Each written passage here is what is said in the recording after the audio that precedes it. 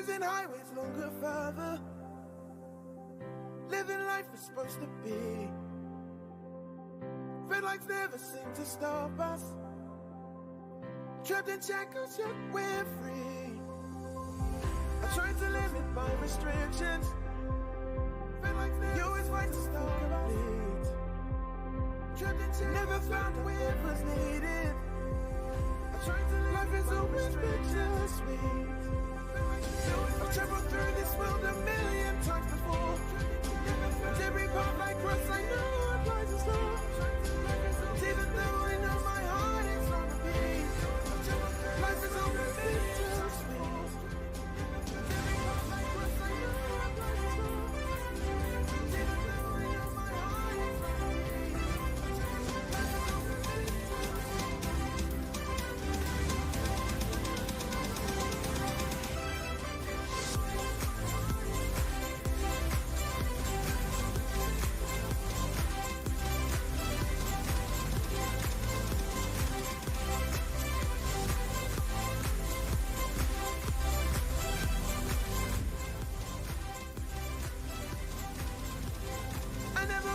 for forgiveness. I always try to pull my weight. They say the other side is greener. I'm pretty sure I won't be late. I play my cards as I'm supposed to. Yet all I do is bluff and cheat. Better save my words for later. Life is always bittersweet. I've traveled through this world a million times before. And every path I cross, I know what lies in store. And even though I know my heart is on repeat, life is always bittersweet. And every path I cross, I know what lies in store. And even though I know my heart is on repeat, life is always bittersweet.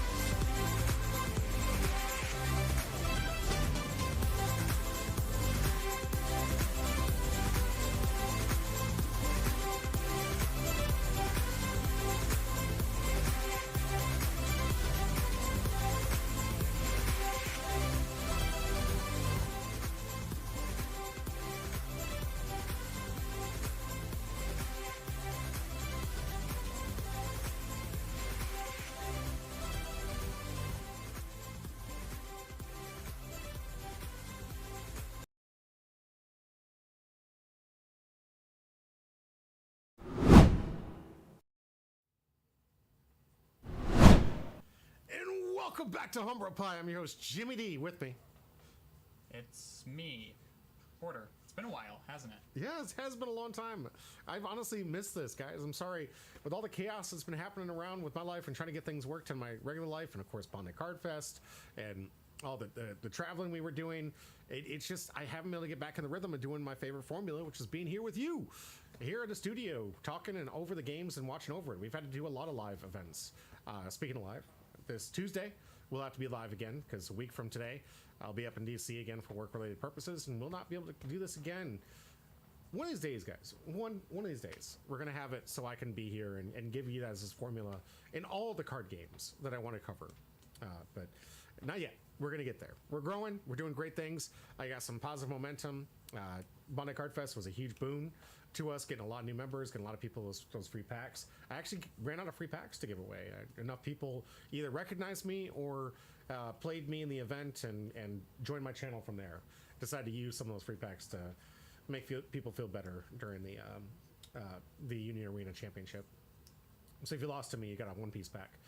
Perfect for Union Arena, right? And there's probably some crossover there. There was, actually. Their friends did play it. Their friends were playing the One Piece stuff, so they would give that to them, and they were just excited to get a free pack. I mean, it's $5-10 depending on whatever the set was or what the value was. But yeah, that's money they didn't have to spend on a chance for manga. They never told me what they got. We did give away an alt art though. Yeah, we gave away alt art Uda leader, right? Yes, we sure did. It was to one of the store creators down in South Carolina. I want to give him a shout out as soon as he joins my Discord and starts talking again. But we got another guy that's down there who's starting up and trying to get Union Arena and Bondi type games get kicked off, and I'm all about it. If I can encourage more stores to start investing in these Bondi games, I know it's not a hard sale for Gundam and One Piece, but the other ones can bring in a lot of value too, especially with the way that some of these games are working out for financially, especially through Gundam, or especially through Bondi, excuse me. They're doing a great job at making the prices affordable for most people. So, hats off to that for actually being able to make these things at a decent price, where some of the other games that are kind of trying to grab as much money while they possibly can are failing and losing people left and right? And we've seen enough crossover into One Piece from Magic the Gathering. Did you hear that conversation a lot this weekend? Not a lot. Because I also didn't talk to a lot of people. I didn't have a chance. I didn't get to sit across from a lot of people because of how Bandai Fest worked. Yeah. Do you want to go over that just real quick? Because we already did on Monday. I know, but I mean, to the rest of the people out there that like there's something that I feel like we didn't really just hammer down to Bondi, especially since they're taking surveys, they're looking at these videos, and they're trying to get some good feedback. Legitimately, they just sent me out another message for another survey I'll be filling out in detail to what happened, because there's been a lot of apology on their Twitter posts, and a lot of people they're saying they want to improve. The director for Union Arena, and bless her heart, she's a great person. She came out and just said, listen, I'm really excited that most of you guys had a good time in Union Arena. Please tell us what we did right and what we did wrong. We want to improve this game for everybody, and we want to get the attendance up. And she's super excited to get people into it, because there was a huge announcement this weekend we didn't cover. Did you know that Chainsaw Man's coming out? I did. Yeah. I was sitting there and I saw it. Yeah. Then we also have what are the sets they announced? They had so Second One Today was already announced and is already in Japan. So that already exists, but they announced it for the West, and they announced Inuyasha, which is a huge one. A lot of fans of Inuyasha old school. I wonder if they're going to bring the new school in. You think? I don't know. I don't know enough about that to comment on it. I mean, if you're going to go for the IPs, you should go for it, because it was a fun series. Did you ever watch it? No. Okay. It was a fun series. It was a little too divulgent from Inuyasha where I wanted it to go, but it was still nice, and a nice little callback. Gave me the member berries. Made me feel pretty good, because I grew up on Adult Swim watching Inuyasha late at night. Something you youngins don't know what it's like when you have to wait weekly for your anime. And well, technically you still do, don't you? Yeah. Technically, if you're caught up, you still do have to wait. You can't Netflix and chill your way out of a series. You still have to wait weekly for your episodes. But back then, it was Adult Swim or die. Essentially, it was insane. But yeah, there are 3 new card games coming out. I hope those really sell out. But I think if I really wanted to give you a summarization, work on the side events more than anything. Please work that out. I think that the side events in your store were the 2 failing points of the massive failing points of it. Yeah. I want you to go back to your old way of doing the search. The what was it? The scavenger hunt. Yeah. Yeah. No. You used. I don't know if you still. You probably took a lot of the cards out of it, but like you got like a wall of promos before. Now you get one thing for 10 points, and like it's not like. And it's only 15 points, so it's not even like you can get 2 things. Exactly. You're just stuck with the one thing. It's lame. Yeah. Before, they gave you a lot for you going around the buildings and going around collecting QR codes and joining their sites and joining their YouTube video and doing stuff like that. And the questions were pretty fun. I found it an enjoyable experience to walk around the convention hall and it was something to do when there wasn't much to do if you couldn't get into a side event. Which was like everybody. Like, so many of those things didn't fire, guys. It was depressing. That they didn't have enough people like actually to do these things, and it's kind of sad. I don't know.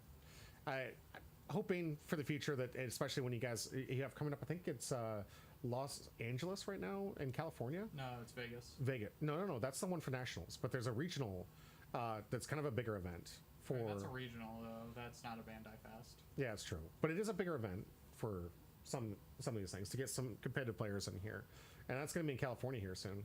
Really looking forward. Good luck to all the players out there. I will not be able to fly out to California. I don't know if I would though. Would you go all the way to California? For regionals? No. Yeah. Seems like a bit of a far drive. Hopefully, we'll have some regionals here on the East Coast. Appreciate it if you could help hook us up there, Bondi. But I mean, they're just like 4-hour drives away, if, like minimum, which is way too much. Yeah. For me, I mean, you know, I don't have a lot of money. I don't think most people do. You're invested in trying to like take care of your life in this small hobby that you have, which can be a money sink sometimes.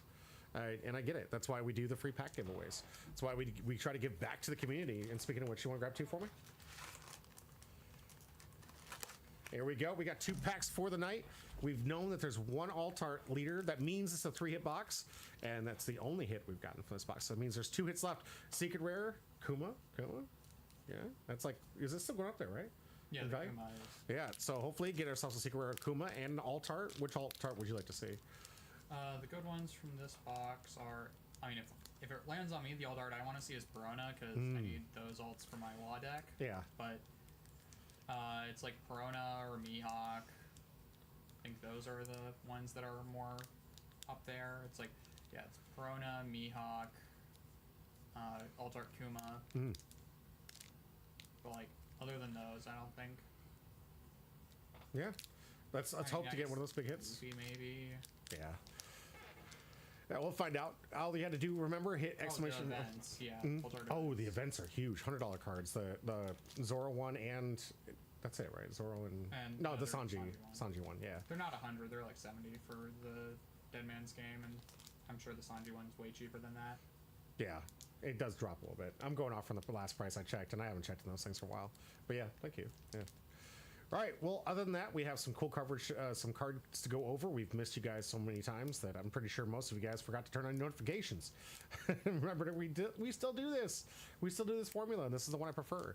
But we're going to go over the new cards, some of the stuff that we've seen in the sets, and then, of course, we got 4 rounds of One Piece Championship Series at Lifelink Games, where we're going to cover some really cool, fun decks, get some coverage of these new decks, and see what the meta's looking like. Maybe give our commentary on what we kind of seen a lot of when we went down to Bondi Card Fest. We got a good idea after seeing the Last Chance Qualifier and the Championship Series, what seems to be really running the meta. Would you agree? Yeah. At least a general insight. Get people ready, because we're a couple months away from Nationals, where a lot of us are going to be competing, trying to get into Worlds, and the next Bondi Card Fest. Nationals in this Bondi Card Fest. Oh, that was Nationals for One Piece, right? And we have 2 waves of Nats for One Piece. So. That's right. Oh, that's good. That's good news too. So another wave. We need to get to the point of having that in Union Arena. I think one of the biggest things that concerns me is the amount of regionals going into this, and no one's only top 16. I'm willing to bet, and a lot of people in the top 16 can't make it. They're trying everything they can to do to make it. This might be like a 32-person tournament, like with just the best of the best going head to head, which means it could just be like hopefully best 2 out of 3. Best 2 out of 3, Bondi. Make something out of this. This very small tournament with high level competitors. Best 2 out of 3. Hopefully the other creators see this and agree and put that through. Please. I don't want to lose because I had a bad hand. I'd like to keep playing the game. But we'll see. All right, you ready to check out the games and the cards? Yep. Let's do it. All right, so we have EVO3 reveals. We're going to skip over any promos because it's not as important. Yeah. But we have Vivi as the leader for EVO3. 4 life, 5k power, Alabasta, red, blue. Once per turn, one of your characters with the original cost of 4 or greater could be KO'd, trash a card from your hand, so decent bit of card protection, and then activate main. Tap your leader to give one of your opponent's characters minus 2k, and then give one of your characters without a when attacking rush. Oh, nice. So this one does have the ability to attack. Lonely! She looks so fun. Yes, she does. Good to see you in the chat. This is going to be a very strong leader. Yes. This one's neat because the last one we got, you couldn't attack with it. And this one kind of similar because you have to tap it to activate the ability. Yeah, but you have the option. It's like how they changed from OPO4, we had Rebecca, and then for the Dressrosa support, they give us Usopp, which you usually were still tapping for like a decent amount, but you still had the option to attack, which is still strong. And necessary to be in this meta. You have to have that extra attack, that free attack that you get with that one character you can guarantee to have on board, especially in certain situations. It is a bit rough that you can't do it with when attacking because a lot of like the better Alabasta cards, specifically like the Pell, have a when attacking effect, which makes them strong, but it is definitely like probably a good thing that they don't do that, but like it means that you can do crazy things like, you know, give 10 costs that would otherwise not have rush, like 10 cost blue Kaido, draw 4 cards, right, and then give it immediate rush. Lonely says he's going to be maining her for sure. Good. I mean, it is the red from this set, so it's the only leader from this set too. So well, I guess we'll have to play it then, because I will be maining that for at least a little bit. I always take the red leaders from every single set. It was a little bit easier when it was just Sanji, but I think what was it? Was there a red leader in EBO too? No. Yeah, so I didn't really have to worry about leaders in EBO too. And we're skipping this Nami because it's a promo. Skipping. Promo. Okay. Promo. Okay, I recognize that one. There we go. You, blue character, EBO 3, 2 cost, 0 power, from the East Blue. On play, trash 1 card from your hand. Activate main. You may trash this character if your hand is 4 or fewer cards. Draw 2 cards. Interesting. Support for the new Nami deck. Okay. Or the you know, rework of OP3 Nami. Okay. Oh, excellent. So that you actually have a playable deck with just East Blue cards, which I don't like the play style, but it is a deck. The deck will be playable if we get enough cards, and maybe it won't die to rotation. And going into one of the red events for the VV deck, looks like counter. If your leader is Nefertari VV, give out to one of your leader characters plus 4,000 power, so it's a 1 cost 4K it's counter. It's better reticle beam for the deck. Yeah, and trigger, give up to one of your opponent's characters minus 2,000 power for the turn. All right, pretty cool. Good trigger. Beam. Yeah, hands down, because reticle beam didn't have a trigger, did it? Yeah, it did. Plus 1K to your leader for the turn. Oh yeah, that's. I mean, mathematically, but I think this is better. I mean, because it's not conditional for the plus 4K. So you're guaranteed getting it. Yep. Oh, here we go. Nami, red character, rare, 5 cost 7K power, Alabasta, and Straw Hat Crew on play give your leader minus 5K power, which if you just tap your leader and make this attack, doesn't really matter. Anything right. To draw a card, so more card draw, which it means that like you can potentially protect this from getting run over by something. If your leader has Alabasta, give one of your opponent's characters minus 1K, so potential 3K sync, pairing this with leader. Pretty strong. And it's a once per turn, too. It's really good. Yeah, it's activate main. Love that. Karina with another art. This is one from the film Gran Tercero. Blocker type for 3 cost. Opponent's turn, if your leader is multicolored and you have no characters with 6,000 or more base power, this character gains plus 4,000, so it becomes 6,000. Okay. Yeah, it's a 6K blocker on your opponent's turn. It's all right. Yeah, good for a little early game here. You can talk about these. Yeah, new sword spot. All right, Hibari get another print near 3 cost, 5,000 power. Love the stats already. On play when attacking, up to 1 sword type leader or character. Good. Can also attack active characters. This is really good because the other Hibari, the 5 cost, can only affect your leader. This one does both, which is going to be extremely beneficial because, as we've seen in several of the games I've played with this deck, it is really important that I have the ability to pivot between the 2 choices for Kobe. So this is a great asset to the deck. Might even replace the 5. Maybe. We'll see. But activate main once per turn. Give out to one of your opponent's characters minus 1,000 power during his turn. So similar to the other one. And it is to activate main, so I don't have to attack with it, where the other one had attack to reduce by 2K for the 5 cost. So there are a lot of weaknesses to this card. It does mean the deck no longer immediately loses if it goes first. Yes, that's true. Because now you have a turn 2 to play. But the problem with this card is that if you don't lead with exactly the Searcher event, you will not have enough cards in trash to protect this from removal. Turn 2. Oh, it's so true. Yeah, you have to get basically turn 1 has to be the right. The and if you swing with it, it's pretty easy to remove. So it's all right. It's helpful for the deck. It's not going to make the deck any better or like any more relevant. Here we got Peacock. We'll see if Peacock can help out. 4 cost, 6,000 power, Navy sword type. Opponent's turn. All your sword type characters with a cost 6 or less gain plus 2,000 power. That's pretty good. That's pretty good.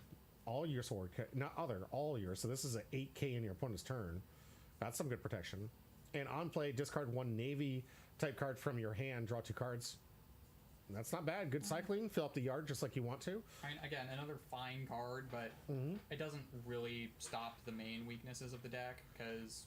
What do you think the main weakness is? Starving. That it you can has to starve minus itself.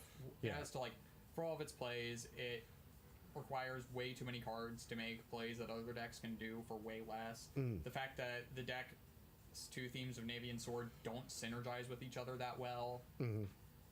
Like, it looks like we're going in that direction, but you're not right with what we have. Yeah. And it's still not strong enough. Going into Cammy, green character, Merfolk, Fisherman Island, plus 1,000 counter. Activate main. You may rest this character. Give up to 1 Rested Dawn cards to one of your characters or leaders with the Fishman or Merfolk type. Then rest up to one of your opponent's characters that cost 2 or less. That's all right. Yeah. I think with a lot of people playing those 1-cost blockers, those 2-cost blockers, this could be relevant. It could help you into it. Could also be like decent for Rayleigh or against Rayleigh specifically. Oh yeah, absolutely. And Kaya, adult mode here. On play, look at the top 5 cards of your deck, then place them in any order, top or bottom. 2K counter. Yeah, it's like maybe slightly better than the 1-cost Perona for being just a 2K counter, but like that's really the only difference. Yeah. Little Pound Cake, welcome to chat. Thanks for the exclamation point join. It's another East Blue name, so Nami might not get rotated. Charlotte Brûlée. So, 5-cost, 6K power, 1K counter, Big Mom Pirates, opponent's turn, once per turn, when a Dawn card is returned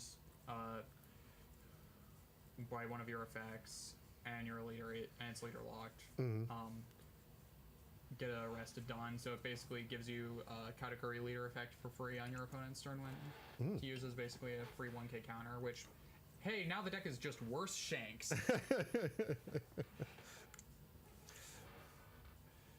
All right. Ooh, we got another Black Maria. These ones are usually pretty good. We'll find out. If your leader is multicolored, this character gains blocker. Okay. 3-cost 4 block. Okay. Play, look at the top 5 cards of your deck. Reveal up to 1 Onigashima and add it to your hand. Then place the rest of the bottom of your deck in any order and play up to 1 Onigashima. What? Where's the restriction? It plays the 3-cost stage. The restriction is that Onigashima is going to get rotated soon. Oh, really? So unless they print another one or keep it in the format, this card is going to do nothing. Well, it could be an indicator that they're going to, either support both, right? I mean, if they're going to print cards like this, why even bother with rotation? They might be backing out of it. We don't know. It's been a long time since they even talked about rotation, to be honest with you. It's been like at least a month, because they did talk about it for a little bit when people were concerned about cards that would potentially get rotated being printed in PRB2, and they announced that no, those cards will be legal. Okay. But Onigashima isn't one of them. Treasure Rare for OP13 for China. Oh, nice. Luckies. Yellow character, cost 2 power, Sky Island, counter 1,000. Oh, good for the Sky Island people. Up to one of your characters with Sky Island gains double attack this turn. I mean, maybe for Kalgara. Oh, just maybe. But, like, I don't know. It seems weak. If this was a 2K counter, I bet you could say this is a staple. I mean, Kalgara is hurting for 2K counters, so maybe, like, Enel, no, this card's terrible on Enel, because Enel barely plays Sky Island cards, but it's just not strong enough. If you look at Onami, which is a very similar card to this, it's completely generic.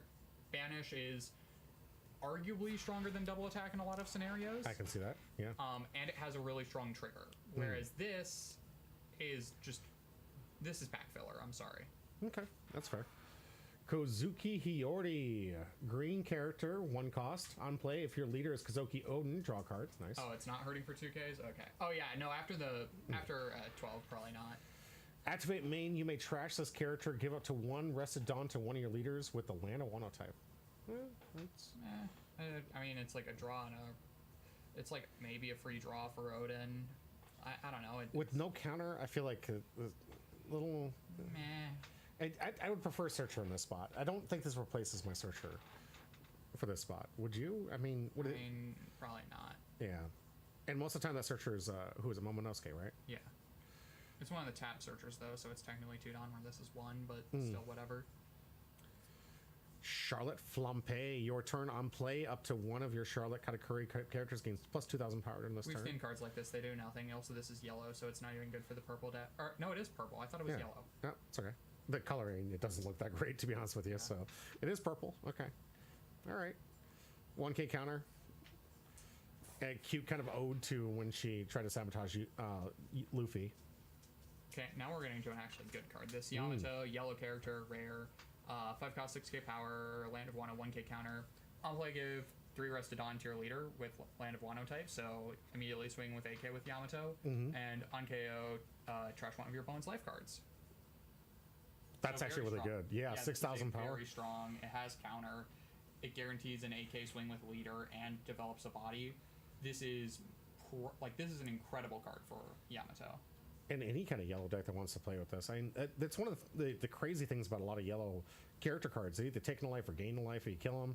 And I mean, in this line, if it's not a land of Wano deck, you're playing Basil Hawkins over it because Basil Hawkins has a trigger. Yeah, I was gonna say the only thing that was lacking was a trigger.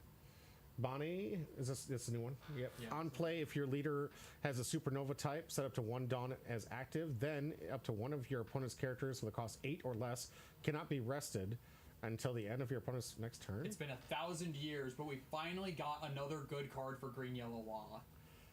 1,000 years. Finally. Green Yellow Law is like 2 sets old. I've never heard of hyperbole, dude. I know, I'm with you. But the amount of times I've seen cards that work for green supernovas that have been frustratingly close to being playable for Green Yellow Lot, but are just not, and we finally get a card that is just flat out good for the deck after all this time, when the deck's immediately, like 2 months later, is probably going to die because of rotation, but like it's something at least. Well, I remember you were building green-red Trafalgar Law back then, right? Yeah. So this was a card like that's where that angst of waiting for good green supernova cards was really from, right? Is that where it originates? No, because I was doing a lot of jank for red green law. Okay. But this is it's specifically because green yellow law has not gotten good support since OP11, which I know seems like really. Like, it seems like it hasn't been that long, but for all the cards that are revealed, we've gotten 12 leaks, we've gotten that's true. 13 leaks, we're getting EBO 3 leaks now. So that's where this comes from. It's like there's not a whole lot to look forward to with the upcoming set, so this one's finally giving you some hope for some actual support. So it isn't necessarily the time that it's taken since it's been released, but you didn't have a whole lot of cards that have been revealed. That's very detrimental. So I definitely can see where you're coming from now. All right. Marguerite. Counter 1,000 on play. Return up to 1 character with the original power of 7,000 to its owner's hand. 6 cost. This is a Jozu. No, it's not, because it has to be exactly 7,000 power. With the original power of 7,000. Oh wow, that's so this is terrible. Yeah, that's it. It has to be 7K. What is this targeting? I don't know. It's bad. It's targeting itself. It's targeting itself, so it puts itself back in hand. It's a shame to be on the board. Is that snake trying to eat her? I don't know. All right, we're gonna move on. What is happening? All right. Purple character from Lim here. All right, so the green purple Lim finally getting some support on play. If you have 7 or more Dawn cards on the field, your leader and all of your characters with the Odyssey type gain plus 1,000 power until the end of your opponent's next turn. So this card is actually really strong because 2K on a 7 Dawn turn, you can leader effect plus play this. It's a 2K, which is the deck needed more of for Odyssey. And it just giving you a more defensive boost for a deck that does have to play everything rested is pretty strong. I think that really should have been what came out the set originally. If you're going to come out with the downside that everything comes into play rested, you should really like have some more that says, okay, well, I know it comes in arrested, but we get a defense boost to try to compensate for the fact that I'm giving my opponent a free swing and to a card I just played. Baccarat. Is this another blocker? It is another blocker. On KO, play up to one of your characters that has no base effect and 6,000 or less power from hand. So it plays a vanilla. Okay. From hand. So like if you play 2K, like the 2K counter vanillas, I guess this could be okay. This could be good in Sanji. What do you think? Because Sanji plays a lot of vanillas, right? Doesn't it? No, it doesn't. No, it really doesn't. It only did in sealed. Yeah. This card is kind of mid. Flavor. Pulling back to the film. Hey, we got another Alvida. 4 costs. Let's hope this gets +1 cross guild. No, it doesn't. No! Okay, on play. If you trash 1 card from your hand, place one of your opponent's characters with the original power of 4,000 less and one of your opponent's characters with the original cost of 3 or less at the bottom of their owner's deck. I don't think that has room for forecasts. So in buggy, no. Like maybe in just generic blue piles, maybe this like as a generic blue card, maybe this will come up at some point. Like if aggro is really dominating the meta, like if we ever see like Rayleigh be super prevalent, I could see this seeing play as just a way to counter Rayleigh. But what about Queen? Queen? Yeah, because Queen is known for playing yellow, blue, good stuff. I mean, maybe, but like Queen has to dedicate a lot of space to like the top end. That's this true. isn't top end. This doesn't help Queen That's all fair. that much. Like maybe you'd play it as like a 1 or 2 of, but as the description says, sure is a card. Okay, this is a really strong card. Nico Robin. All right, our Nico Robin fans could be happy with this one. No counter, but on play, you may trash 1 card from the top of your life. If your leader has a Straw Hat type, place up to 2 cards from the top of your deck on top of your life pile. 1 for 2 out of life. So a net heal of 1. But, yeah. What this does is it procs Nami leader to get the free draw. And during opponent's turn, when KO'd, you may deal 1 damage to your opponent, or just take a life. Yeah. But would it say it this way? Is it saying trash It's life? weird. I don't know. Okay. Because I feel like it's going to be important this is trash, right? Versus... Yeah, I think this is probably add to hand if they're doing this language, but it's not very clear. What do you think in the Nami deck? The purple, yellow Nami? Or no, in Robin. Robin. I mean, it's fine. It doesn't have trigger, so you can't ramp with it. But like, It's fair. I think that would be something for someone who plays Robin more. But I don't see them in chat. No, not yet. We'll see if they come in chat here. Let us know their thoughts on this. Koala. Some more Revolutionary Army support. If your leader has Revolutionary Army type, give this character +4 cost. Good for anti-black. Also, like sets your game plan up for revs. So. During your opponent's turn, when KO'd, play up to 1 character that costs 6 or lower from your hand to trash that has the same name, Nico Robin, or has the Revolutionary Army type other than Koala. All right. So they're just never swinging into this card because it doesn't have blocker. There's no way to force proc this. It's just a 5k that sticks on board. Nice. Because if your opponent knows what they're doing, they're just never going to swing into it, which means this card is kind of mediocre. I don't know. I like cards that kind of survive that way. Cards that deter. I love back in the day playing with Kikinojo. Basil Hawkins, well, best in Piss Kid, so it's a blocker. I feel it's a really fun card to play because they are deterred from trying to remove it unless they can remove it in the appropriate way. But it leaves you that body, which sometimes can be super essential in the late game, is having multiple bodies out there. Yeah, it's just for Sabo, for red black. I mean, maybe for Koala, but for Sabo, I feel like there are better options. Charlotte Lin and the youth age here. On play, draw 1 card and place 1 card from your hand to the top of your deck. Then add up to 1 Dawn from your Dawn deck set as active. So a little late ramp, but it is ramp. When KO'd, -1 Dawn, add up to 1 card from the top of your deck to your life. Okay. It's alright. Yeah. The only problem is this isn't Big Mom Pirates, it's Rocks Pirates. Yeah. So it's not searchable. Yep. So, and the ramp seems so late. But maybe we don't have a Rocks deck yet, so we don't even know if this is going to synergize. Get one for a while. You don't think with all the new stuff happening? And the manga, but like we haven't even gotten out of Egghead for the anime yet. That's fair. They have really been trying to build towards the anime mostly. So, and trying to use that hype. So maybe in a couple sets when it finally gets on the relevant in the anime. All right, we have Carrot, green, 6 cost, 7k power.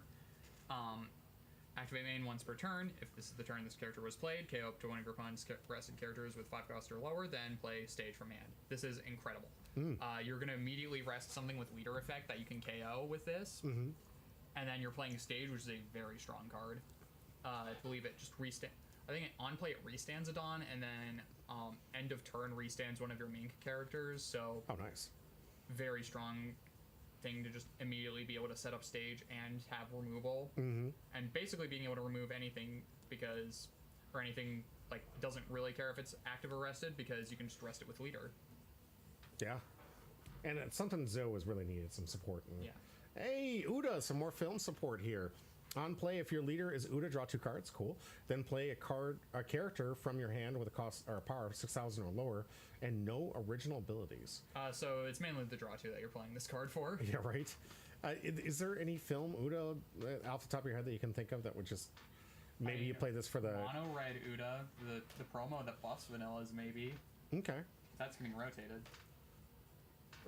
I still think they are going to support Legacy. Like, you're going to have Captain Literal. We were just talking about you. We were just talking about you. Captain Literal. We'll scroll off. Mm-hmm. What's your thoughts on this, Robin? Yeah, really curious of like. Do you think this will be played in your deck? Like we were talking, you were saying Nami. Like this is Nami. Yeah. This is a Nami card first and foremost, in my opinion. Mm-hmm.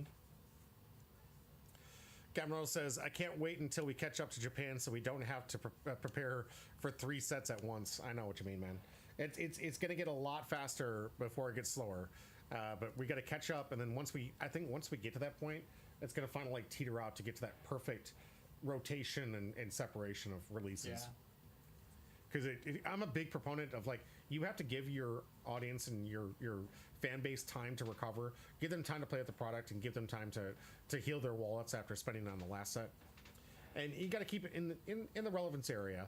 But right now, I feel like they're coming a little too fast, not to the detrimental point, but they are coming a little too fast. I mean, it's specifically to catch up with Japan, so once that happens. Yeah.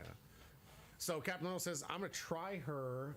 I think she works well in Robin and Nami. I'm curious about how her ability works on an opponent. I can immediately see that the trash life is in bold text, which means it's cost, meaning that if you're at 0 life, you cannot heal from this. Oh, really? Yeah. You can't pay the cost, so you can't activate the effect. That's how that works. Yep. Interesting. All right, so you have to have one. Got to be careful. Yeah, you have to have at least 1 life. It only heals 1, but the reason it trashes a life is specifically to proc Nami's leader effect. Mm-hmm. All right, into the new Nefertari Vivi here. On play up to 1. It's a blocker also. That's relevant. Oh, it is. It absolutely is. On play up to 1 cost 5 or lower Straw Hat type or Alabasta Kingdom type character from your hand. Then you may not play characters on the field this turn. So after this, you can't play any more characters, but you just played 2 5 costs for the cost of 1 5 cost. If this is your 5 dawn turn, you're not playing anything else anyhow. Exactly. So it's early game, this is pretty explosive. Like early to mid game, so long as this is the last character you play, it doesn't really matter if you can't play other characters after it. You just have to sequence your turn right. It's not like you play a 1 cost searcher, then drop this, drop a 5 cost, and bam, and that's your turn. Yeah. Right? And then you can immediately give whatever you play off of this rush too. Mm-hmm. That's pretty strong. Hey, another Baby 5. All right, Don Quixote on play. Don -1 K up to 2 characters with original cost 3 or less. Basically, it's just the Alvida again. Same stats, it's just in purple now and instead of bottom decks. Interesting. All right. It's the mole. Welcome. Good to see you. Thanks for the exclamation point join. All right. Alt-T getting another printing here. Want to read it? All right. Black character, rare, 6 cost, 7k power, Animal Kingdom Pirates, 1k counter. On play, if your leader is Animal Kingdom Pirates, draw a card, trash a card, then play a vanilla from your hand with 6k power or less. So if you're, again, playing the 2k counter, like vanillas maybe, but like, it's supposed to play a page 1, but whatever. It's a whatever card. This set really seems to enjoy playing vanillas out for free. I guess you have to encourage people to play the vanillas somehow, because right now we've gotten to the point where vanillas are just not worth it.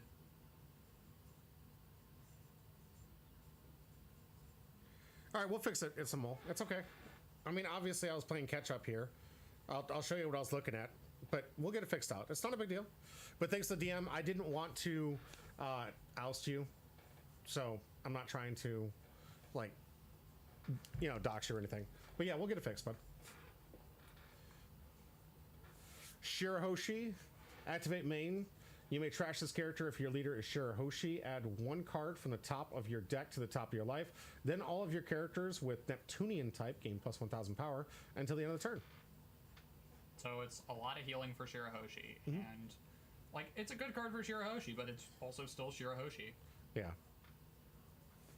We'll have to see if this actually makes sure. This is the treasure area we're getting for OP13. If you don't like it, you are wrong. This card is peak. This is pretty good. I like this. Yeah, if you don't like Diabetes Luffy, you're no fun. Because I know there's been a lot of backlash to this card, but it is good. Yeah, I agree with Captain Little on what you're saying. We've definitely hit a peak of vanillas. Yeah, so they're putting a bunch of cards to try and make vanillas more relevant. Yeah, because there's just so many of these things that just become just dead cards. It's nice to have them. There's nice to have the art. They're for sealed mainly. Yeah. All right, and then this next card is the serial card for the November Treasure Cups that leader. I didn't get into. Top 4 serialized Zoro leader. That's so good. This card is amazing, but I'm never going to be able to get it because I didn't sign up for these in time. Beef Patty, good to see you. Captain Earl says, I can take or leave the Diabetes Luffy, but can see the meme potential. It's a treasure rare. Those have never been like super important reprints. Right. I like it. I think it's a good callback. It's treasure rares are specifically there to give alt arts to cards that would never otherwise get alt arts. So it's fine. Miss Doublefinger, 4 cost, 5,000 power, Baroque's work, plus 1,000 on play. If there is a character with a cost of 0 to 8 or more, 0 or 8 or more, 0 or 8 or more. Okay, sorry. Yeah, in play, draw a card. Interesting. On KO, trash 2 cards from the top of your deck. So there's no black Baroque Works leader. So this is potentially hinting at like maybe a theme for OP14, maybe because that is a Warlord set of potentially giving like a black Baroque Works. This doesn't really do much on its own. It's not a great card, but the implications of it are interesting. Yeah, I'd stock up just in case. This could be one of the things where you had to go back and, even though it's a common, sometimes when it's like locked into these very limited print runs for these sets, these things can be like a hot demand. What was the buggy jumped up to? Because that was just an uncommon, right? Yeah. I know it's an uncommon versus common, but it's one of those things where if it's like limited print, don't have a whole lot of references to it, this could be one of the cards you don't want to just throw in the trash just because you have too much of the product. Right. The treasure rare for friends is the 1 cost carrot. It's whatever. Now we have sugar. Yep. Right. So red character, 3 costs, 0 power, Don Quixote Pirates, 1k. If you're on play, if your leader is sugar, so finally some sugar support. Play 1 character with Don Quixote Pirates with 6k power or less. So this plays Rosinante mainly right now. Nice. Is the good card. Maybe Senior Pink. I hope that maybe this encourages people to run Senior Pink because that means that my alt art that I pulled will go up in value. The alt art that my superstition says lost me the CQ. Because every time I pull an alt art, I immediately scrub out of any event. So to those out there, do not open your packs until you get home. Just save them. Don't spoil it for you. Okay, and then we have another Robin. Okay. Yellow character, common, 3 cost, 5k power, Straw Hat Crew, trash a card from the top of your life, add 1 card from the top of your life, and then trigger trash a card, play this. So this normally doesn't heal anything. The only immediate deck that I can see even considering this is blue yellow ace, because if you use leader effect and then play this, that is basically a free heal, because you would otherwise have to trash the card you get off of leader effect. But other than that, and even then, I feel like maybe there are better options. So this card seems incredibly mediocre. I'm kind of curious what Captain Little thinks if he's going to put this in. It does have trigger. And but it effectively does nothing. Yeah. It's a vanilla without counter that has a trigger.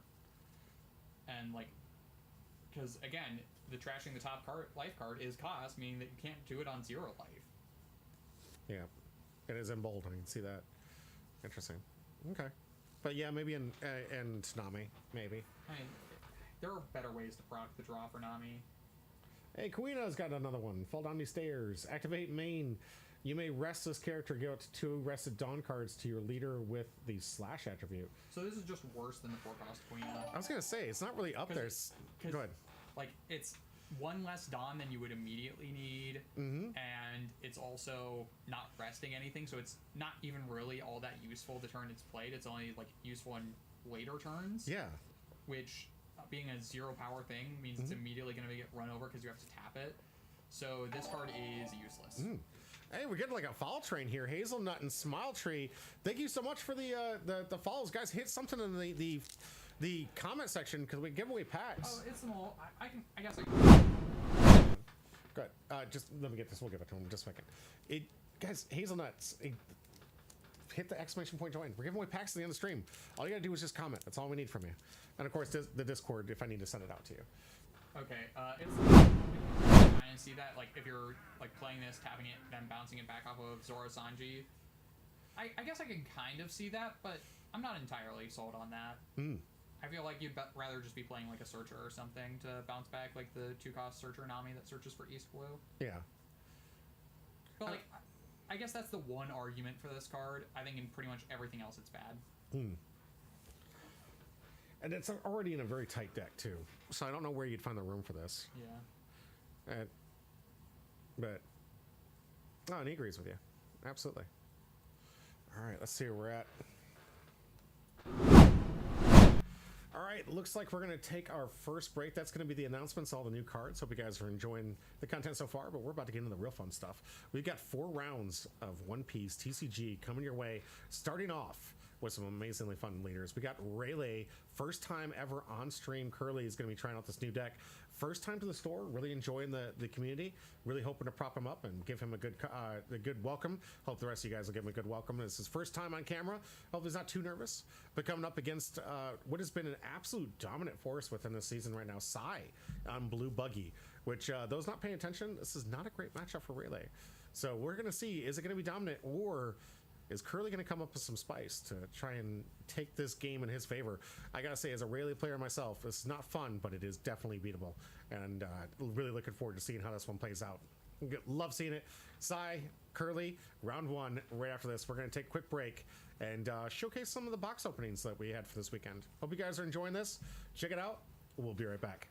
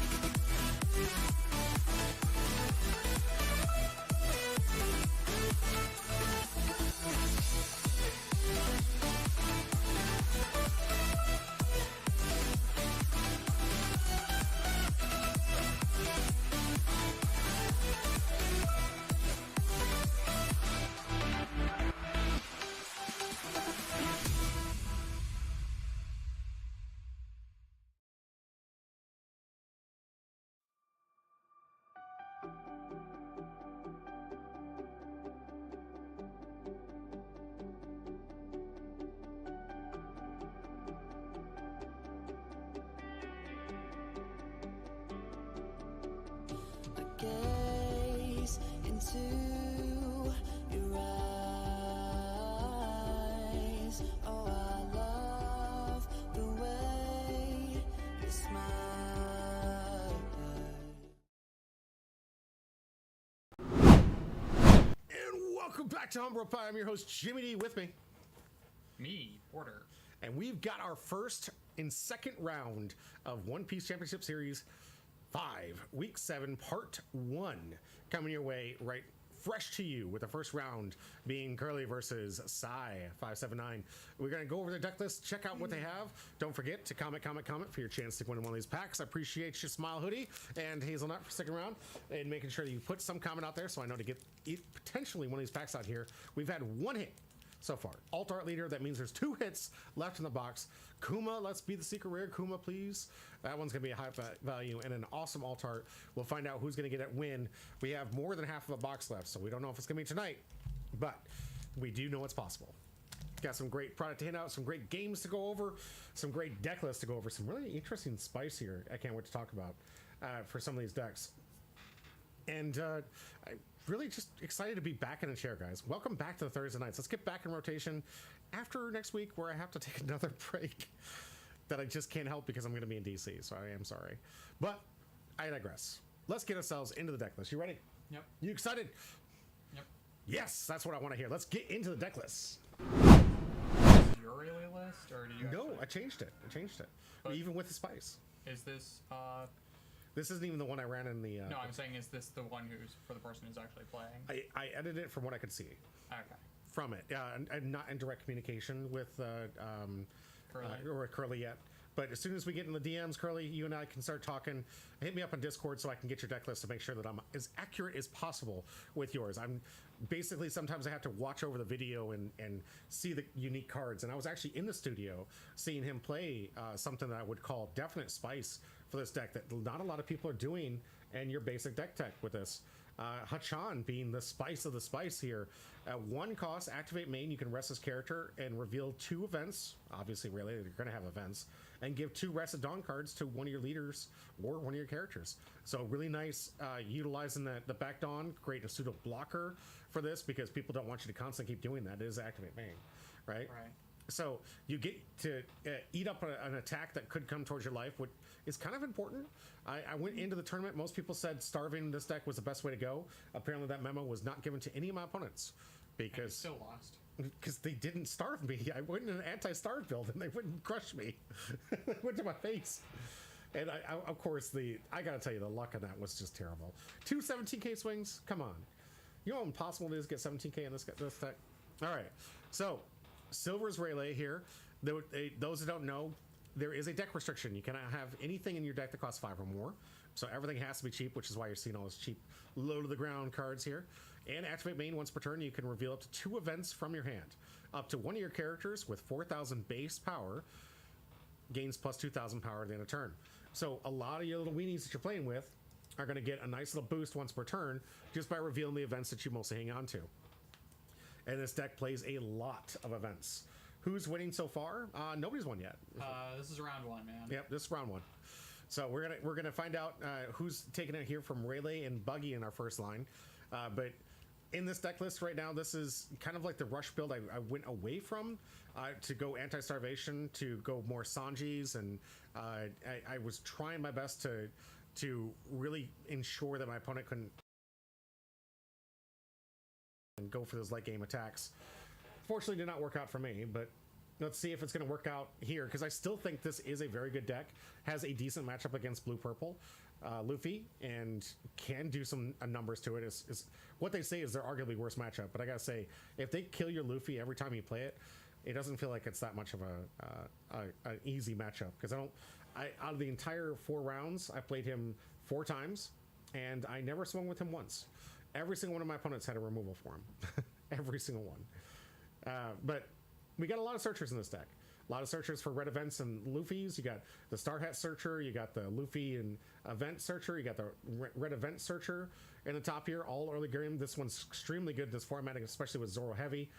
If you play against Zoro, this is one of your key cards, because it cannot be KO'd by Slash Effect. So nice little defense there for Slash decks. You have some early games Boa, obviously really good in this deck, allowing you to look at the top 5, so another searcher for a red event or a Monkey D. Luffy. And it has extra utility where you can basically trash this character and give up to 2 of your Rested Dawn to one of your leader characters for an extra big swing. Nice to bring out when you have cards like this Luffy, which is about the key to the deck here, especially if you can keep it alive. Has an amazing on play. Reveal 2 events cards from your hand, and you can play a character with the cost of 3,000, or sorry, with a 3,000 power less from your hand, and then give a Rested Dawn to one of your leaders or characters. And of course, if there's 2 allocated Dawn to anything, it's a 6,000 in power. So as long as there's 2 given Dawn out there, this thing's a 6,000 power character on the board. You got the Rush Zoro and the Kid Killer for a nice little finisher if you can get there. Sanji's just great because it does get a power boost and it replaces itself with a draw card. So that pseudo block, really good and nice for the Tsunami Searcher. Out of the events, the most important to note, this one's your late game finisher if you can get there. This one adding 2 active Dawn to your character, but making sure Rayleigh can't be blocked. So very good in the late game if you're trying to get that last life. You've got the Event Searcher. This event allows you to just add an active Dawn and search for top 4 for a character card of cost 3 or more, or a red event. And then you have the Color of Supreme Hockey, which is a phenomenal counter. What did we say the math was on this? It's what? So 2 plus 8k 6, counter? Yeah. 8. Central 8k counter? Yeah, in an optimal board where every single character is on the board and you're against your opponent, you can essentially reduce 8,000 power by tapping 1 Dawn. Or it's produce 6,000 power and plus 2k to something. For that battle. But such a versatile, gross card. You got 2 of these and 2 open Dawn. You can basically nullify their turn in a lot of decks.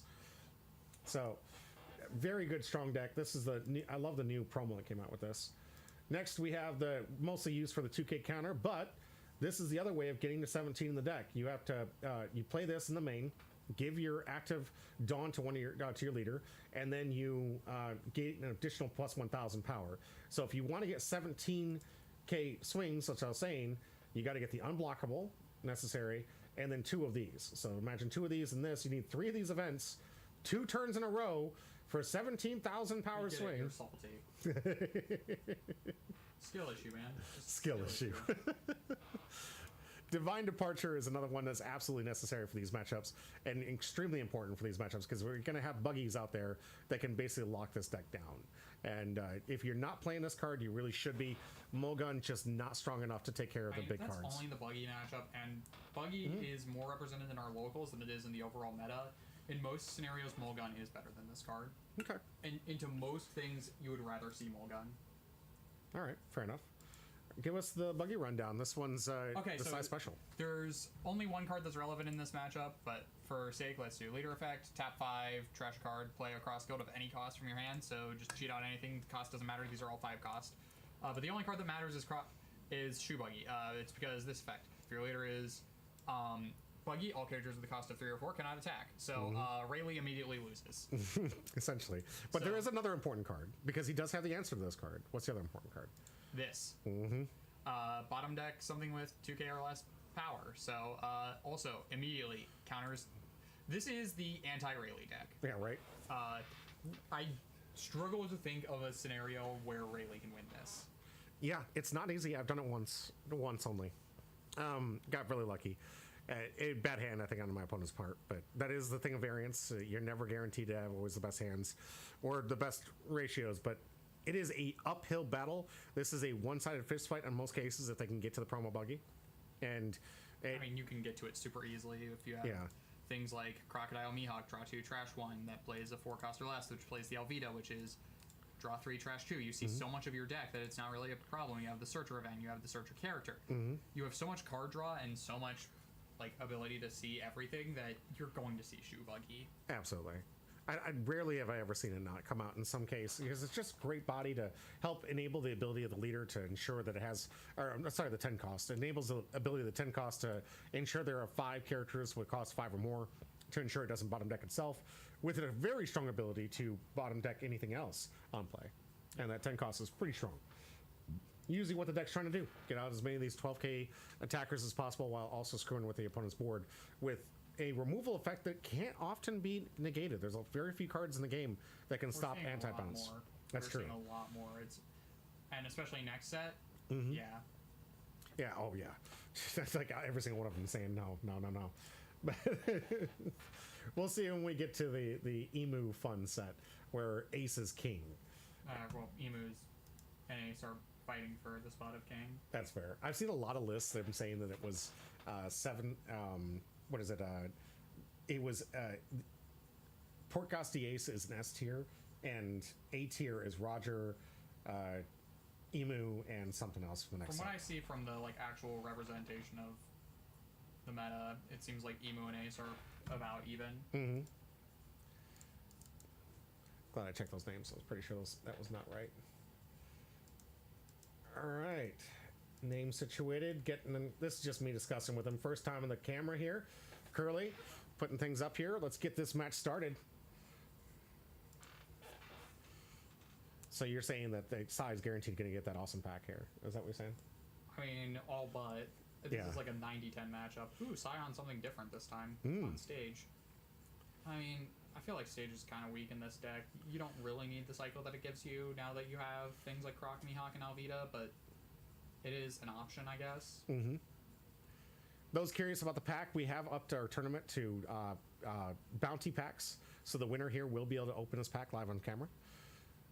Curly starting off with a very strong start with Boa. Love this as an early start. And I love Sai here, welcoming and recognizing Curly as a brand new player, giving time, explaining the cards, taking time to explain the effects, and then Curly doing exactly what you should be doing in a Rayleigh deck. I hate seeing it from a lot of players. They'll flash the card and they'll put it in their hand real quick. Stop. Show them the card. Give them the time to, even if they want to read it, you have to reveal the card. Show them the card.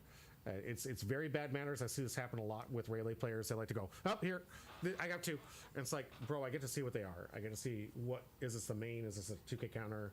Like, if you have to reveal it, that is a downside. It sucks, but you have to reveal it. All right, going out to a searcher. Grabbing a searcher event. Doesn't really matter. We're still 1 turn before things really go online, so. Needs to get up to basically 5 dawns to use the leader ability. So, I imagine, what do you think he's digging for? Shoe buggy. Yeah. Is it? Oh, I was like, if this was shoe buggy, I was like, come on. He either has it now, or he's trying to dig for it, or he's like, I mean, I feel like if we're this deep, we have to have seen it by now. It might just already be in hand. It could be. I mean, it could be in live too. There's so many places it could be at. Little Pound Cake says, I say the names of the cards and show them for like 2 to 3 seconds. I've got plays to make. If you don't know what it's up, just ask me and read them. Absolutely. I mean, yeah, but like, it's like the people who are just like 2 events immediately, like, don't tell you what they are. It's like, it's like, yeah, you put like, you should like actually show your opponent what they are.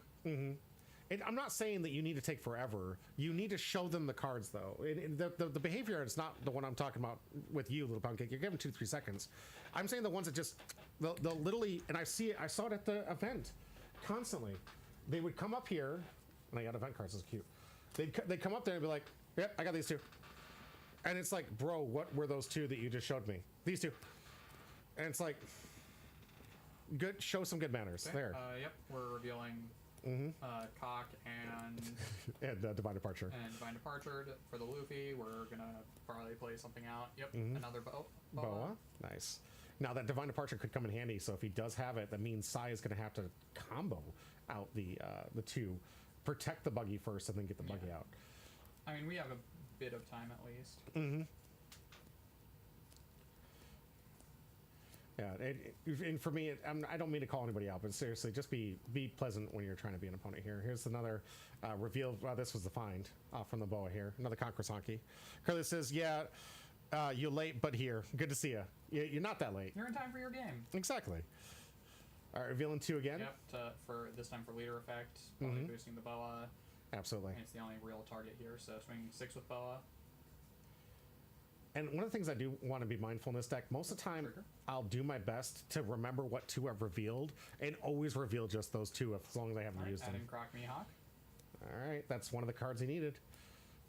There's the protection. And now he's given this information to Curly, allowing to read.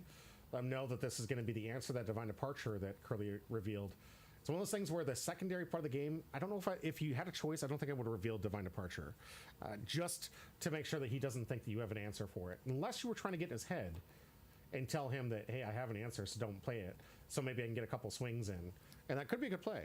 Or it's the only 2 events in hand. That's true. If that's the case, whatever. But I would say as a Rayleigh player, remember what 2 you revealed. Always reveal the same ones, if you can.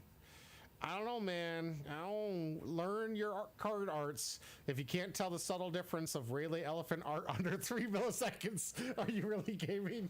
Right? I mean, come on. These look so similar. These are 2 different cards. Like, I don't know, man.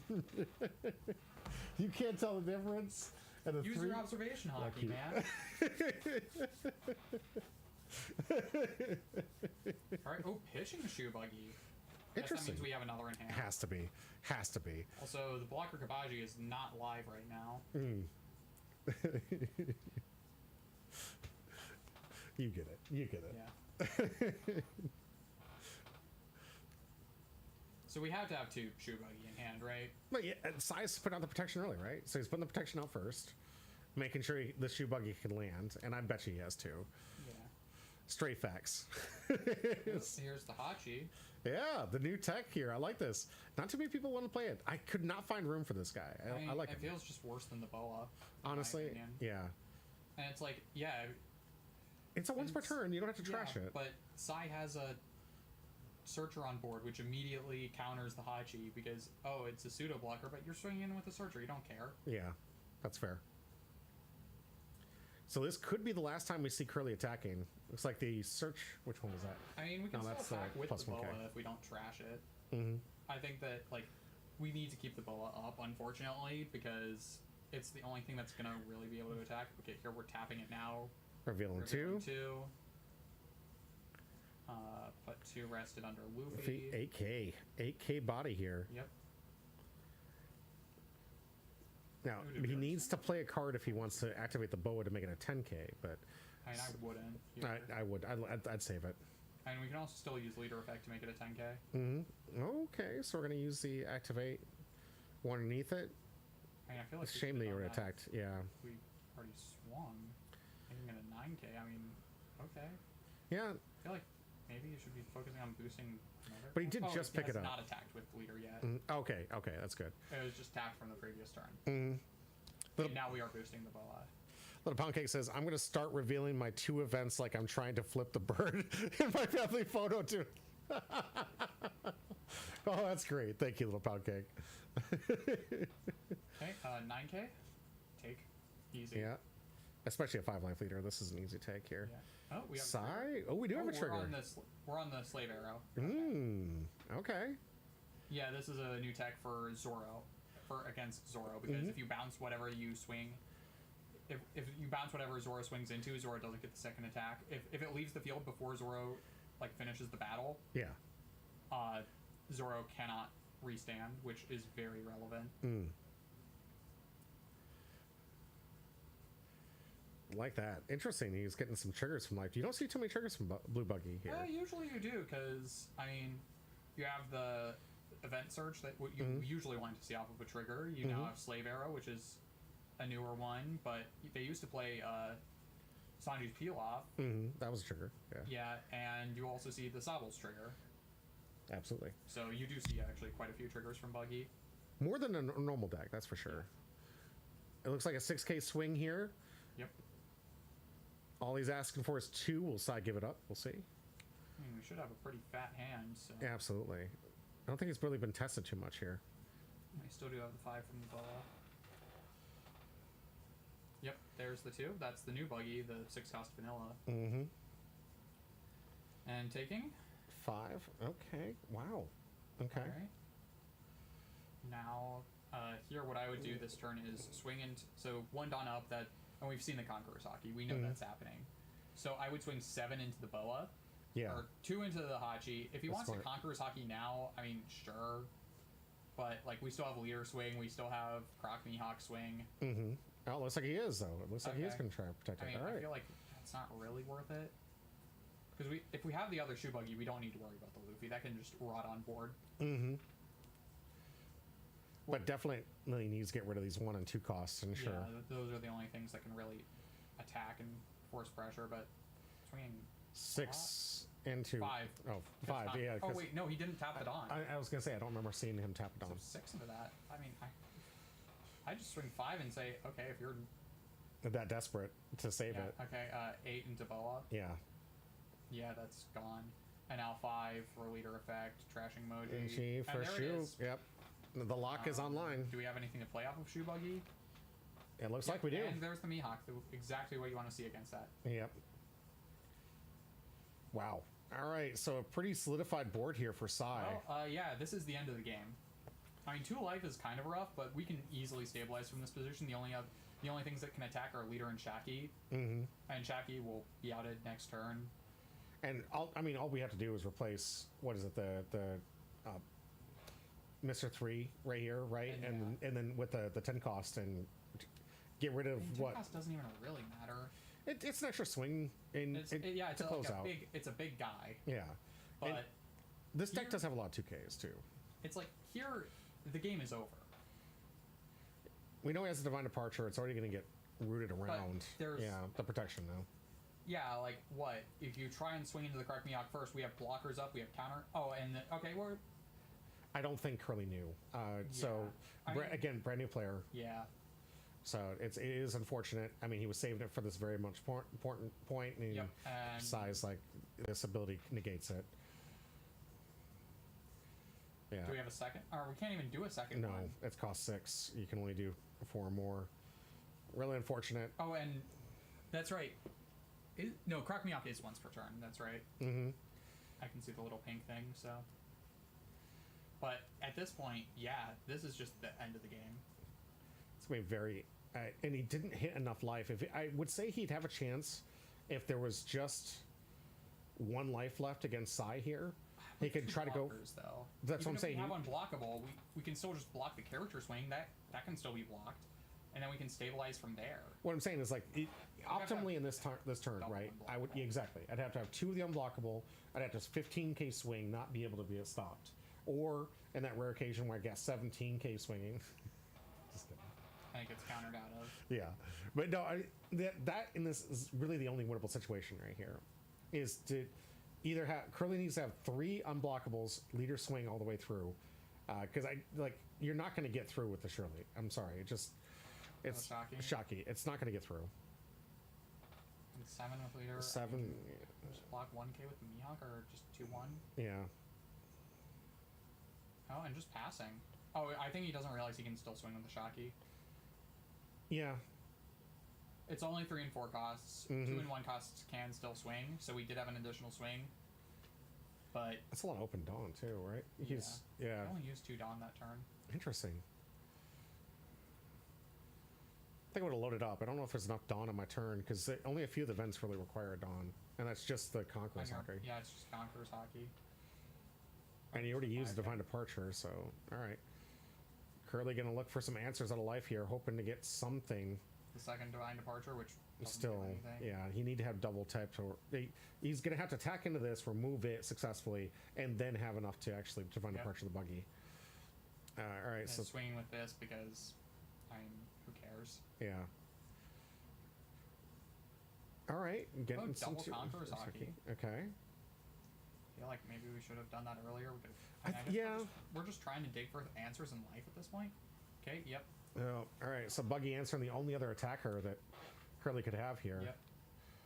That one's going to bottom, and because the field is optimal for this 10 cost Buggy, it's going to stick. What Buggy does. So, yeah, and then pointing out that he specifically chose that one because it's the only one that can swing. Yeah. But here at this point, 2 life is not going to be able to secure lethal next turn. So we just full send next turn and win. Curly's going to look for some kind of out and see. Learn a lot here. I honestly panicked when Shoe Buggy came out. Yeah, it is a very rough card for you, Curly. Honestly, just having to face this in this deck is very unfortunate because it is the perfect counter against Relay. And there's certain lines that you can try to get through, but once that thing lands, it's all in on the Relay unblockable swings and trying to end the game as quick as possible and hoping beyond hope that you can survive enough turns through the counter to get that last attack in. But yeah, here we just block with block here. Yeah, easy decision. Still can lock up the board next time. Can even Buggy if he wants to. All Might, welcome back. Good to see you.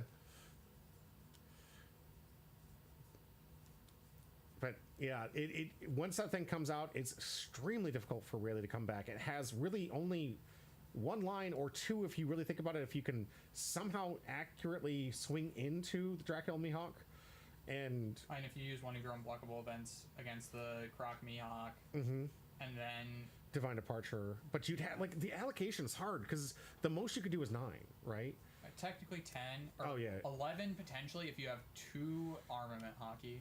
And it's taken a lot from hand here. So you get 11 to swing in, go unblockable. You're using one of the unblockables you need desperately to get back in here. And then you remaining 6 to get rid of Shoe Buggy. But not easy. Here comes 9. That's if they don't also have a second Crocodile and Mihawk, which they could easily have. Absolutely. Okay, looks like our last Conqueror's Hockey from the deck here. I think we've seen all 4 at this point. Yep. It's additional 3, 6... 6 2, that's 11 to the 9, so that should be safe. It's almost over, but still able to protect himself from the swing here. 12 definitely going to be unavoidable. This is really difficult for Rayleigh to counter. Yeah, especially with no more cock. And I guess it's only 11 because we did use the Conqueror's Hockey. Yeah, that's the last hit. Is Sai going to finish this off with Dracula Mihawk? Load up everything with the Mihawk at this point. Yeah, I think he has a total 7 left here.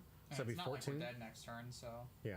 No, he's got 6 left here, so it should be a 13k swing if he goes under. He is. There comes 13. I don't think Curly has it. I mean, there are a lot of 2Ks in this deck, but I don't think he has enough yet. It's not going to be enough. Sai's going to take it down in round 1. Curly. Oh, and we had a Sables in life, which would have really hurt. Jeez, look at all those triggers from life. That's insane. Is he yellow? That's a lot of triggers. Ouch indeed, Curly. Ouch indeed. I'm sorry. Still a great performance. First time on camera, really good. A lot of people get very nervous when they have to be the first time on camera. We're gonna see what Sai opened. Is he gonna open on camera? Bounty pack alive. I want to see what he gets. All right, here we go. Bounty pack. It's all good. I had so much fun. I'm glad to hear it, Curly. Thank you. It's what it's about. I love giving this experience to other players. Give them an opportunity to feel like they're on the Pro Tour. I think you're all pros in my heart. Leader All right, pack. Chris Kidd. That's a shame. Oh, it's a Dawn pack, right? The Dawn kind of like saves a little bit. Like that's $1, maybe $2. I don't even know if it's that much. Don't take this away from me. I gave them free cards. I mean, it's free, so you That's can't true. be free. Right. It doesn't have to be a lot of value. It's free. That's true. And I love these bounty packs. We're gonna keep doing it, trying to encourage the people to get back into it. Let's see, getting this video set. Yeah, with all the new TCGs, we kind of have to start bribing people to keep playing One Piece. Honestly, do you want to talk about that real quick? It's up to you. I feel like it's whatever. I mean, I think Gundam is like people can only really afford to play so many card games at once, and like we're definitely seeing like Gundam start to siphon off people. Yep. And you got the new game that's coming out here from League of Legends one, which I mean, I'm not super intimidated by that. I don't think that one's gonna like really cost us many players because for that game to be successful, it's gonna require League of Legends players to actually go outside, and I don't see that happening. So accurate. We're gonna get so much League of Legends hate. But I don't care. What are they gonna do? Leave their house? What? But no, there are a lot of card games. The market's a little flooded at the moment, but I think in certain cases, Bandai seems to be doing it the most accurate. They're making sure they're not hurting your wallet. They're giving you a good value in return, especially One Piece and Gundam. Both those great if you can get your hands on the product. Great return on investment and great value. The game is a lot of fun. We do host those quite regularly, and I think it's a fun game. But we are definitely noticing it in the local market where I wouldn't say that our player base is dying, but I would say it's getting more spread out. We're seeing a lot of people join out. Magic is like losing everybody, so Magic is kind of just going into its own pockets and groups here. And One Piece, I feel like it's still strong. Great IP, great game. I just think a few people are like, maybe I'll try this game out for a little bit. And the hype, like you were talking about, for Gundam was so high. It is a good game. Very slow, but it's brand new, so you expect it. And there's a lot of other games that like people are really trying to buy for that spot. You got indies coming up like Alpha Clash. You got what is it? The Union Arena, of course. Try to grab for the spot to not only just be an IP grab, but also a game that people want to play competitively, which, according to the director, is her focus. She realizes that what the impression is of Union Arena. She still wants it to be a nice. I mean, again, it's not like the actual people working on Union Arena who think like that. It's Bandai as a whole. Yeah. All Might says we do go outside. I'm one of them. Okay, that's one out of how many people play League. All Might says One Piece has just got a huge fan base where others struggle because they haven't been around since 1999. That's fair. It's why it's one of the most powerful IPs out there. It's one of the strongest ones out there. And I think like right now, while it seems like we're not getting as much participation as before, I don't think by any means it's even dying. I think it's just kind of going through one of those hiatuses. Yeah. And it's also school season. Which means that more people are focused on other things. Exactly. And it's going to start picking up. If there's any connotation that you guys want to know about the health of this game, the biggest description of health here would have to be when we went down to Bandai Card Fest. 1,800 people participated in the Last Chance qualifier. Yeah, that was a massive tournament. And it was run so smoothly, so well. They did a great job. It really got my hopes up for the main part of Bandai Fest. And, that... It kind of fell apart after that, but it was a great first day for when it comes to organization. They did a great job. Great day 0. Yes. Days 1 and 2 were horrible. Yeah. I honestly see that screams extreme health of the game. When you can get that many people that are going to travel all over the United States just for an opportunity to try out in nationals. 1,800. Oh, Smile Hoodie. Which Rosinante? The new one or the OP12 one or the OP5 one? for Resonante. Mm-hmm. I'm a new player as well. I was just wondering if you have any advice for a Resonante deck. Okay. Do you have some good ones? Depends on the Resonante deck. Absolutely. And All Might, just to answer your question while we're waiting, when does the new championship start? It's going to start at the end of October. We are still in week 7 of 11. So it's going to be 12 weeks for each one of these events. And I don't know if it will happen until next year, to be honest with you, because the Christmas break, we tend to take off massive competitions during the October through December months, just because Christmas and holidays and everything else going on. OP12. I honestly, that deck is very bad. My honest advice is, and I want the deck to be good because Law is my favorite character. It's the deck that plays a million Laws. But as it is right now, 2 cards that are very important for the deck are promos. One of which we do have, which is the Event Pack Law, which is way too expensive right now and doesn't get a reprint until PRB. Shoot. But the other one is the 4-cost blocker law that ramps one, which we don't have, so it's just wait for that card to come out. Like my options are wait for that blocker law promo to come out, or pick a different deck. Yeah. Rosinante is just such a frustrating deck because it just does not have enough right now to do much of anything. Again, I want the deck to be good. Law's my favorite character. I want the deck that plays nothing but Laws to be good. That's fair. But as it currently stands, the deck is just really bad. Yeah. I'm sorry I can't give you more help than that. It's just... I mean, that's some good advice, though. I think sit on there, build the deck while it's cheap, wait for the promo to come out. If it becomes like the dominant deck, then you're making all the profit because it's dirt cheap. It's not going to become a dominant deck. It's going to become a deck that's playable instead of, like, unplayable. It'll... Oh, PRB pre... I don't know if we're doing pre-releases. We are. Oh, We're doing a pre-release, but I can't remember what day it is. It could be next week. I mean, we'll have to check the website. I mean, PRB comes out OP3. I didn't see a PRB pre-release in Bandai. I know we're doing an event. We're doing an event. It might be a release weekend event. It's a good question. Let's look it up here. Yeah, it probably is like a release weekend, in which case that's going to be the 3rd. On the Lifelink games.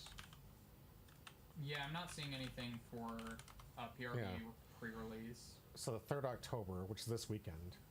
Is the 3rd of October this weekend? Yeah. No, it's not. Oh, next weekend, right? Yeah, it's next weekend. Yeah, because it's so late in the week. I'm sorry. I'm thinking I'm already in DC. Yeah. I'm also a new player, and I've been running Yamato, which is a really good deck choice. And it's been a learning experience. I think, honestly, Yamato is the best learning experience because it's very narrow with its game. Very simple game plan, very linear. You're just hitting big numbers. Yeah. Albeam, good to see ya. Good to see ya. But yeah, as a deck, I actually recommend it for new players to get into it because it starts to learn the stages, the way that you kind of like play through each one of your turns, what to expect from your opponents, and it does give you a good chance of winning out of nowhere because that double attack is absolutely powerful. So if you see the right cards and they don't have the blockers for the sequencing, it's a great easy win deck while you're also able to learn the importance and fundamentals of the game. Albeam says, we have a new friend I see. Skella, good to see you. Bro, it's been a long time, Skella. Good to see you back. He is an LED Zeppelin. Oh, yes, yeah. I don't think you've met Albeam. Came a member with Spencer on here, so Albeam never got to see you. Are you just saying that because I have long hair? Is that the entire reason you're saying I look like someone from Led Zeppelin? He also rocks out like that, by the way. The guy's got some musical talent. Sermon with the subscription. Thank you very much. And welcome back. Thanks, exclamation point join. Woo, 15 months, baby. Yeah, from the beginning. Thank you. It's inaccurate, Alburn. It's an accurate description. This man just emulates Led Zeppelin. You have a musical talent. You got the skills, bro. They haven't seen it yet, but they will. One of these days, you're going to see it. Alburn says, can I send my deck to church and get it blessed, by the way? You most definitely can. Most definitely can, and I would be happy to take care of that for you. Long hair. Okay. Yeah. Yeah, it doesn't look like we have an event scheduled for it at all. Championship Series. This is all... Learn to play Magic. So, Mystery Booster Draft this weekend is going to be fun. Riftbound on Tuesday. We are going to do some training sessions for Riftbound. Oh, is that going to interfere with One Piece? Because it's the same time. Oh, no, October 3rd. Yeah, we have it. Yeah. Check it out. We do have that, but... Is Rift Tuesday? Or is that no, that's Tuesday. It's on Tuesday. It's on Tuesday. We're going to be doing train events. Yeah. So that's going to interfere with One Piece. A little bit, yeah. There was not a whole lot of days we could choose to pick on it. It's really getting tight here for scheduling here. We got a lot of games we want to host, and Saturdays are packed. Sundays are like dead game days where it's really hard to get people. They really want to rest on Sundays, and then Mondays are an absolute no go because those are if you want to kill a game quick, throw it on a Monday night. No one comes out on a Monday night, but Tuesdays through Saturday, best nights you could throw it, and every single one of those has been full.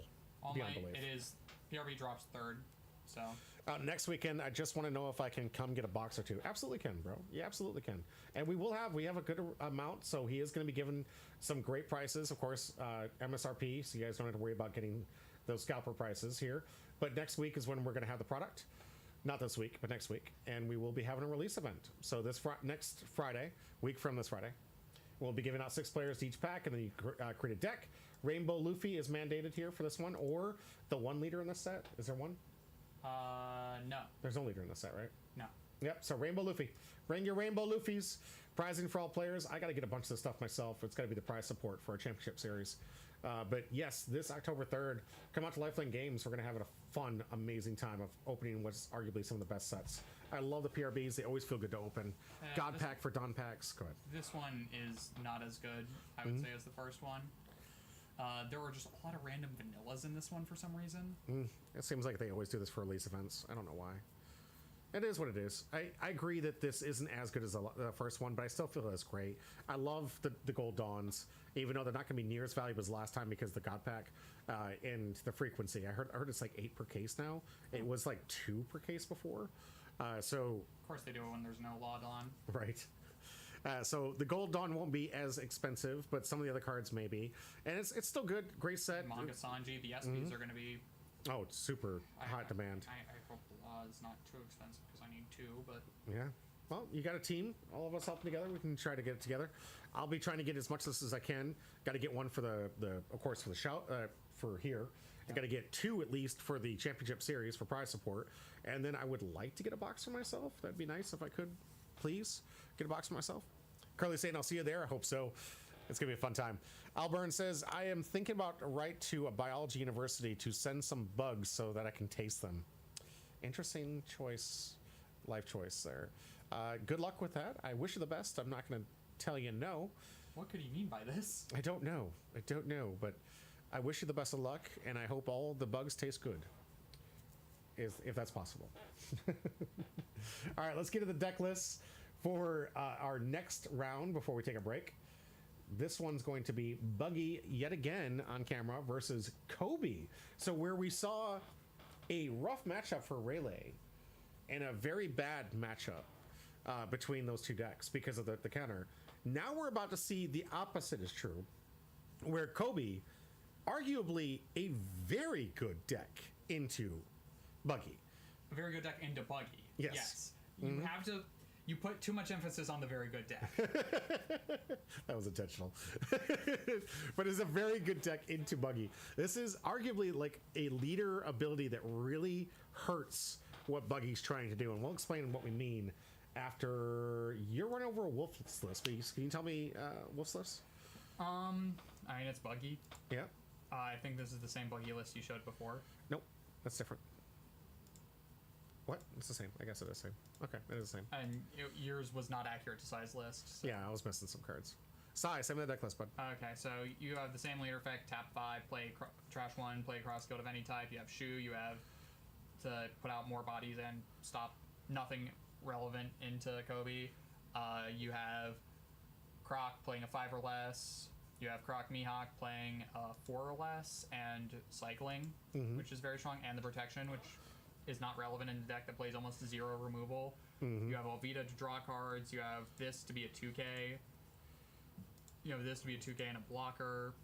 You have this to be a 2K and a blocker. You have this to be a guy. Nice little vanilla to come out for free. You have Search. You have Sobbles to return things. And then you have Buggy, which is just not going to be able to get any value because of this deck. So late in the game, you're not going to be able to get the value out of this Buggy. It's not going to be able to bottom anything against this Kobe deck, and we'll explain what we mean. Alburn says, thank you. Zeppelin, did you know Luffy read the Bible? Did you know that? Luffy can't read. Yeah, well, I was going to say, I'm pretty sure Luffy cannot read. Yeah, it's actually canonical. He cannot read. But he might have had Robin read it to him at one point. Bedtime stories. I mean, probably not, because the Bible in the One Piece world is the Sun God book, and Luffy doesn't know anything about the Sun God, even though he is the Sun God. That's fair, because he would know more if it was read to him. Is that the truth, though? Because I know that Ikuma's holding the Bible. Yeah, Ikuma worships the Sun God, Nika. That's right. That's right. Mm-hmm.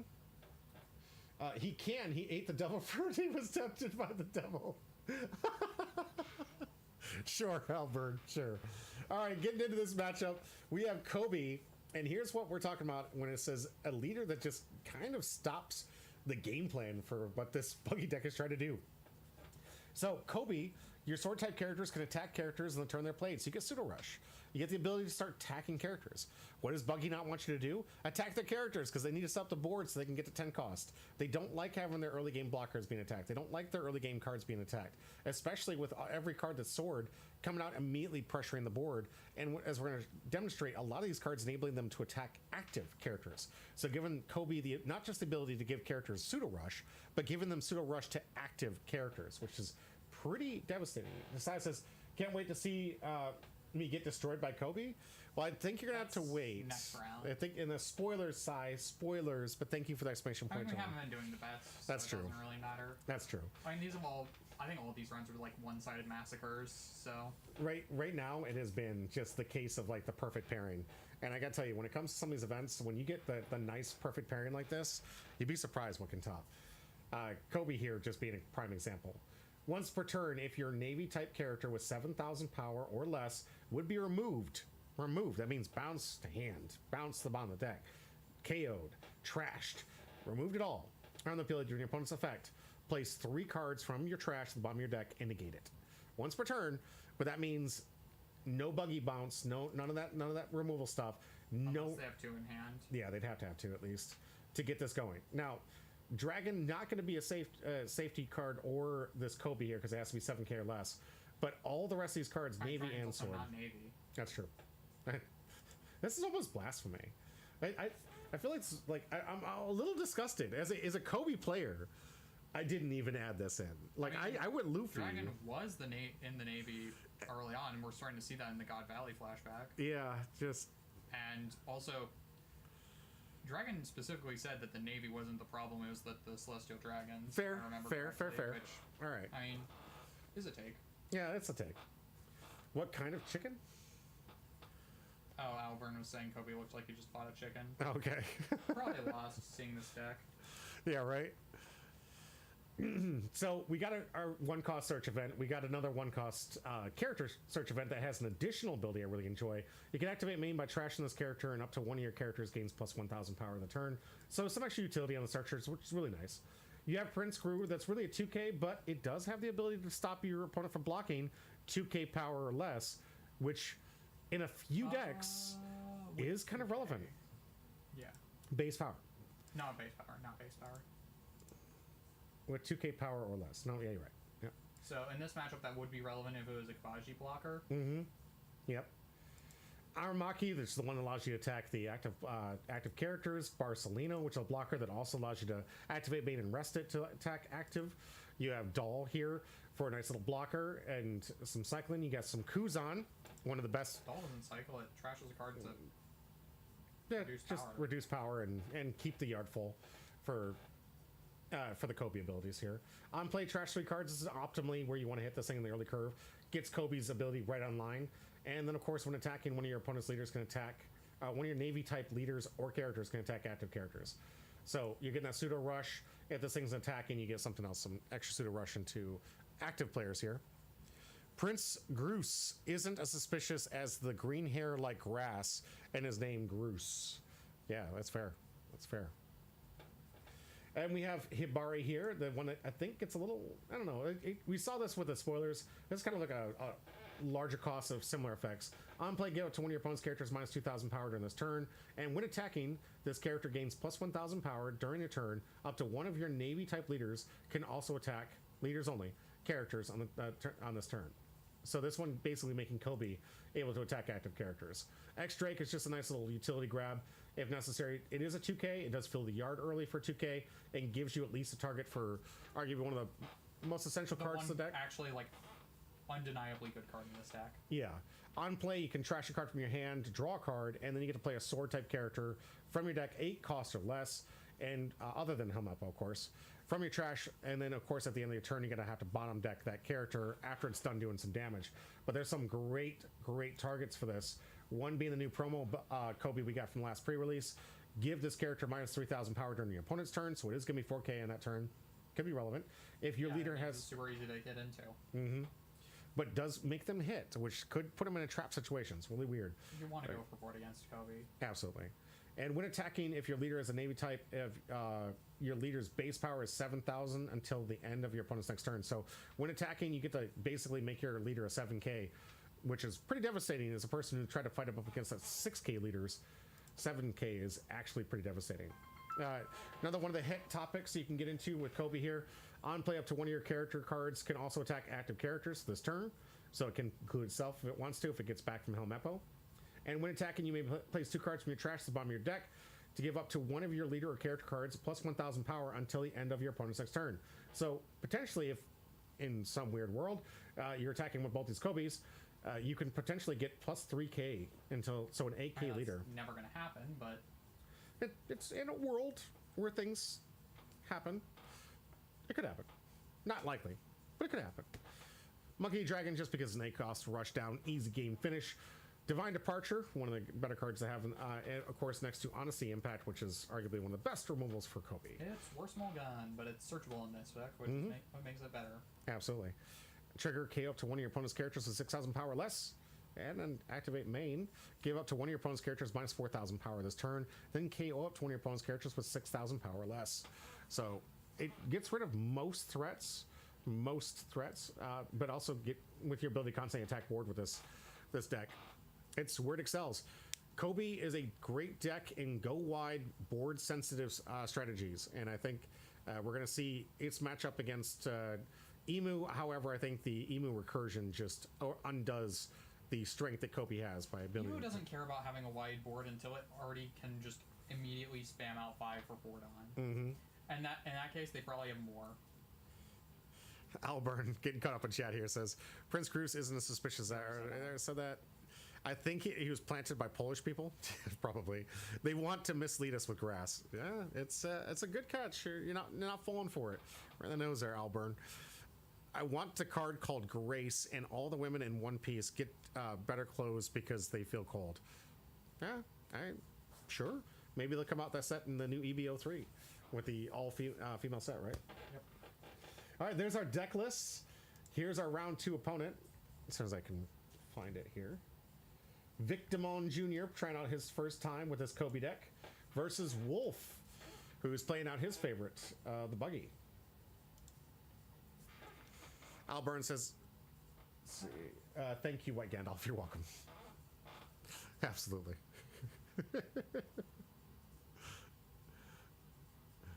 4 life leader, but against a 5 life leader, honestly, when it comes to these decks, I legitimately feel the fact that Kobe's just anti-Buggy for some reason. Have they ever even met in the end? Yeah. But it just definitely the right deck against this deck. I think if there were still Doflamingo decks out there, this would be a great answer to Doflamingo decks if it was still a deck of choice. And it definitely is a really good deck against Tony Chopper and even Red Zoro. The ability to constantly attack board, kind of annoying. Because and Star Deck 21 likes to have these cards that kind of enable the deck, and your ability to attack into active characters like that, really annoying. Right. Wolf should change his name to Werewolf. His hands are human. If we see Wolf in the chat, I'll let him know. All right, good start here for Kobe, getting the instant fill yard with the search. Can't grab the dragon, but can grab the Kobe. We'll see what he goes for. What did you see? What was the middle card? Did you see it? I did not. We'll see what Victimon Jr. is going to be picking for this one. Obviously, only 2 choices legal, and it's going to be the 4-cost Kuzan. All right. And the yard is already set to stop Wolf from removing any character here. I mean, Buggy's removal isn't until late game, so... Yeah. And another 1 cost to Aramaki, set up for maybe some late game attacks here. A little early, a little dangerous. I like to keep those as 2Ks in hand personally. But definitely going to give him the ability to attack active characters. Alburn says, also, it is acceptable for people to have the same color cover cards. They have red, blue, but can you have them as blue? Yes, Albert, it's Kai. Kai coming in to visit. It's our HR manager. Kai Chu. Coming in for her required pets. Oh, I see a card that wasn't in the list. Yeah, which one? The 1 cost blocker live, which is a weird choice. Yeah. Got you.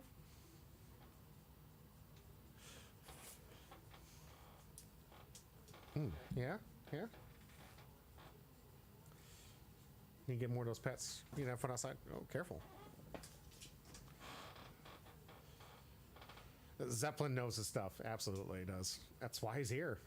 Got to make sure that he keeps me straight, keeps me honest. Let alone great brainchild when it comes to this game. I love talking in deck theory with you. Here's that crocodile. Yep. I mean, not doing much here, but... 7K swing. See? Easy take here for Victimon Jr. 4 costs. I imagine we're going to see the Kuzan. What do you think? Yeah, I mean, that's the optimal play for Fordon, and we know he has it in hand. Yeah. In this deck, it legitimately is the card you want to play at this turn. Optimizing the curve. I remember like watching over this matchup, and Wolf was commenting. He's like, "Wait a minute, you mean I can't bottom deck with Buggy?" And I was like, "Yep." He's like, "Oh god, oh god." Here comes 5K swing. Just simple math, asking for cards. In this deck, honestly, asking for cards from hand it can be detrimental, especially with the leader ability, requiring a discard to cheat out the character. So definitely one of the things you want to keep your head in the game for. Alburn says, what is the strongest and most unstoppable card? Strongest and most unstoppable card? Roger. 10 cost Roger. 13K power, rush, and if it's late game and either you or your opponent don't have life left, they can't activate blocker unless they lose the game. It is a great game finisher, and it's in red. I mean, the strongest card is Gum Gum Giant, but... Yeah, as a defensive card, I'd say that was by far the best defensive card in the game. Right, and then next set, the strongest card is probably going to be 5 Elders. Yeah, 5 Elders definitely going to be a menace in this meta. Just constantly bringing them back. It's so annoying. I want to find a solution to it, and it looks like, honestly, Ace has been the only real good answer. Law is a good answer, too? If you win the die roll. Okay. If you win the die roll and go second, Law has a really strong matchup into emo. That's good. It's good to hear. Because 4 life leader. Yeah. But also, it is winnable going first, but you kind of have to hope that they low roll and you high roll. But in initial testing, Law seems actually kind of favored into emo. All right. Good to know. And an initial, like, very brief testing, Law also seems decent into Ace. Excellent. All right. I'd like to see how that matchup looks like. Ace will be one of the ones I have to build for that format, as it being a red leader. You have 4 leaders you have to build from that format. I know. I'm not looking forward to it. Alburn says Roger is using Roger a sin since he is the most powerful, and therefore you will have pride in using it. I don't have pride in using it. Kind of antithesis of being humble. But I do think he is definitely one of the most powerful. I don't know if he works like the Sin of Pride Lioness. Well, who was it in the anime? You don't talk about the one that no one likes. Kind of fell off. It was great when it first started, and then I just have no fell clue what you're talking about. The butler that goes into like the Sin of Pride, and he's the 7 Deadly Sins. I believe that is the name of an anime. Yes. I'm pretty sure that's the name of it. Maybe. All right, here. Optimal start here for Victimon Jr. Discarding and to target the likely target here for this. Here we go. Getting it to replace it immediately. Here comes the 8 cost. This is going to give an addition, give the opportunity for them to attack active players. Hopefully, he gives it to this very character yeah, here. It's gonna leave the board, so we kind of have to. Yeah, Escanor. Thank you, Sai. Thank you, Escanor. Man, that was driving me nuts. You know what I'm talking about. Here comes a 9K swing, looking like it's attacking board as it should. Do we put 2 cards back from trash for the Kobe effect? I think he's going to. Vic is a very, very precise type player. He likes to take his time. He likes to sequence it. Wants to make sure that everyone knows what's happening. Vic, known for just making sure all of his sequencing is pristine, doesn't rush anything, keeps everybody on table. I really respect Victimon for that. Alburn says, well, this is all from me tonight. I have to return to write an essay. Bye, chat. Bye, good Led Zeppelin. Bye, Kaiju, and bye, White Gandalf. Good. Have a great night, Alburn. It's great to see you again. Thank you for joining us. I hope your essay goes well. Good luck. See you other times. Until then, beware of the Amish people. Hey, seriously. What do you have against Amish people? They're scary. They put things together within a day. I don't know any other person that can get together, build a barn in a day. Solid barn in a day. And for affordable pricing. It doesn't make any sense in capitalism. I mean, they're not doing anything else. They don't have phones or anything. What else do you expect them to do? That's fair. That's fair. It's like they have to do something, man.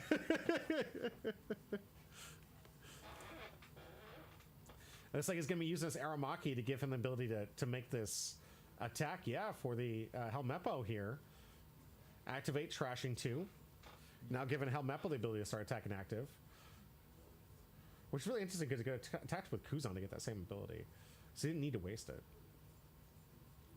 But Kuzan actually works on leader too, so I guess he could have all of them. I think that's what he's trying to do. Yeah. So Aramaki, the Kuzan attack will definitely allow him to get attacking the leader if he wants to. Helmeppo looks like going into Alvida to get rid of that blocker, making it really hard for him to build any kind of board state. Here comes a Kuzan into life. I mean, yeah. Although now with leader swing, there's nothing really relevant to swing into. Exactly. Here comes 6K asking for 2. No, he's thinking about it. I mean he technically could hit, but I would not. There's no Mr. 3 just it's never there for any other purpose than searching. Yep. And we bottom deck Kobe at the end of the turn. Right. So here the line is go board. We want to get things off the board. Another Searcher. now.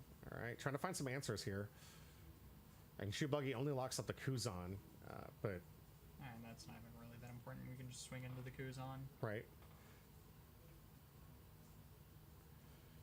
See if we can cheat out some bodies here. Wolf's really got to just try to go wide and try to get something to stick. But Victimon doing a very impressive job of keeping his board state pretty full here. I like the 1-cost blocker from Victimon here. I was debating on putting that in the deck.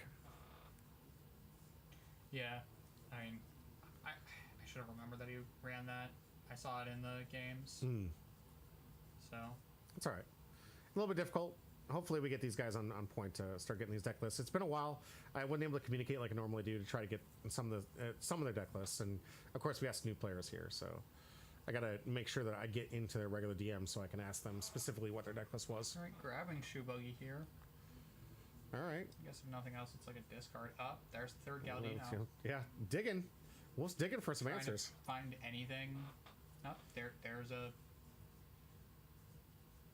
Mihawk. Mm-hmm. I think if anything, Wolf just needs to try to stabilize his own life and just threaten life against Victimon Jr. You need to threaten board. You think? Okay. Yeah, no, you need to threaten board. Against Kobe, you always threaten board. Because if they run out of board presence, they can't do anything, and then it's easy to clean up life. Kobe has to invest so many resources into doing anything. Mm-hmm. Wait, why are we... Okay, we had to be swinging to the Kuzan, right? I imagine. Because leader was a 6K. Yeah. Either Victimon Jr. is letting him know, which is what he could be doing. I mean, the 6 is right there on the leader, though. Yeah, but sometimes, I mean... And Wolf knows what Kobe does.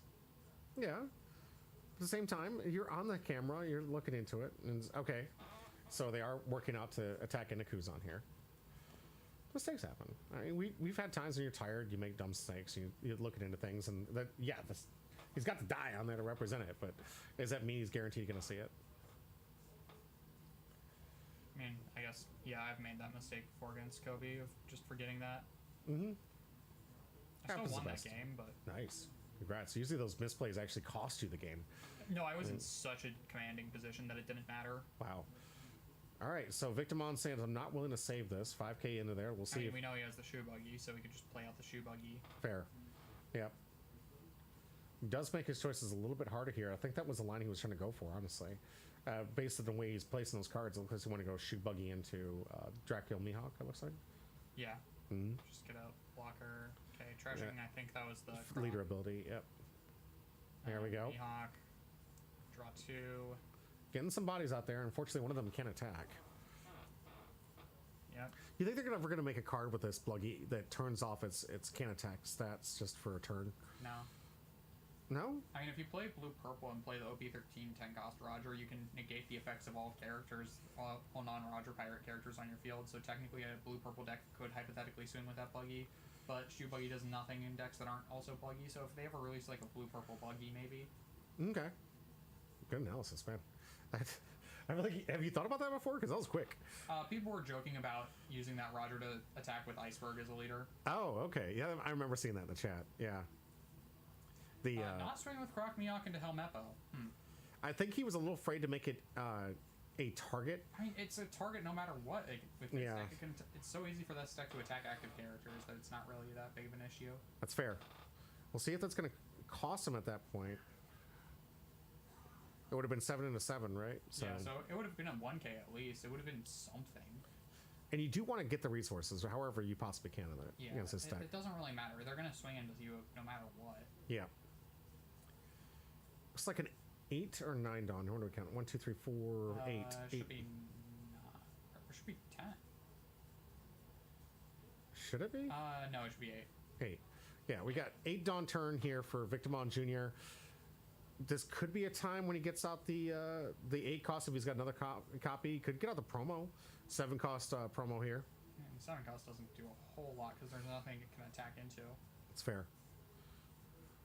Could do another Helmeppo line. Hmm. Like, I guess that's why if he doesn't have anything else, leaving the Croc Mihawk up so that there's nothing to attack into. Mm-hmm. Nothing to give him pseudo rush here. Yeah. It's not an easy decision to make, but it is a decision to make here. And you definitely don't want to enable some of those on attacking that can abuse the Kobe effect to give it pseudo rush. Vic looking like he's trying to plan this thing out. 2 moving over to the rest of 7. This looks like promo buggy. I'm sorry, promo Kobe cost here. Here comes 7. I don't think there's any other 7 costs in the deck, so not that I'm tracking. Double checking it. 1 open. there it is. There it is. New promo Kobe. Cover this thing. It is a 4K body on your opponent's turn, but after it attacks, leader becomes a 7K. So expect to have some massive big swings here coming out later. Oh, there. Okay, there's the combo. There we go. Aramaki. Yep. Attack active. Exactly why we probably should have just swung with the Croc Mihawk. Yep. Oh yeah, to get the cards in the hand. 5 only 4K says hello and hugs from Brazil. Good to see ya. Good to see ya. Thank you so much. Hit exclamation point join if you want to be on the wheel for the end. We do ship overseas, but you got to have $20 of value or more, and it does stack. But good to see you from Brazil. Thanks for joining us. At the end of the stream, we give away free packs on whatever IP I happen to be covering here. Nice emote. I like that. All right, 7K coming into Imagine Life here because there's only one target that can get attacking life. Yep, 7K going to be the hit. 4 cards in hand, a lot harder for him to block out of these. Victimon Jr. going on the aggression. I mean, here we could have just blocked 1K with the Mihawk. Yeah, not discarding 2. That's true because that was the last attack. And that was Every Dawn, so there's nothing else they could have played. Yeah. That's a solid point here. I wonder if Wolf is getting a little kind of dissuaded by the Probably fact that he's... Yeah. For this matchup. It is a very, very rough matchup. We're going blocker. Okay. Set up Moji blocker. Okay. I think here we can buggy. This is enough for 10 cost. We'll see. Yep. Yep. So just trying to get the 12K body and forcing 3 cards out of trash. Yeah. And then Victimon Jr. immediately remembering, wait, my leader says no. But at least he now has a 12K body. which is probably going to be pretty hard for Victor Jr. to deal with. Yeah.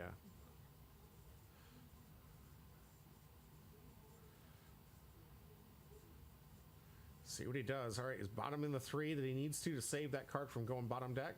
So now probably 5 into 7 cost Kobe. Yeah, I would go. Yeah, try to clean it up. Yeah. And it looks like he's passing the turn. No, I think they're just talking. Because there's no way you just pass here. You at least swing into the Kobe. Right. Like, at least with leader.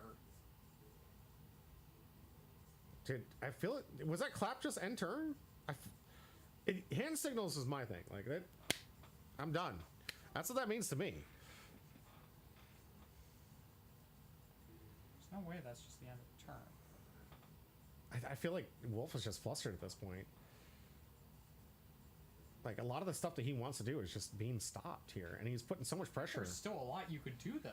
Sure, absolutely. There's still a lot you can do in this position. You don't, like, this isn't an auto loss.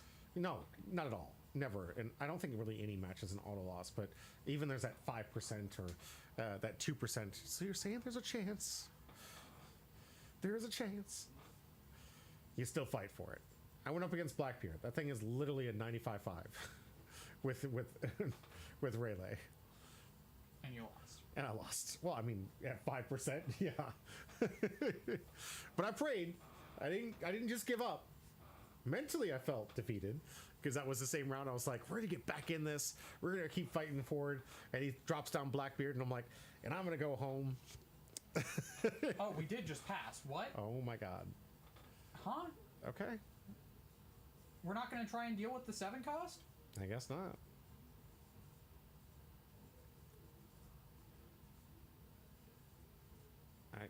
I don't know what he's trying to protect at this point. Like, we could have leader swinged at the least. Like, that forces a 2K out of hand, if nothing else. Leader was a 7. No, I'm saying leader swing into the Kobe. Oh, that's right, yeah. So it forces a 2K if nothing else. Yeah.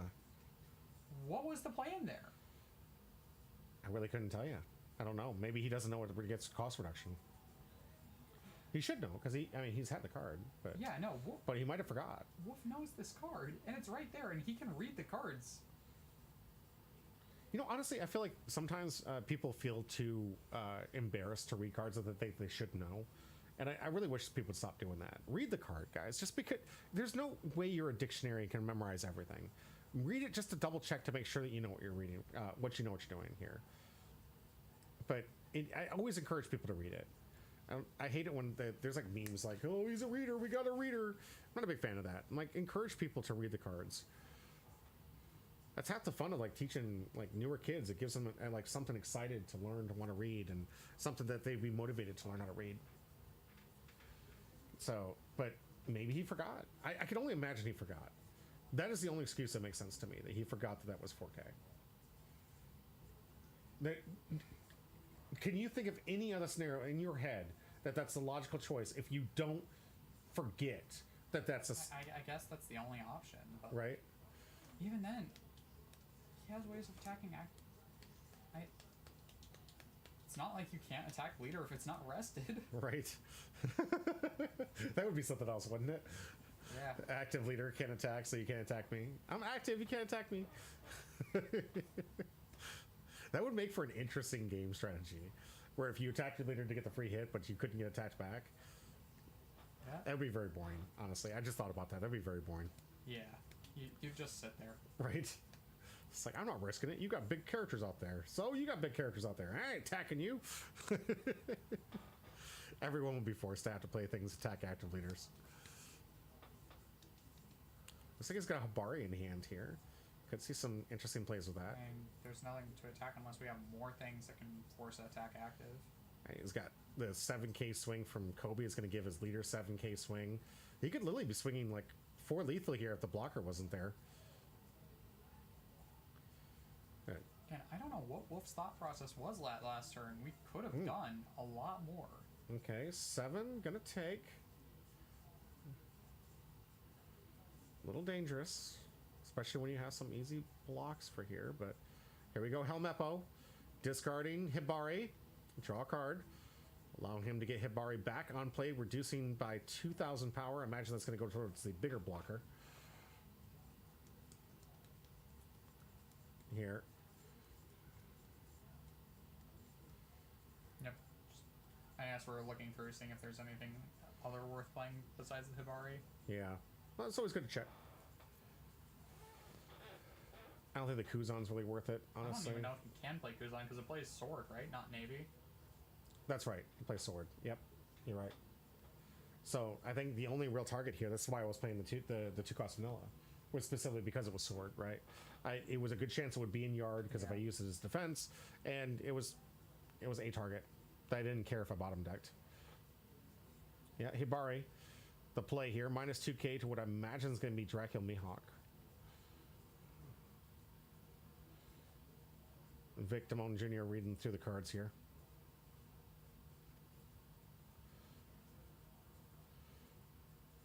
Working through the strategy here. Says on attack, he gets a plus 1,000. Why not seeing the Croc Mihawk? I think Wolf was even being generous to be like, I think you're going to want to go after the blocker. Yeah, good call. Yeah, because as of right now, there's no way to swing into the Croc Mihawk. There are a lot of cards that enable it. He could have a Borsalino in hand, could have another Aramaki, could have a lot of cards in his deck do enable it. Forward on open, there's a lot of good choices for him to potentially get something attack active. Looks like we're going to try and get the leader of attack at least live here. Here comes 7k to life.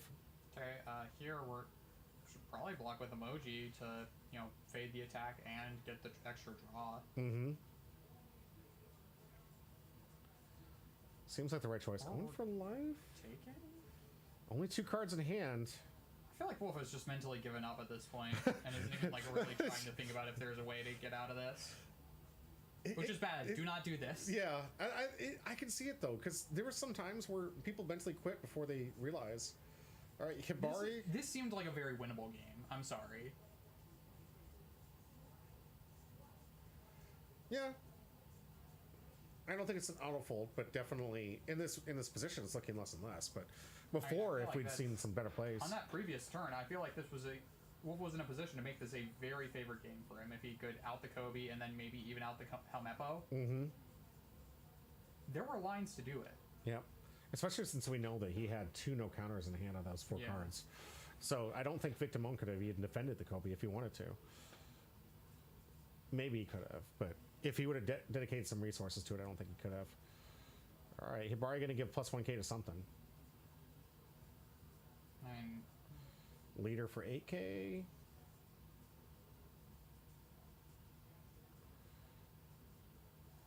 All right, going to give it to Helmeppo for a nice... That is just played and can't swing into anything? Yet. I did see he picked up an Aramaki. Oh yeah, he did pick up an Aramaki. He did mention that he forgot that Kobe loses power after attacking. Oh, okay. Well, that makes a lot of sense for that turn. Thanks, Sai. Appreciate that. So explains why he didn't attack, which I think was what we kind of alluded to really here. Aramaki, yep, looks like he's going to show on the play here. Going in 7k swing here. Nope. No, that's definitely not right, because we Aramaki. Yeah. Try and take out both the blockers. Right. And then swing with what's left in the leader here. Yeah. So Aramaki should give, I think, Hibari the ability to attack active. Helmeppo, we should do the Helmeppo. Because we want to be swinging lethal with leader, so... Yeah. But that's the only way this one's going to get an attack in at all. So Hibari going to get plus 1k to lead on attack. Or minus 1k to... And then, yeah, to a character. I think we're swinging into the Croc Mihawk, which... No, it's on plays minus 2. Its swing gives a plus 1k. Okay. And now we're swinging into this. So we're swinging 7 into Croc Mihawk, which can't be right. Mm-hmm. She's swinging 7. She gets plus 1k when attacking here. Looks like he's trying to choose a blocker here. And it looks like he gave active attack to Kobe by pointing to leader here. Because Hibari does give the leader ability to attack active. Yeah. But then we just gave plus 1k to the Helmeppo for no reason. Yep. Might have been a misplay from Victor Mon Jr. here. I don't think he recognized how he was going to sequence this. Looks like we're going to get the block. Or not. and it's just going board here. But Kobe's an 8K swing here. It's gonna be a little bit harder 7K. with. No, 8. Here, I gave +1. +1 to itself. It does That's not right. get That's right. That's right. You're right. You're right. I'm thinking of the 8 cost Kobe. Yeah. Yeah. The one that I don't know if we're gonna see that combination. All right, we got a block. And a draw off of the emoji.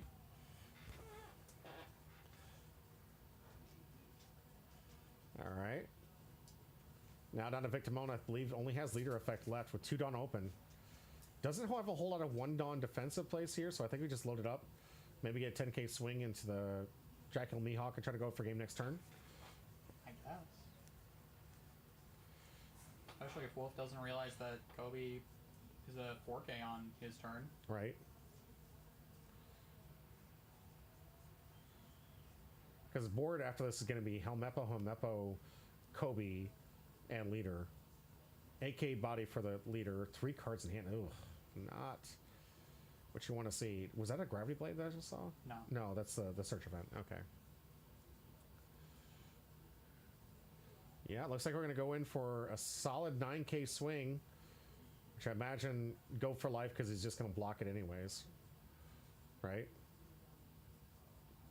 He's got 3 cards in hand. He's just going to have to block it regardless. So why even bother attacking into a character? Disagree with that decision? A 9K who could technically counter out of a 9K swing. After being reduced, they're both 5, right? So, I mean, like... 9, so 2, 5, 9 into 5, 3 cards gets you out of a 9K swing. All 3, yeah. Which would be his entire hand and kind of forfeit the next turn. Yeah. Like, that's a little dangerous play. To get rid of 3, yes, you could, but I don't think you should. Would you agree or disagree? I don't know. Yeah. Like, personally, I wouldn't do it, especially on this turn. You need as many cards as possible. He's looking at how many attackers he has available. 3 attacks potential, 3 life, no rush coming from Buggy. I mean, we're not going for life here. You'd be insane to go for life here. No, you go for board. Yep. And we're gonna start off with a search. You go for board, try and play a few blockers, and hope that gets you there, which it might. I think blockers is the right play, and I think that's the right line here. Get 2 blockers and attack board. Go. That would be my turn. It looks like he's got a 10 cost Buggy, where I don't think he's going to have enough Dawn to... Maybe? No, blocker it? Yeah, he could blocker it. But, like, it's not going to bottom deck anything because of Kobe's effect, so it's not really worth getting. Exactly. I'd get something with counter. Or a blocker. It looks like he's putting the Alvida up front. No, That's not a blocker, though. Oh, it's not? I thought that was a blocker. It's a good enough card as it is. It doesn't... Emoji's a blocker. All right, so we got 1 in hand. Yeah, you're right. Getting another cross skill, trying to dig for more blockers. Okay. Like the strategy. Imagine this 12k Buggy going to kill Kobe this turn. What do you think?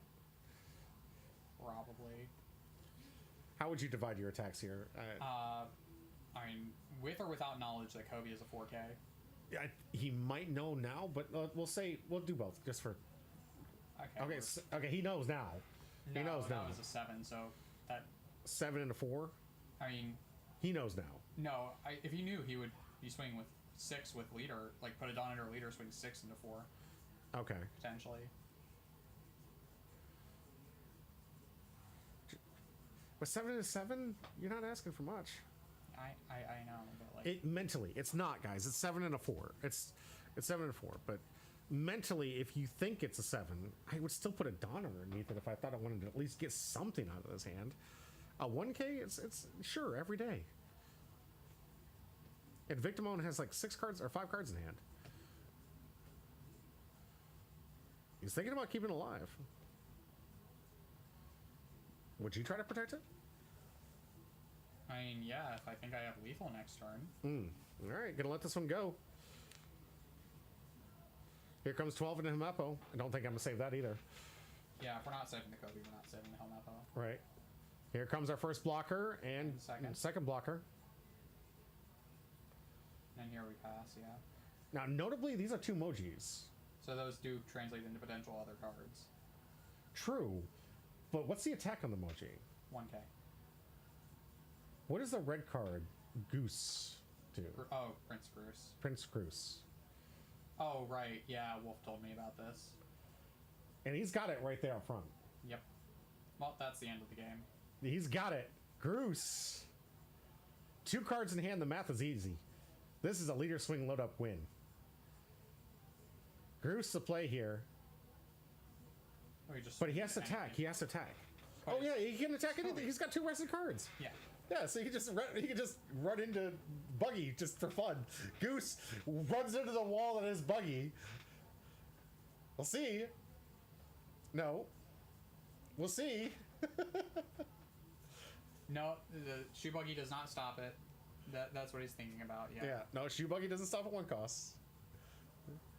Goose into buggy, finding that wall, but making sure his leader can't be blocked. Or him up. I guess I can give it to characters, right? I believe no. It's just blanket. Yeah, size in the chat. It's not giving it to lead. It's giving it to character. No, it doesn't give it to any one specific thing. It's just saying those blockers cannot block. Wow. Okay. Yeah, if Sai saying Vic said he'd never use Gus in this way. Gus. He's Gruss. never used. Huh? Gruss. There's an R. Gruss. That's right. Gruss. Never used Gruss in that way, but it paid off. 2 emojis. Wolf not able to defend it. Congratulations, Victimon Jr. I don't know if we have his tax pack on here. Does he get to it? All right, let's get to the next video. Get the tax pack. I thought I remembered recording this separately. Let's see. What's it, a standalone? I think it was a standalone. Yeah. Here we go. Getting that bounty pack. Let's see if Victimon Jr. can get some good hits finally. Run out of 7. There's not enough 7 at the store, so I can't get 10. any more. 10 or 12. Run out of 12. But we were giving out 10. Yeah, that's all I could give out because all the store had. I thought I saw plenty of 12 in the store. Nope, sold out. I could have sworn I saw at least 4 boxes of 12. I'll look again. I'll ask him. It wasn't there. Maybe I missed it, but it wasn't there. I am pretty sure there was 12 in the store. I can call him right now. I'm just kidding. We'll talk to him.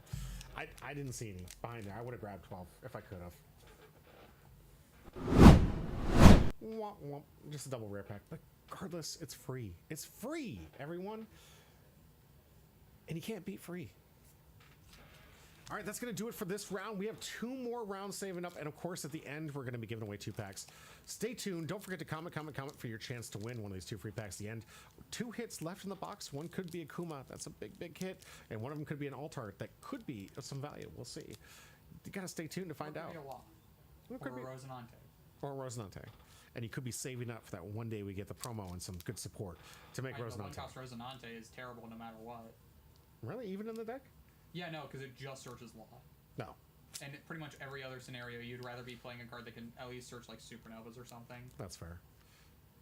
Well, let's hope for a good one, guys. Let's hope we get some good. Exclamation point join. Thank you very much, Sai.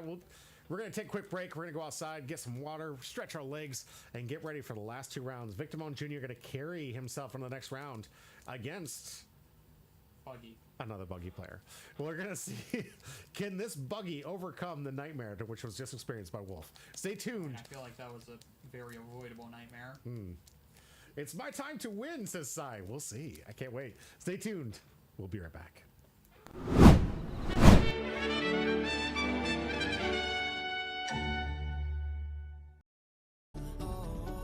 I'm forever reaching out to let you catch a glimpse of me. Turn your eyes in my direction. I want to let you see.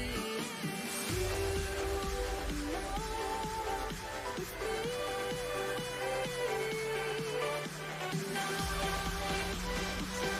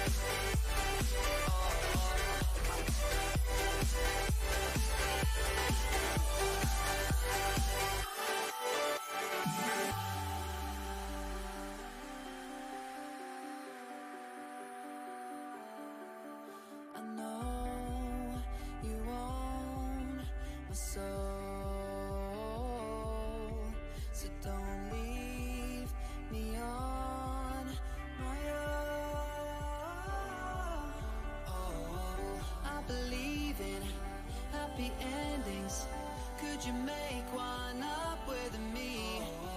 Leave your heartache in the box, 'cause I'll be the one to set you free. 'Cause you belong with me, and I will try to be alive. You belong with me, and I will try to be alive. It goes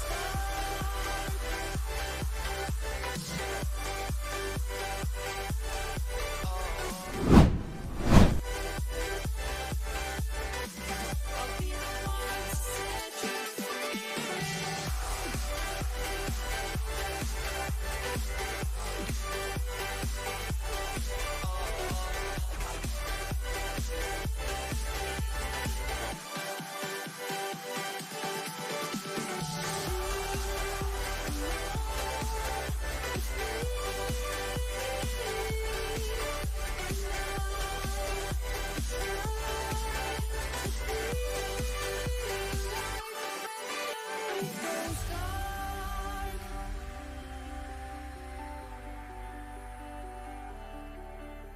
Cause you belong with me.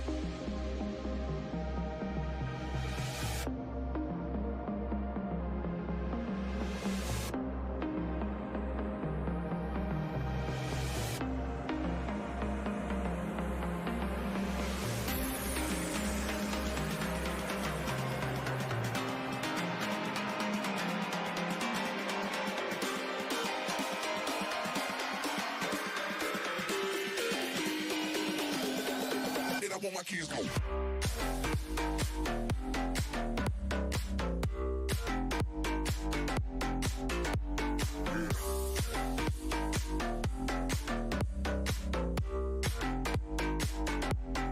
Then I want my kids going.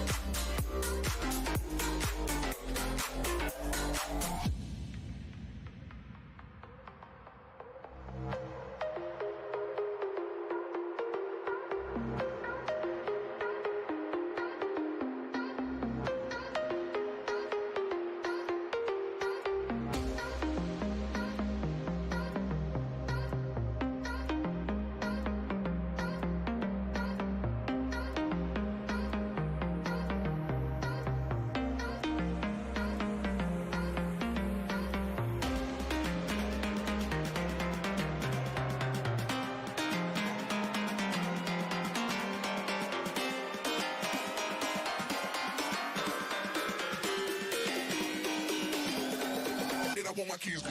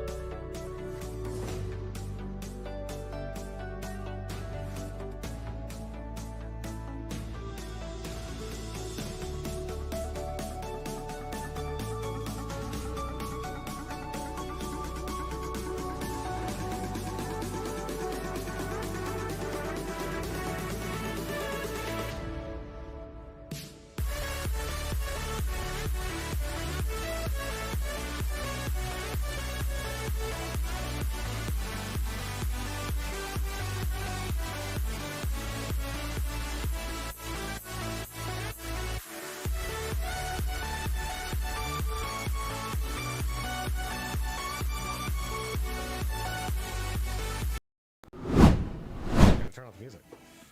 Welcome back to Homebrew Pie. I'm your host, Jimmy D. With me, it's me, Porter. it's me, Porter is here. Monkey D. Melly is also joining us. Thank you very much. Welcome back. Good to see you. Guys, we are down for the last two matches of the day, and one's going to feel like a rerun. We're going to see if it's played a little bit differently here, because Sai might not fall for the same mistakes that Wolf fell for. And so we're going to see what it is. Pro DM Joey, thank you for the follow. Appreciate you. By the way, good timing and good shout out for this. Pro DM Joey and I got a chance to do a video earlier today, which is going to drop tomorrow at 10 a.m. If you guys are part of my Discord, I dropped a link to it. Make sure you check it out tomorrow. Please do. I got a great shout out from Pro DM Joey. I really appreciate that.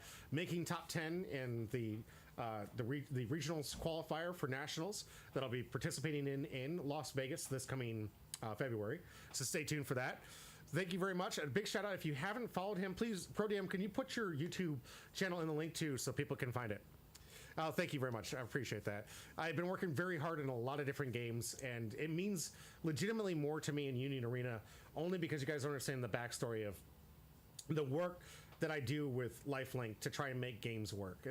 I kind of like vaguely go over it in the video that I did with Pro DM, but there's a lot of work that goes into curtailing a new game. You got to have a community. I've had to talk in length with Chris about how he needs to buy the cards to make sure that there's a safe market so people feel comfortable investing. I've had to get him to buy a lot of product that he is taking a lot of risks sometimes, especially with this Code Geass issue that we talked about earlier, way back a couple episodes ago. We were talking about the issue with that distributor dropping the value of the Code Geass Volume 2, not giving it any airway, made it $50 before it could even be bought anywhere else, and it essentially killed a store's ability to sell it at a decent value at the cost, which is supposed to be around $80 per box.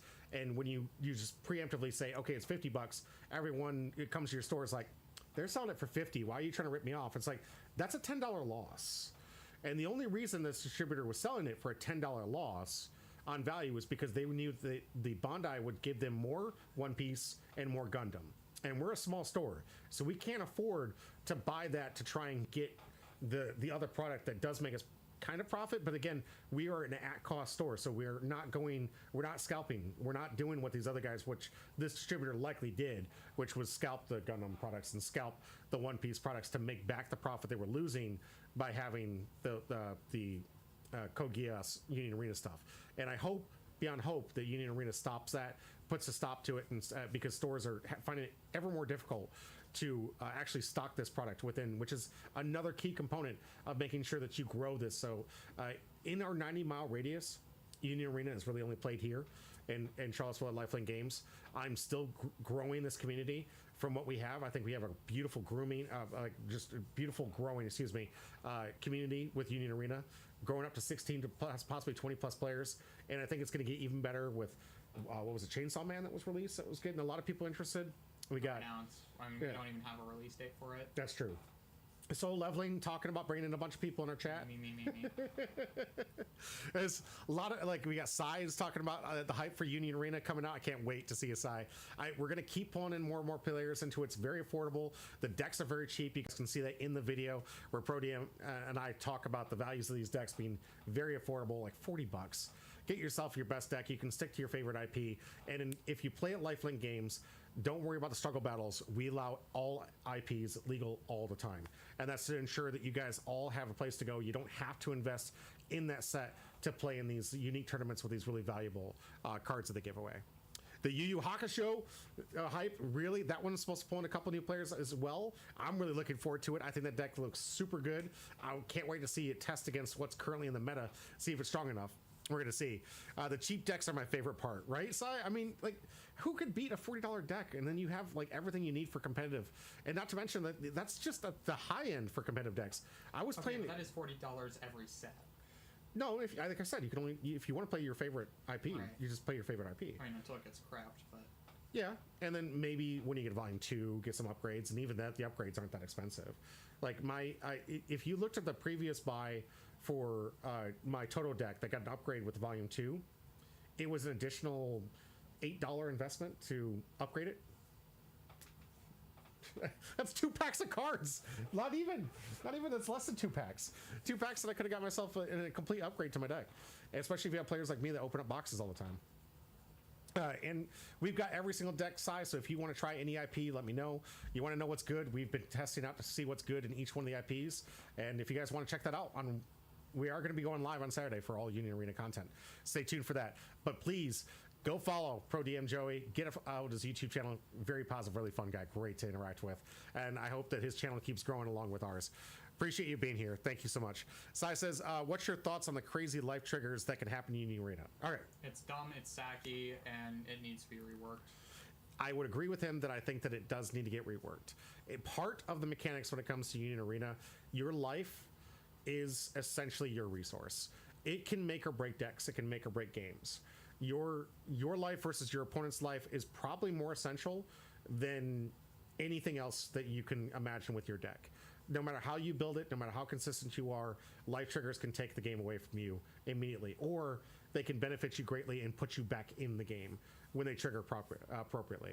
There are ways in which you can try to time it well. There are ways that you can try to push like dumb troops up ahead to try to get the lucky and get those special triggers out of life so they target irrelevant characters.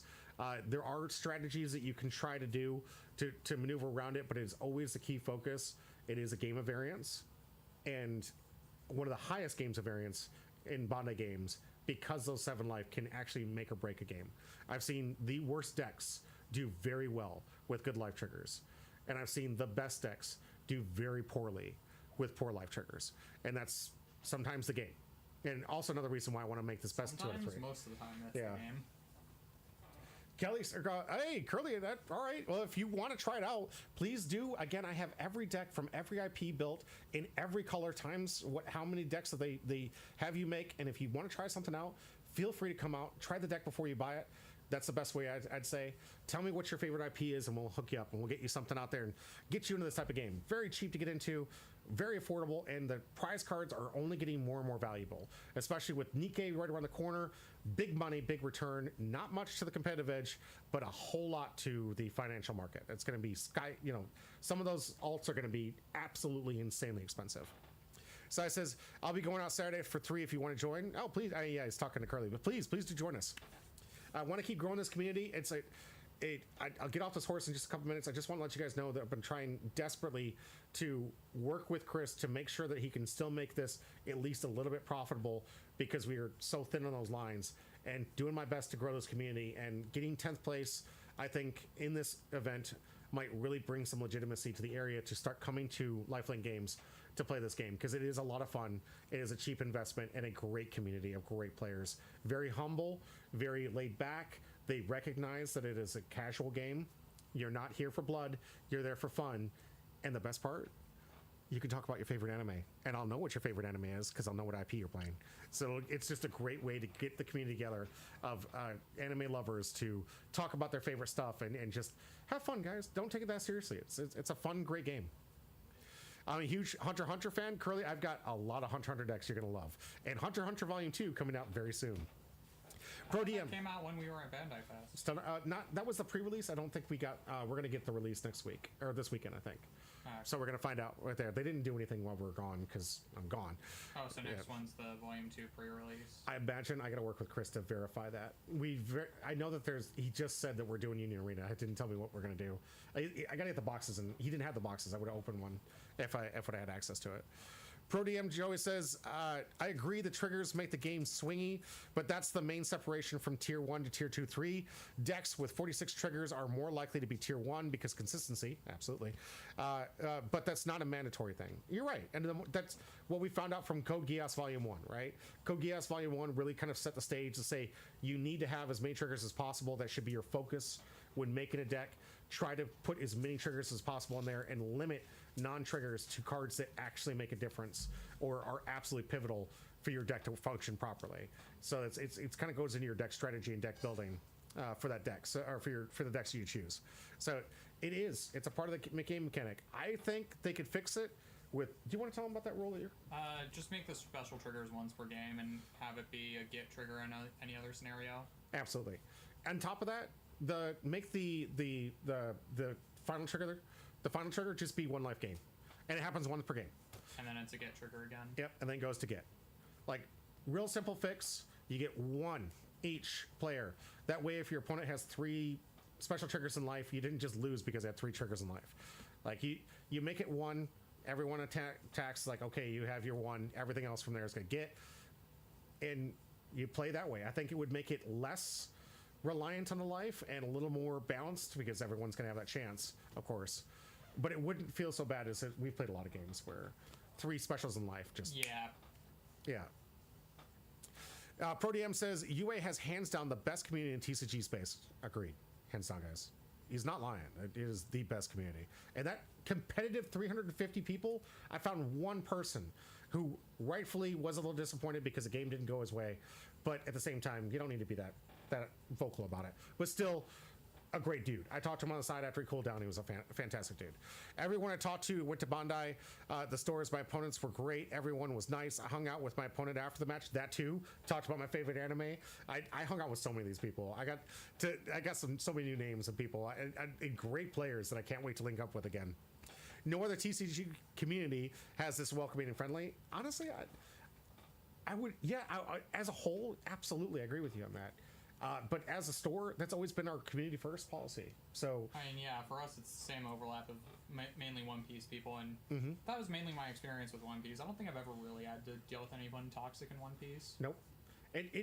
Bandai in itself creates a very non-toxic type of environment just because the prices are great. I mean, unless you're a Gundam scalper, I guess. Yeah, right.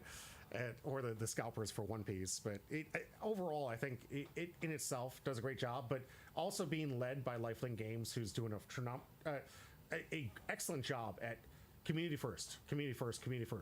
Like everything we do, we make sure that we can get the affordable prices. We make sure your environment feels safe. We make sure that you have this really cool experience of the Pro Tour. We go through to make sure that the tournaments are run as smoothly as possible. We take your feedback very, very, very seriously.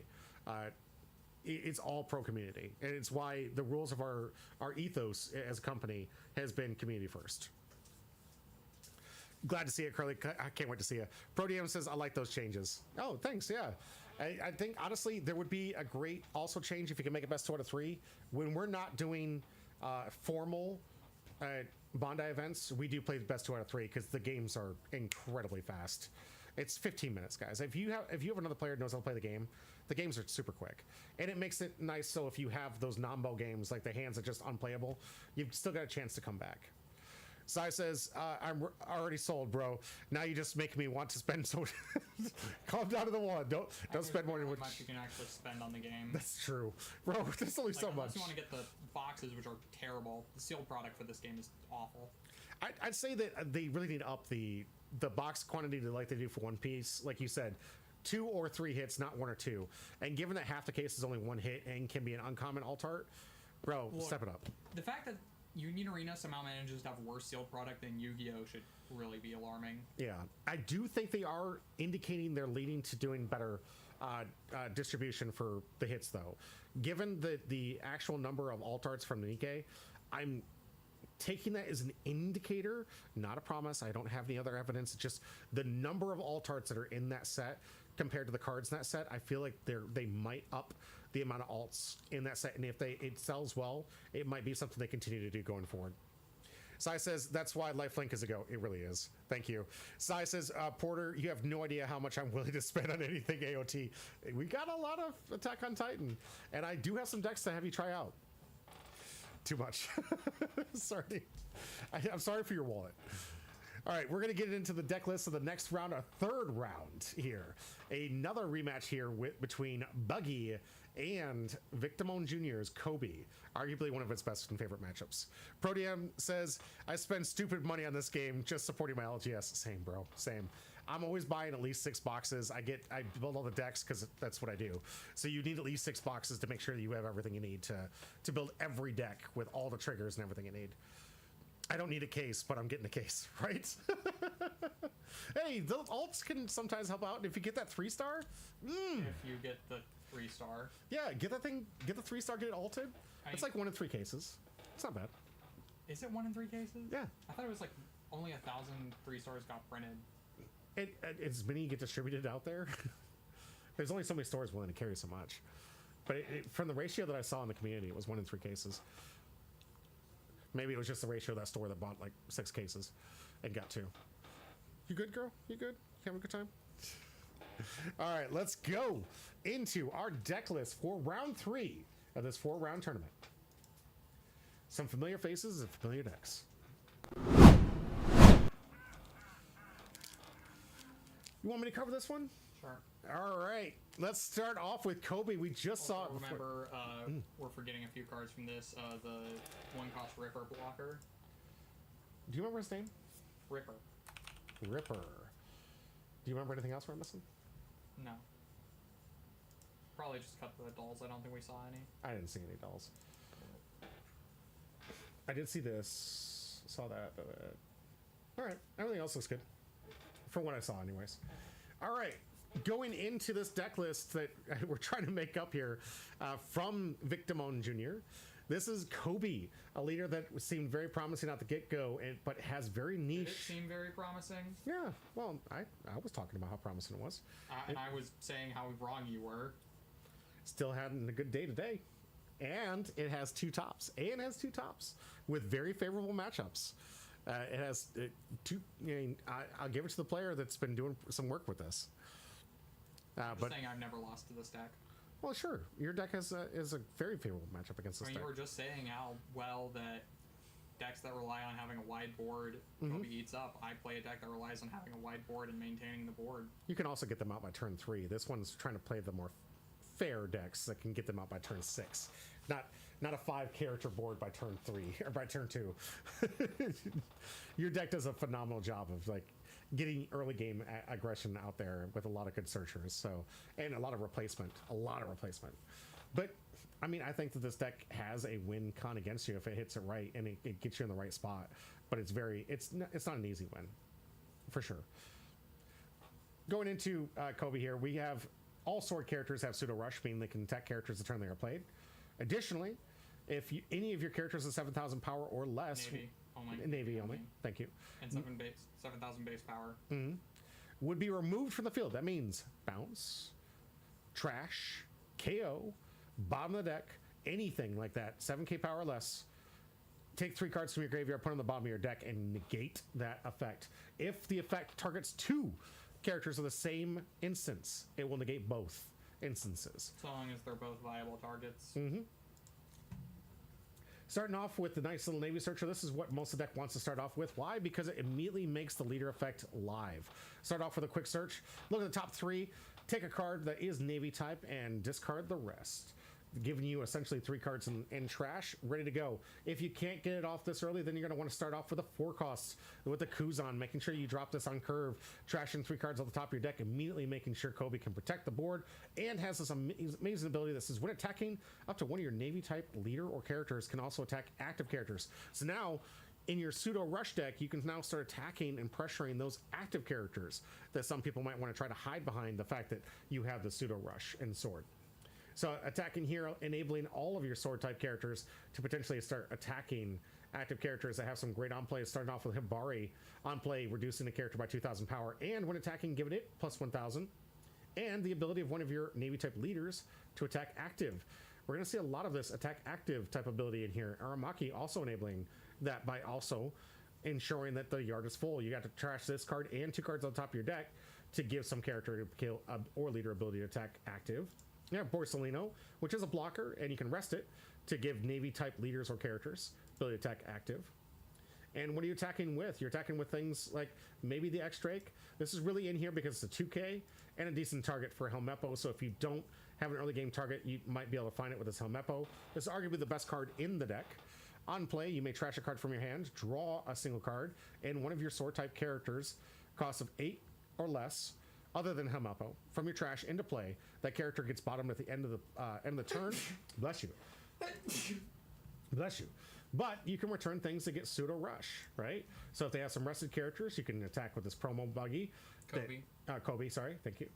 With the leader Navy type, this leader can become 7,000, so you get a base 7,000 attack until your opponent's end turn. You can bring back this bad boy here. This is probably the highest you can bring back in the deck. It is. Up to one of your characters can also attack active characters during this turn. And when attacking, you may place 2 cards from your trash at the bottom of your deck in any order. Up to one of your leaders gets plus 1,000 until the end of your opponent's turn.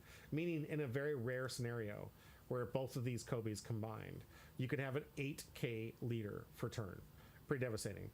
Monkey D. Dragon here just to close out some games. Late game rush, Divine Departure to get rid of some of those problem children 8k bodies, and Honestly Impact, one of the best Honestly Impact removals for Kobe. Go figure, right? His main move here has a trigger to KO up an opponent's character with 6,000 power less. And if it's in your hand, main, give up to one of your opponent's characters minus 4,000 power this turn, and KO up to an opponent's character of 6,000 power less. So anything 10k, immediately a removable target. What do you think? Good to go? Let's get into Cope. Let's go into Buggy. It's Buggy. It's Buggy. I mean, I don't know how much more to say. You leader effect, 5 Dawn to cheat out any cost of Cross Guild, which is going to be all these big guys trying to get to 5 cost or more characters for Buggy to bottom deck. You know, draw a bunch of cards off of Croc Mihawk and Alvida, and then Alvida gets to, and Croc Mihawk also protects you from removal. Mm-hmm. There's the deck. Send it. Send it. Send what? The deck list. Send it.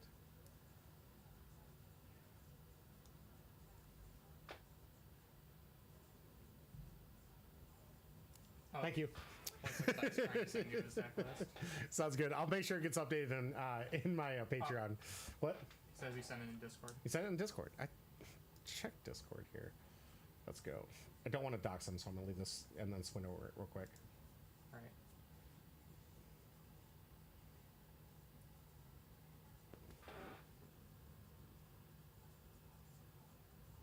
Shoot. Say hi so I know which one's you. I don't want to dox you. I don't want to call out your name.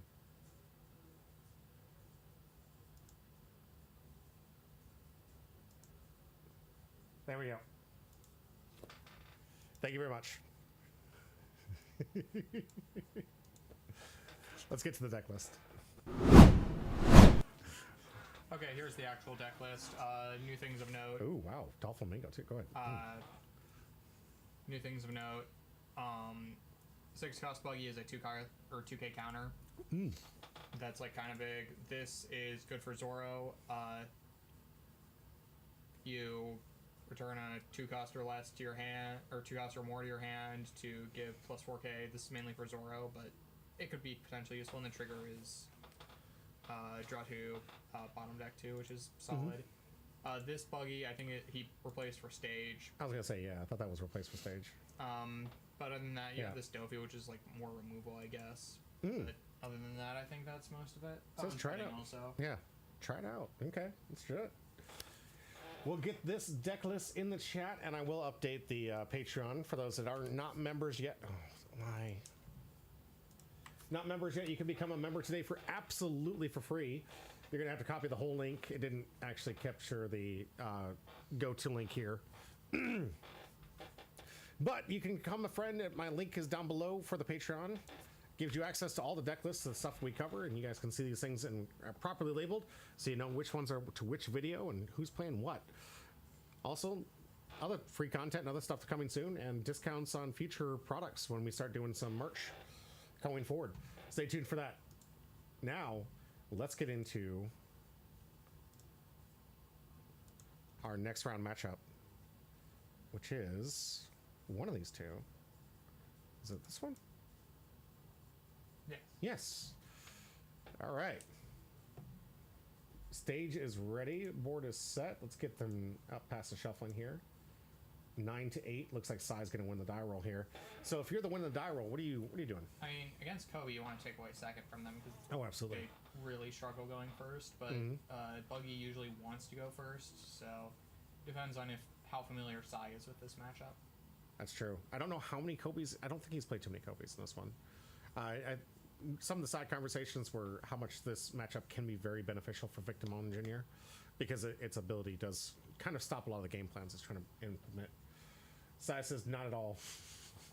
Has never played it at all. Okay, so in that case, probably just defaulting to going first. Would be my guess. So it's like he didn't even lose a die roll.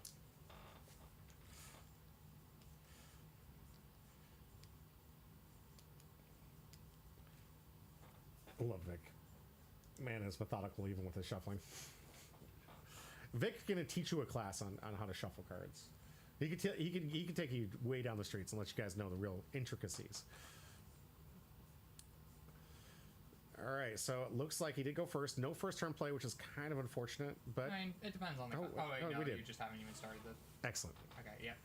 There's the Galdino. There we go. Love seeing an early game play. I love having a body too. If Sai wants to go for the early aggression, I wouldn't even put it past him, honestly. 2 5K swings the next turn, making sure you're putting some pressure on the Kobe, getting some cards out of hand and resources, and turning him into a pseudo blocker. Obviously, just a good play. I mean, anyone who knows anything would probably not do the pseudo blocker for the Galdino because it's got no other use after that. Yeah. You might be able to trap some players with that, but you're right. You shouldn't attack into it, but you could. All right, starting off with Maramaki. I feel like we are seeing deja vu because this is the exact same start that we saw, except Wolf was on the event search. Did he start off with stage? No, was that different? No, Sai's the only one who's on stage. That's right. See a lot of Buggy today. Yeah. All right, 1 cost blocker here. Not a bad turn here, getting good utility out of the Dawn. Going back to 3 Dawn turn for Sai. Not much you can do for 3 Dawn. Just want to, use searchers. Try and build everything up. Set up for his next turn where he's going to be able to start cheating some characters out to play. This one, not necessarily so important to get to the shoe buggy. More important to get to the rest of the cross skill to allow you to cheat other characters out. Yeah. Moji, good pickup. In shoe buggy, like the only thing it turns off is Kuzan. Yeah. Okay, and then there's some 7K. Probably should just take here.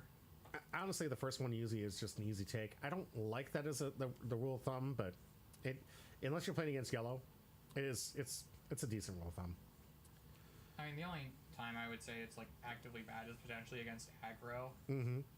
Aggro and yellow, like for me, I like the fact that most people are willing to sacrifice that first one because all I need to get you down to is 1 or less against most of my decks, and the math becomes infinitely easier for me to figure out how to win. It's when you're at 2 or 3 life that I feel like the math to try and figure out a win con, it just gets too overly complicated. Right, but like the lower the game, later the game goes, the more cards you have.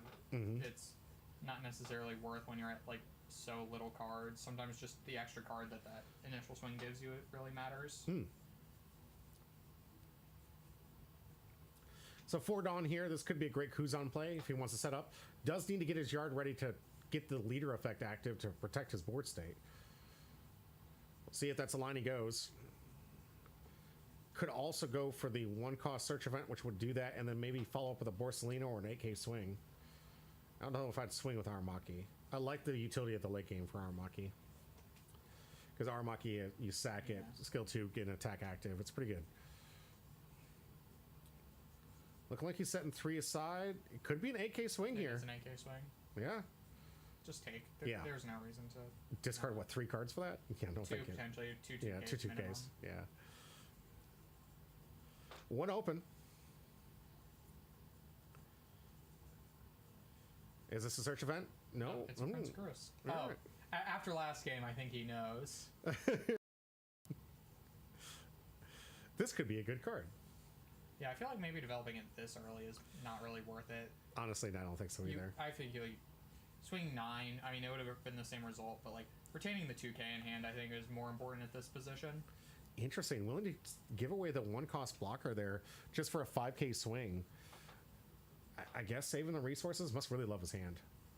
You get that, or it's very light. That could be an indicator he's very light on counter. Yep. Okay, and there we go. There's the Alvida. Draw 3, trash 2 now. We've drawn 5 cards over the course of this turn. So good. We've had to trash 3, but It's still good. Draw 5. We've seen so many cards out of our deck, and we're able to filter through, get rid of any bricks in hand that we don't want. And that's what we're seeing right now. No, those crocodiles are 1Ks. Are there one? Okay. Couldn't see it. SR is almost automatically assume it's just a no counter. SRs feel like so often they're not no counters. Rares are usually like 1 or 2K, and then they can be blanks, but I feel like SRs just always seem to be no counter. All right, going off with the Helmeppo play on curve, discarding the target he's likely going to bring back. Here comes Kobe. Kobe! This one going to give one of his characters, probably itself, the ability to attack active characters. Yep. And then we're going to swing 9 probably into Croc Mihawk, maybe the Alvida if we just really want to get a body off the board. Yeah. But probably getting rid of the Croc Mihawk is the better bet. Sadly, won't be able to invest anything, so this 9 and a 7 will be the only choice, but at least 2 cards in hand too. Looks like, ooh, no, we're gonna double. go 9 into 7 and then 7 into 5 with the Helmeppo into the Alvida, I think. Yeah. Trying to pressure the board pretty hardcore here. Helmeppo gonna have the ability to now attack active. So both Kobe and Helmeppo able to attack. Here comes the 9 to 7, asking for 2. At least 2, if not 3. We'll see how the hand is. He gets the 2. Sai protects it. But now is going to have to try to see if he can protect the Alvida from the Helmeppo attack. Hopefully Vic doesn't go for the Mr. 3. Just... you would never go for Galdino here. I mean, maybe you'd go for Croc Mihawk, but that's only 1 card out of hand. And yeah. Sai just drew a bunch of cards last turn. Right. I'm definitely trying to limit the amount of cards in hand here. So we'll see how this attack goes. Alvida likely just to get the body off the board to keep him a little bit further away from dropping his buggies. Yeah. Yep, that is the attack. And now here comes 6K buffed by the attack from the original Kobe. Yep. Get those resources back after losing so many. Looks like we might have a trigger. Oh, yeah. I mean, I don't know if there's any triggers that would be fantastic here. Maybe like, unless it's a search trigger. If it's a Sobbles trigger, I would not use it here. Because we return the Helmeppo, he just plays it out next turn. We see another Kobe and trash already. I also saw that he got a 7-cost Kobe and trash off of that. So I don't think Sobbles is that good here. Yeah. Checking on his graveyard. Does know he that only has 2 in trash. Yeah. That's actually kind of concerning because that means Leader Effect is not live. But Sai not really in an opportunity to put 4 characters out next turn to get his best removal, 10 cost out. Yeah. Looks like Sai is debating on not taking the trigger here. Oh, he is. Okay. Yeah. And I believe Leader Effect is also only on opponent's turn, so triggers removal wouldn't even... Stop it anyways, yeah. Yeah, but even then, like, just the fact that he just gets to do... I mean, I guess it potentially stops it if he had a second one, but that's, like, the only scenario where the Sobbles is good. Because I feel like it's better to just try and run into it. Right. Because Kobe can't get back Helmeppos super easily. Foreshadowing is a literary device. We're swinging 5 into 6. I guess. I forgot. And realizing immediately that was a mistake. I guess saying, yeah, we're committed to it. Yeah, I gotta respect that from Sai. Sai is saying, I made the mistake. I'm not only gonna learn if I accept the mistake. Right. So, absolute huge respect for Sai here. Guys, you don't have to here. We're very, very... 7 for shoot. Oh, not even leader affecting. That's odd. I guess... It's an extra discard. Because he has to discard for Shoe Buggy too, so it's 2 discards for No, that. we don't have to discard for Shoe Buggy. I thought Shoe Buggy's outplay was a discard too. No. Okay. We just didn't want to discard at all. And he's talking like, yeah. Why do you think he cares about this? Or he just drew 5 last turn? You had 5 ads? Twitch won't even push my thing, and they're putting you at 5 ads? Oh, you got 5 ads? I'm sorry. Oh, that's rough. You got a premium, maybe like a what do they call those? The Basil bucks that you can give me to stop that? I'm sorry, but we were complimenting you. Sorry, we were. Oh, and there is a different Helmeppo than the one he just used. So now we know he still has another Helmeppo in hand. That's one thing I don't like about having mismatched alt arts. Mm-hmm. Is if you don't play the exact art that they know, it's really rough. I got 10 ads? What is... Twitch, you're not even paying me for that kind of money. 10 ads? What is my Twitch AdSense looking like? 2-3 cents? Just another thing to be aware of, if you have different arts for cards, play the same art that you know that your opponent knows that you have. Twitch is getting egregious with these ads. It's Amazon. They need more money. Apparently. You know, Bezos is only the 2nd richest person in the world now. He has to get back his title, man. I wish you weren't right. Gosh dang. That is egregious. Oh, let's wake up. No, wait. No, he doesn't work today. We're good. Gonna wake up my roommate. All right, looking for... What was the search for that?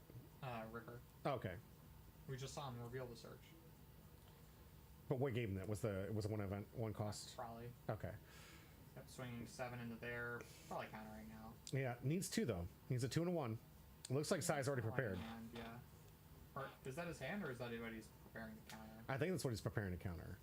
He is returning the bottom 2 to activate the effect to give leader plus. That is the counter. Yep. So now his leader is at 6k. Here comes 6. Free block. Yeah, no. We should put the Dawn under. Yep. Definitely makes 2. Curly says he needs to rent out all of London for the weekend, so he needs some money, guys. Right? Going 6. What? No, we free block here. Why? Unless we just need the cards. There's no... If no, he blocks... Exactly. If he blocks, Helmeppo gets another swing. Yeah. So, like... I mean, but honestly, I think that's good, because we've 1k out of that instead of... 2k out of this? Yeah, I mean, if we take 1... Yeah. Oh, well, now we can bounce the Helmeppo back to hand again. Oh, God, please don't. Wait, let me double check something, because I'm pretty sure Kobe is opponent's turn. So I don't think we can protect. I think they're potentially reading that. I'm double checking. I think he just activated it. I'm double checking. Yeah. Because I'm pretty sure Kobe is on opponent's turn. Oh, once per turn. Okay. It's once per turn. Yep. So he can protect it on his own on the trigger. Ouch, that hurts. That hurts. But there is nothing left, so he can't protect it again. That means Buggy is potentially live here. Oh, and there it is. Yep. So I believe he should be at 10 Dawn, or is he at 9? Even if it's 9, if we have something like an Alvida, we can. Yeah, Alvida over top, and then just use a 5 for the Buggy play. He won't be able to protect it this time. Grabbing from the cross guild here. Getting one of the 10 costs. Okay, well now we couldn't. Yeah. Unless it is a 10 Dawn turn, but it's not. I don't think so. I think it's a 9. Based on that face down here. I'm going to go for a search. Set up for some defensive 2 10 cost.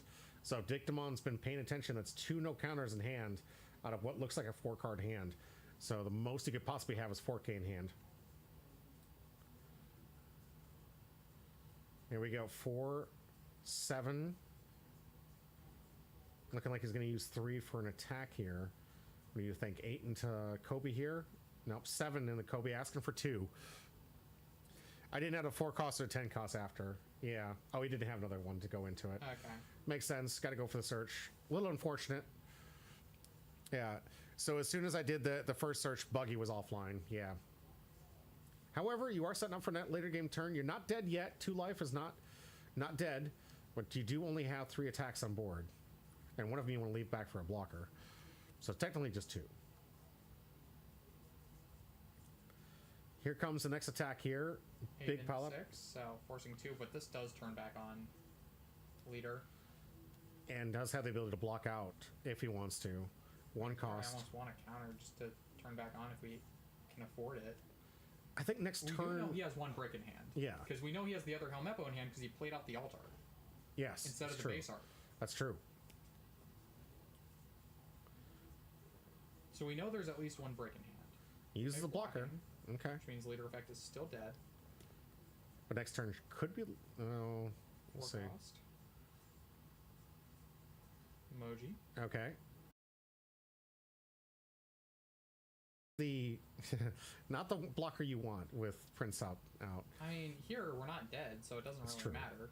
Because even if he does swing with Bruce, then we have the Galdino to contest it. That's fair.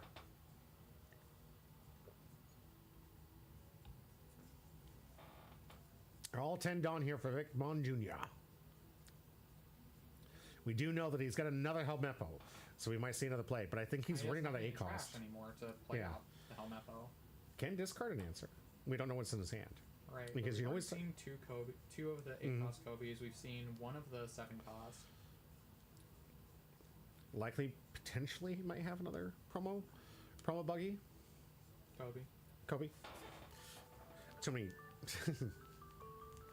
too many EYs. What are you doing, phone?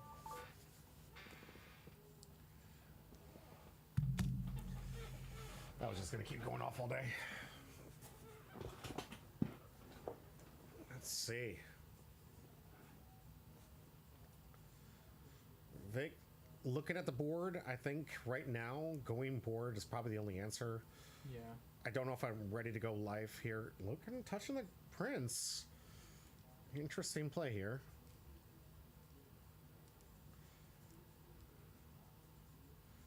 And the Mihawk can sub block. Yeah. All right. Attacking just to get the active ability here means that Buggy can't, the emoji can't block.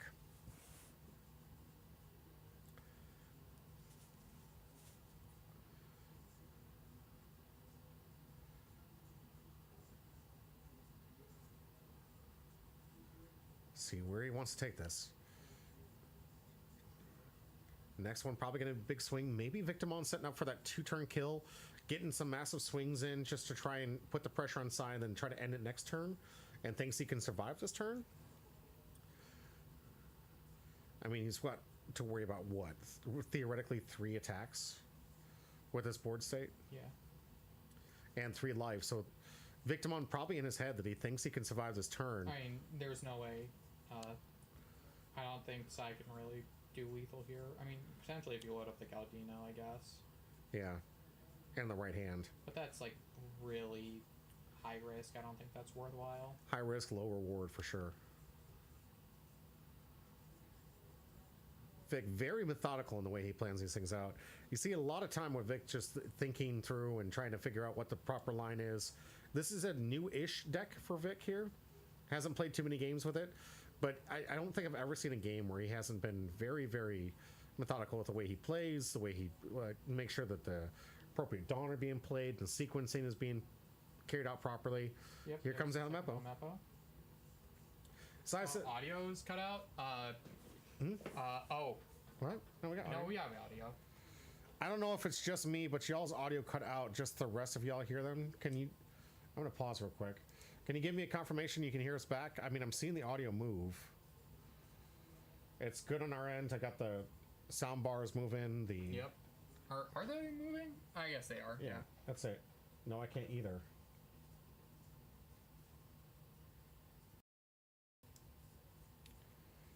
Check 1 2. Check 1 2. Can you hear me? Over.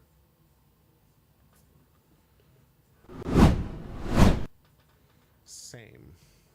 I mean, that was just then. That was before. Can you hear us Can now? you hear us now? I'm trying to switch audio inputs here to see if, or switch his. Okay, I thought I was losing it for a Okay, second. but can you hear us now? Yeah, can you hear us? Okay. Trying to test it, guys. I can see audio moving. I can see it moving over here. Can you hear us?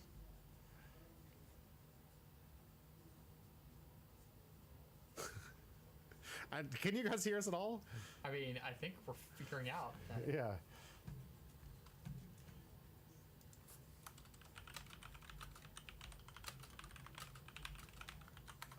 You guys still can't hear us? Message failed to send. What?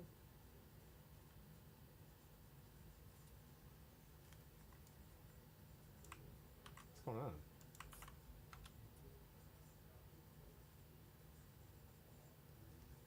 What is going on? I guess, yeah, this is the chance where we unmute.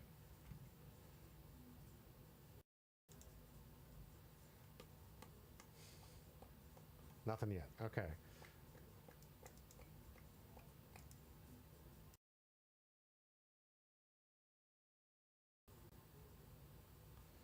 Test 1 2, test 1 2. I can hear it. Unfortunately not. How about now?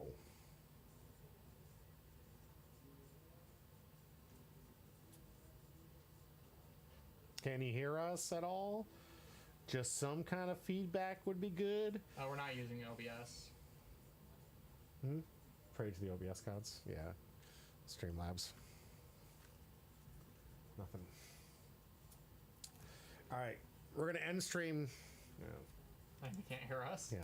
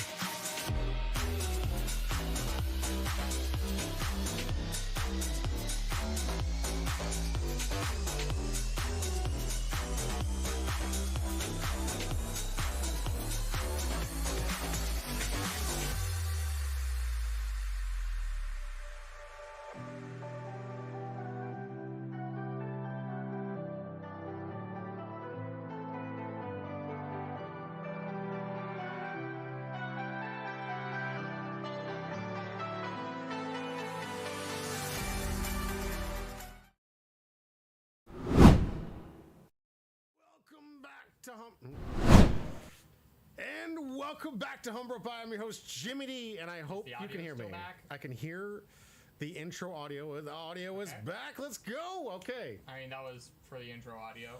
Yeah. Can you hear us? Yeah, that's what they're saying. Are we alive? Yeah. Are we alive? Can you hear us? We are so back. All right, we are so back indeed. Let's get back into the game. Let's get back in the game. We are right getting down the closing moments here. Victimon seems in a very powerful situation. Sai trying to fight back and try to get the last few lights. We're going to see which one can take away this game. Stay tuned. And before we hit play, I just want to say thank you very much for calling it out. I can't always see it. My stream looked like it was running fine. I can't hear myself, obviously, because I can't have the audio on. So I really do appreciate the feedback. Please let me know if anything happens on your end. Literally everything we could see, systems were green. So there was no reason why we couldn't. All right, well, let's get back to it. Let's go. I've been there a couple times. I hear you. I hear you, Curly. All right, so we brought back 7-cost Kobe, which was probably discard. So we're going to probably swing that into the Croc Mihawk. Get 7K to leader, and then really just start pressuring the hand to get to the last few life here. Probably. Definitely want to use this Kobe while we can on the attack here. Look like we might load up some more Dawn underneath it too for maybe a 9K swing. Just try and guarantee that we get the Croc Mihawk out of here. Eliminating one of these attackers definitely going to put Victimon in a very strong position. Back to side to defend. 7K for leader for the next turn. Side has a 2, but doesn't want to give them up. That's an entire hand. I wouldn't give it up either. Would you have given up the block for that? No. No? At this point in time, the blocker is probably more valuable than the Croc Mihawk. Could give him a decent swing here. Here comes 7. Yeah, we just take here. Okay. 3 cards in hand here for Sai. One attack left. 2 Dawn open potentially here for a 9k swing from leader, or 8. As indicated here, 8 into life. Sai gonna take. Set up Vic for what could be a closer next turn. 1 Dawn for a blocker. Yeah, yep. Here we go. Okay, I think this is probably over. Yeah, Victimon in a very powerful position here. Blocker to defend here. Sai going board, not optimal. No life. You got to get rid of the Gru. Definitely got to get rid of the Gru. Don't want to allow the Prince to basically steal the game away like it did in the last game. Right. But going 1 here for stage. I mean, I guess. Just try and fix a hand. And Sai telling us, watch what he does here. Slick Vic on an interesting play here. What, block out of the Prince Gross swing? Could be. Really forcing him into like no ability to attack outside of leader. Leader into Groose maybe. Oh, 12, 2 and a 2. Just needs a 1. Does it counter out? Does he keep the Groose alive? Does he see it as a value play here? We're gonna see. 2 to 2. Good play for Sai here. Just trying to get it off the board. Vic may want to defend. Really valuing it, which I think is a valuable piece right now, given that he does have the Moji. And if Sai's only other counter... Okay, yep. Oh, there's a doll. We did see that. So, well, yeah, now we don't really have an out to it unless we want to swing with a blocker, which effectively does the same thing. So, okay, I guess, yeah, that's the end of the game.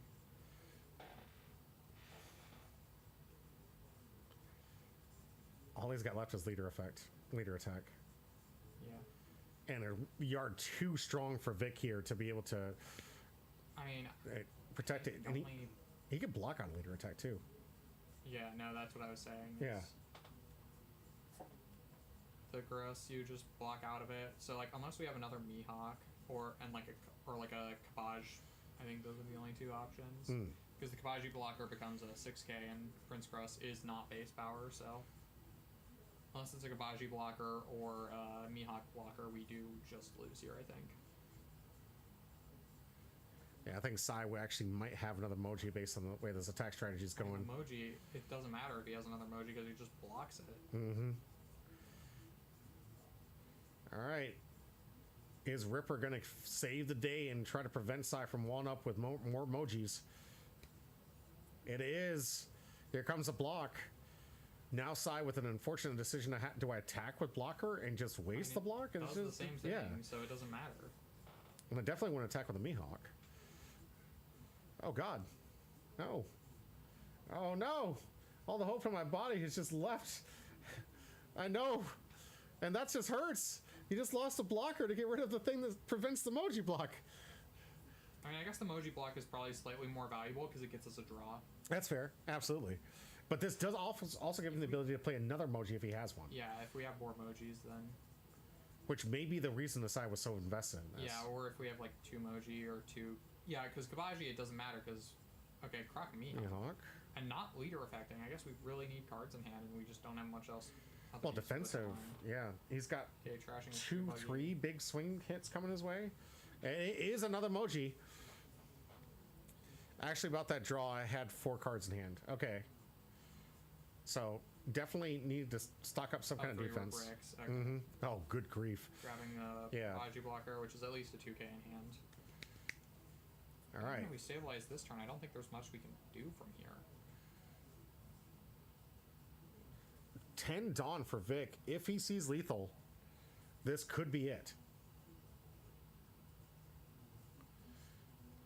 But Vic has to see it. 10 Dawn. Full hand. Looks like he put it down. He's doing the math. He thinks he can get 3 attacks through. What is going to warrant these Moji blocks and get the last swing through? I mean, we know he has what? At least 1 2k in hand. Oh, Dragon the play. I mean, Dragon is very strong here because that's 7779. Yes. 7779 minimum, or 7799. Yeah, and I feel like that's going to be the 7799 wins you this game. Yep.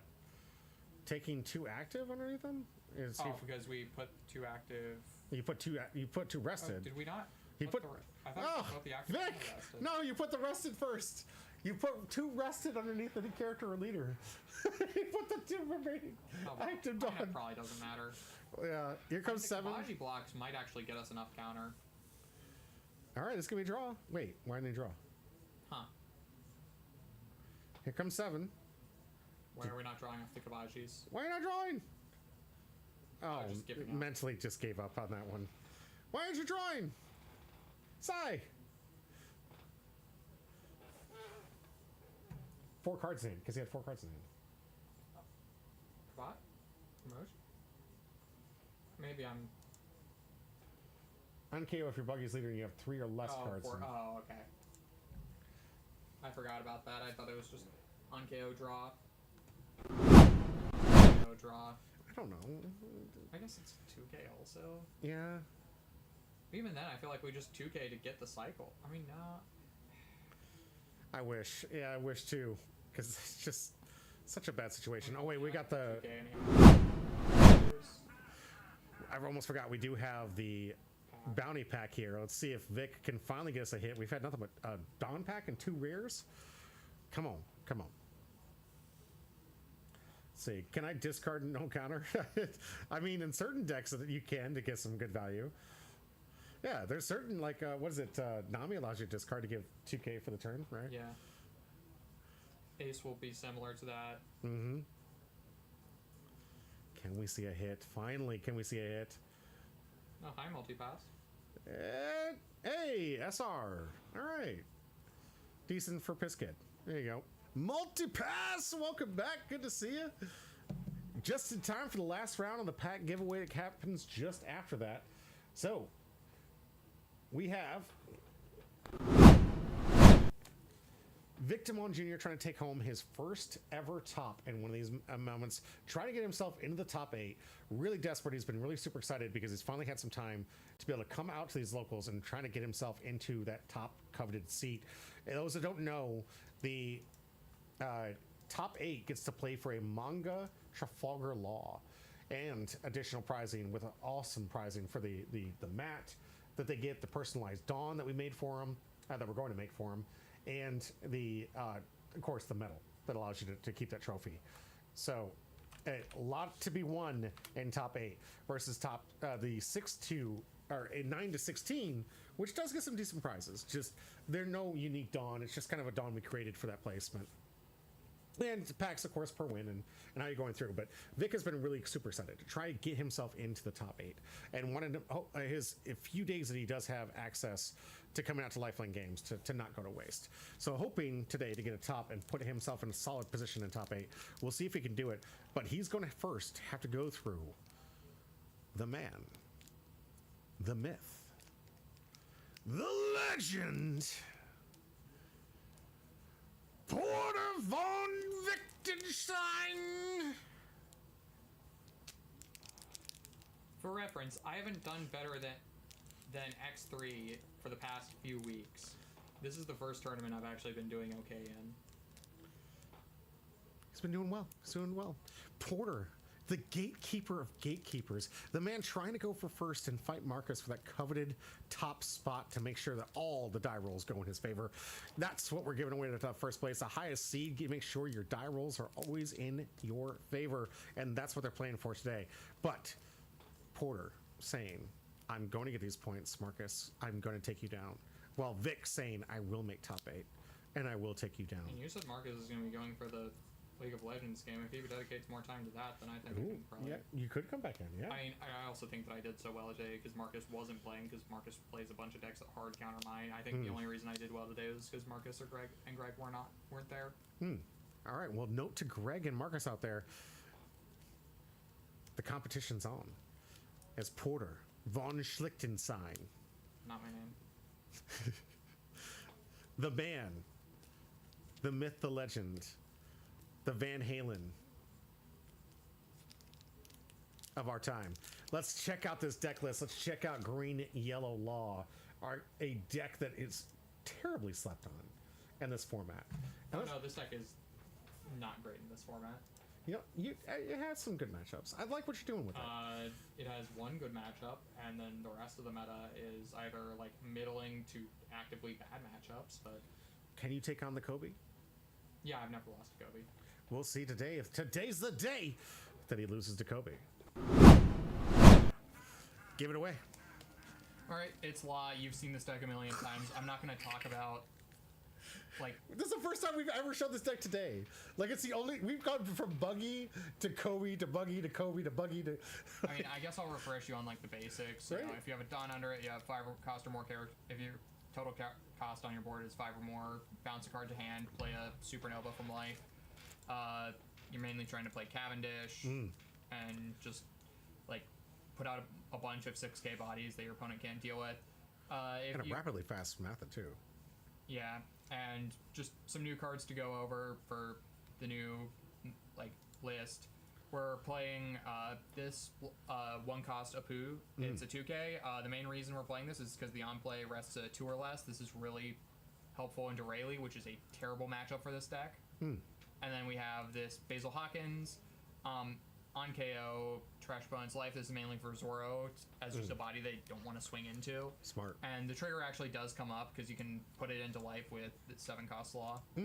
But that's really all I'm going to talk about for this deck because the rest is stuff you should know.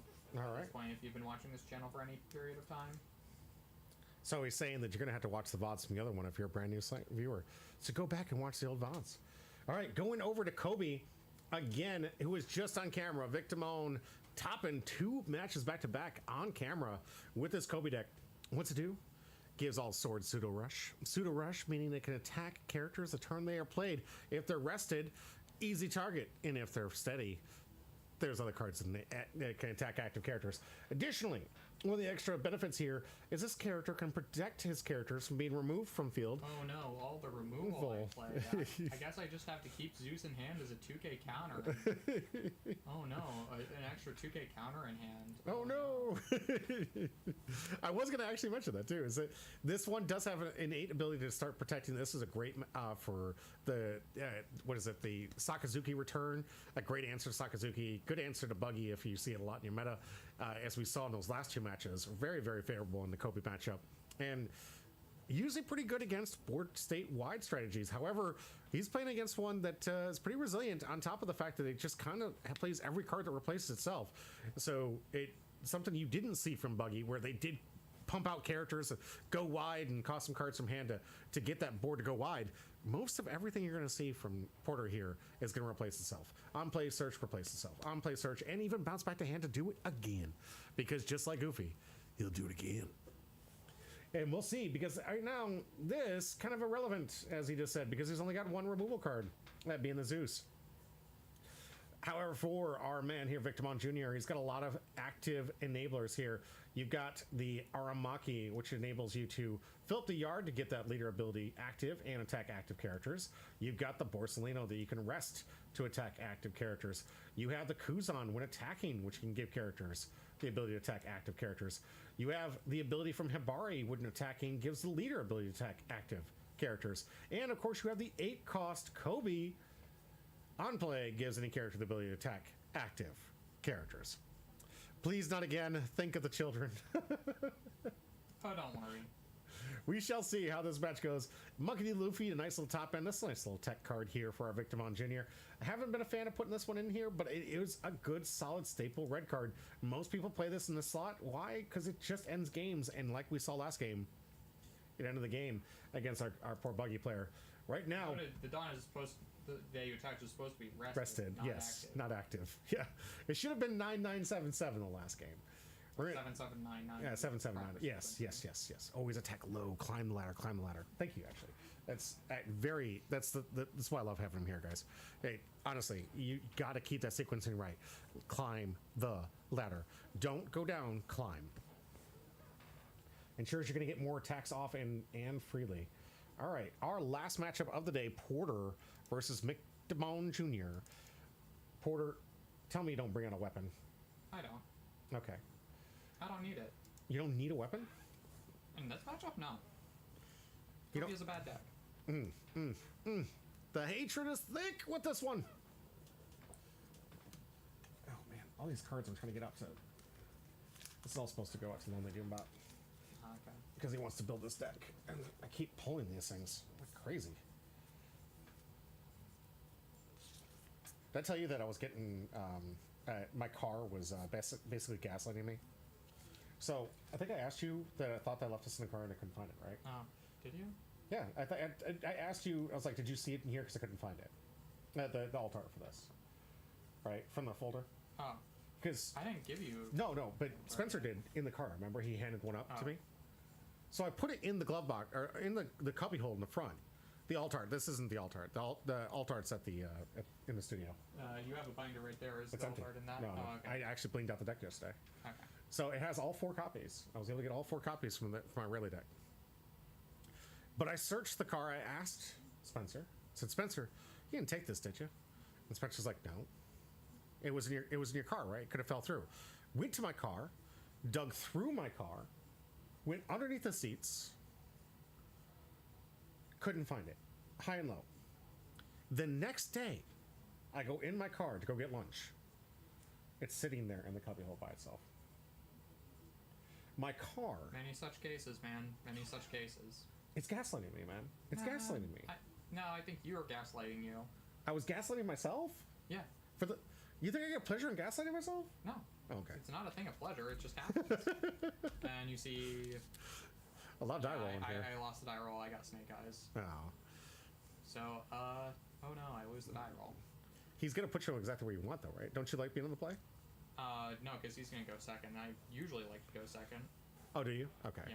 And I have lines for going first, though. Yeah, I was gonna say I think you built that deck very good to be able to be versatile. So the die roll wouldn't be versatile. Mm-hmm. The die roll does change your lines and does impact what you mulligan for, but most of the time you can't. Like, you're more aggressive if you are able to go second, but most of the time you're still able to do enough. Okay.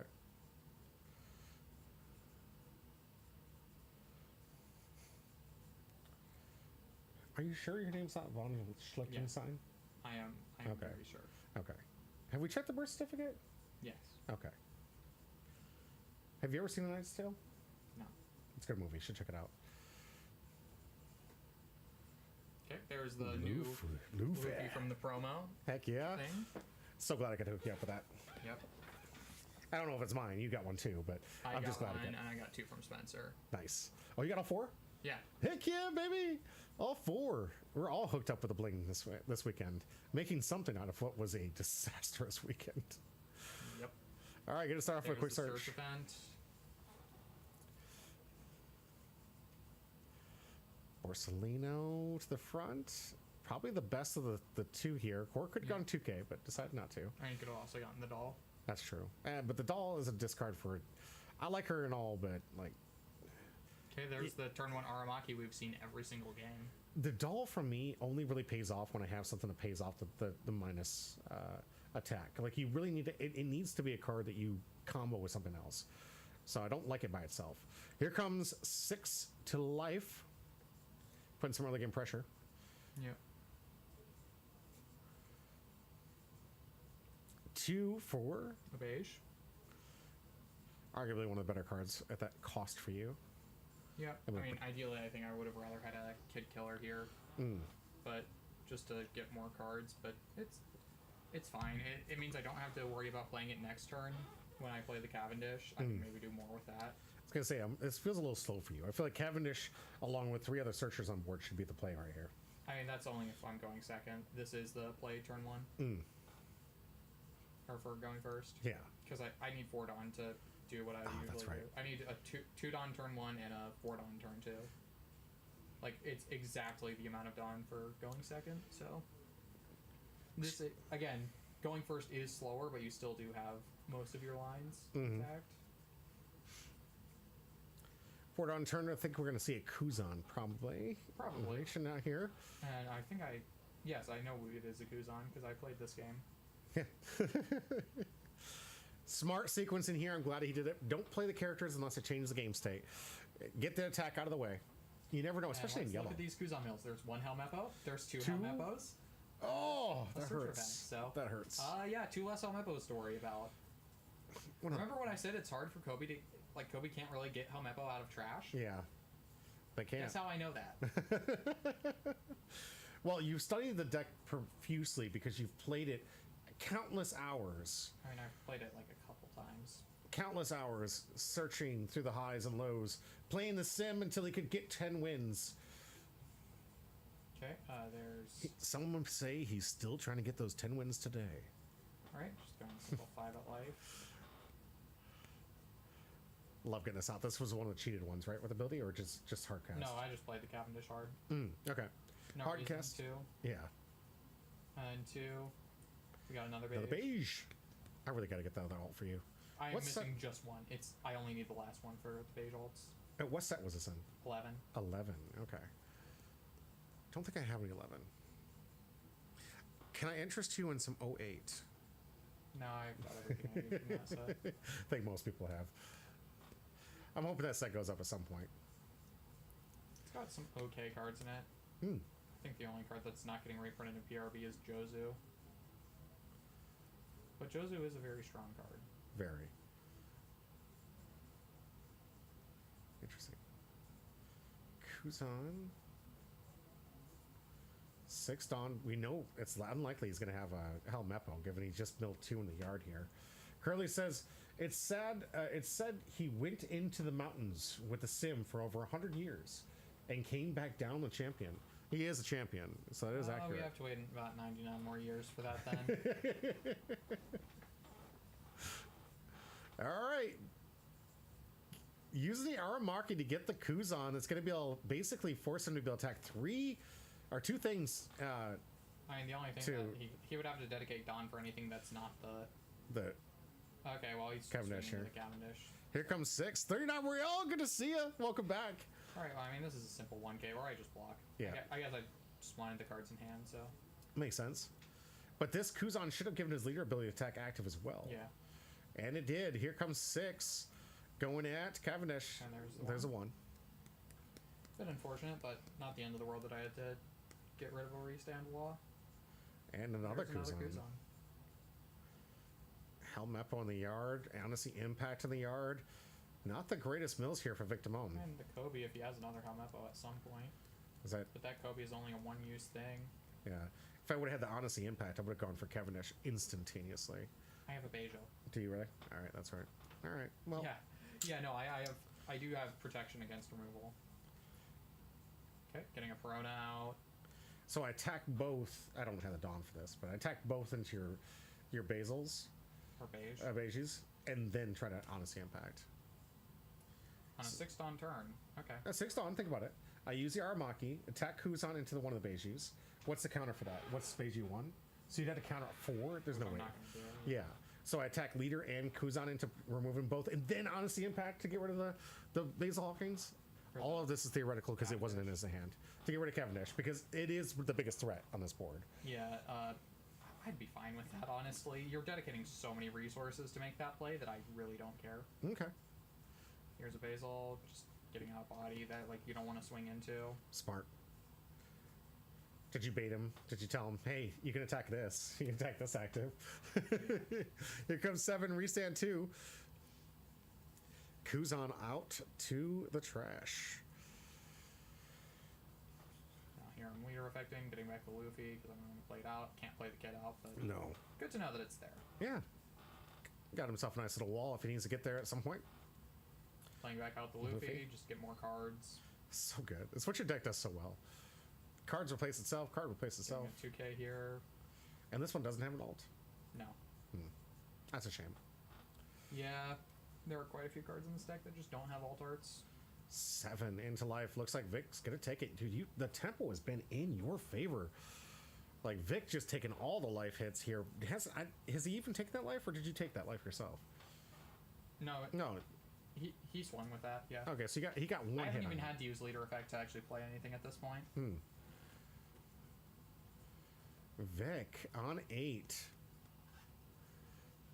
I mean, I'm just trying to keep his board small, and I mean, if I have extra swings, I pressure life.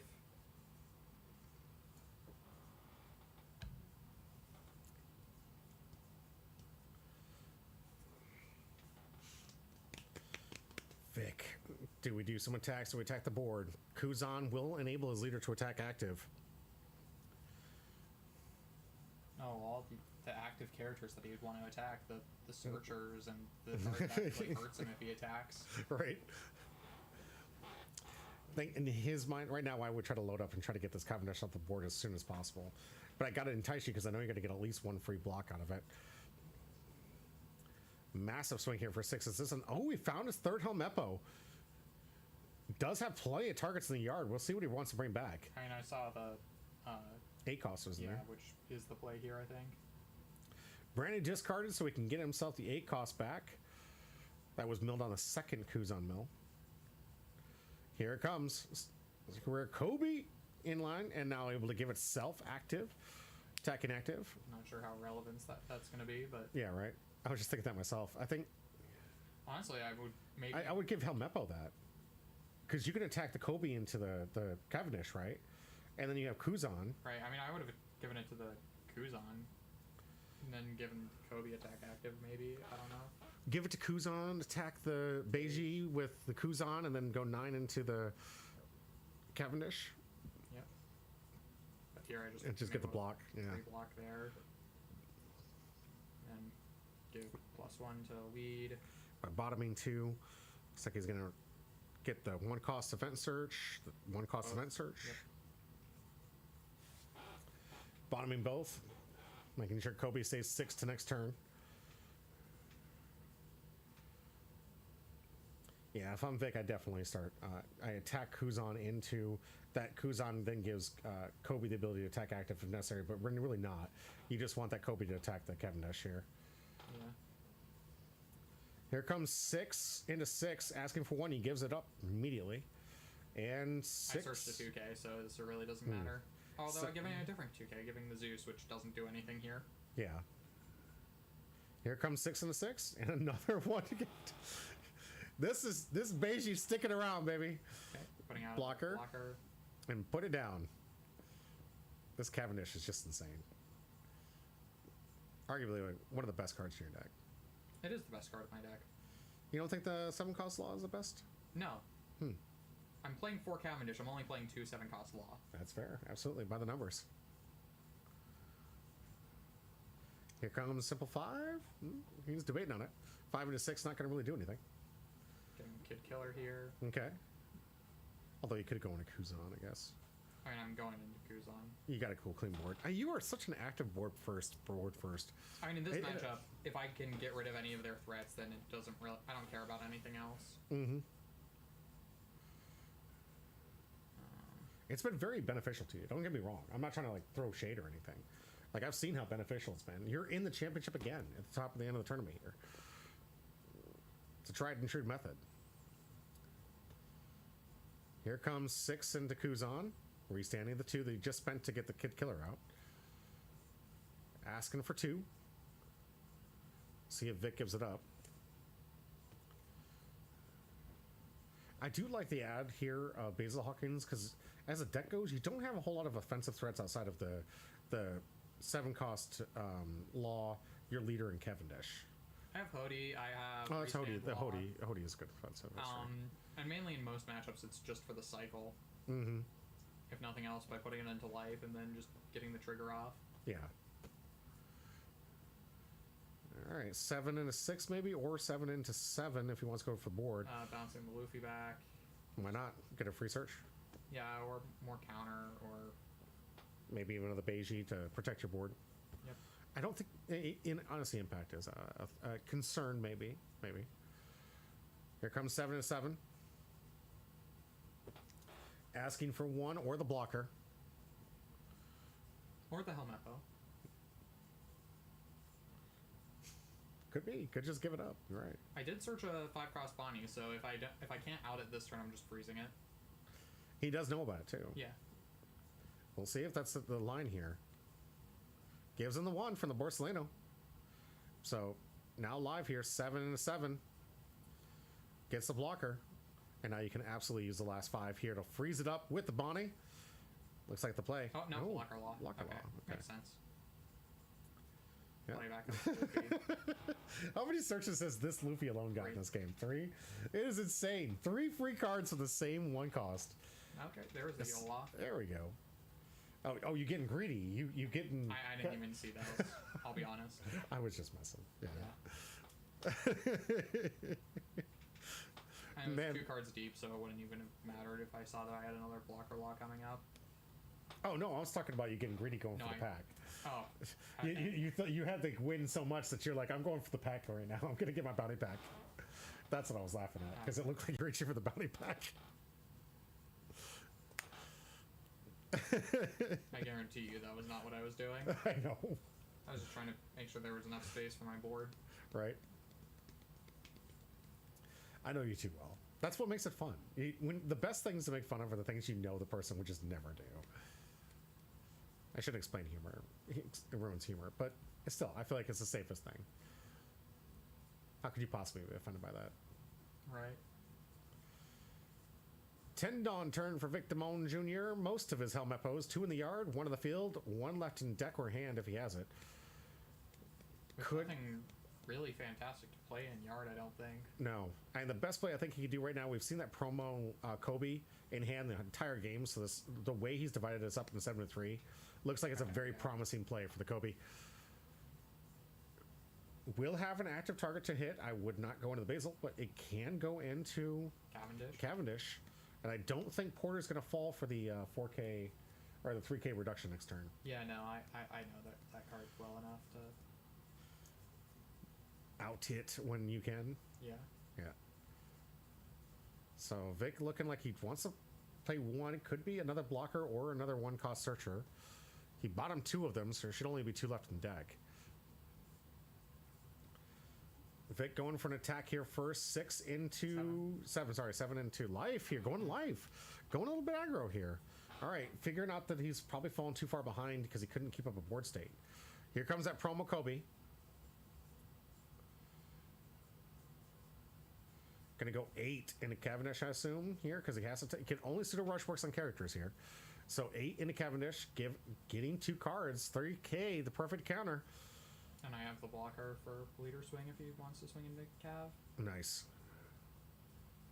Comes 9. You've protected this Cav so well. If anything, Cavendish owes you at this point. You've protected that man with your life.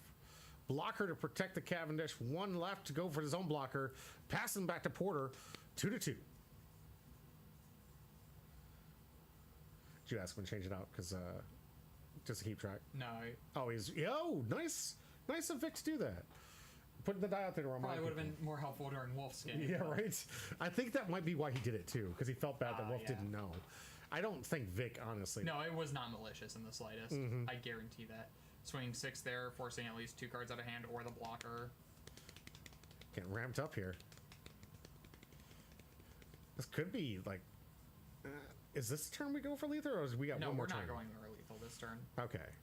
Trying to get rid of the board stake, do some cleanup here, get the blockers out of the way. No, I want him on nothing before I go for lethal at this point. Okay. So and he is running low on cards, too. Yeah, I don't have enough attackers to go for lethal this turn. Okay. Even if you triple, quadruple load it up on Kid Killer and Luffy? Nah. Mathematically, I don't think it's possible. I mean, technically it's possible, but it's just too risky. Yeah, high risk, low reward. Here we go. 10 Dawn. Where do you allocate and where do you go? I mean, honestly, I don't think it's low reward because the reward would hypothetically be me winning the game. But it's the high risk, high reward, a lot of like very easy to punish though. It's the high punish that's the problem. Right.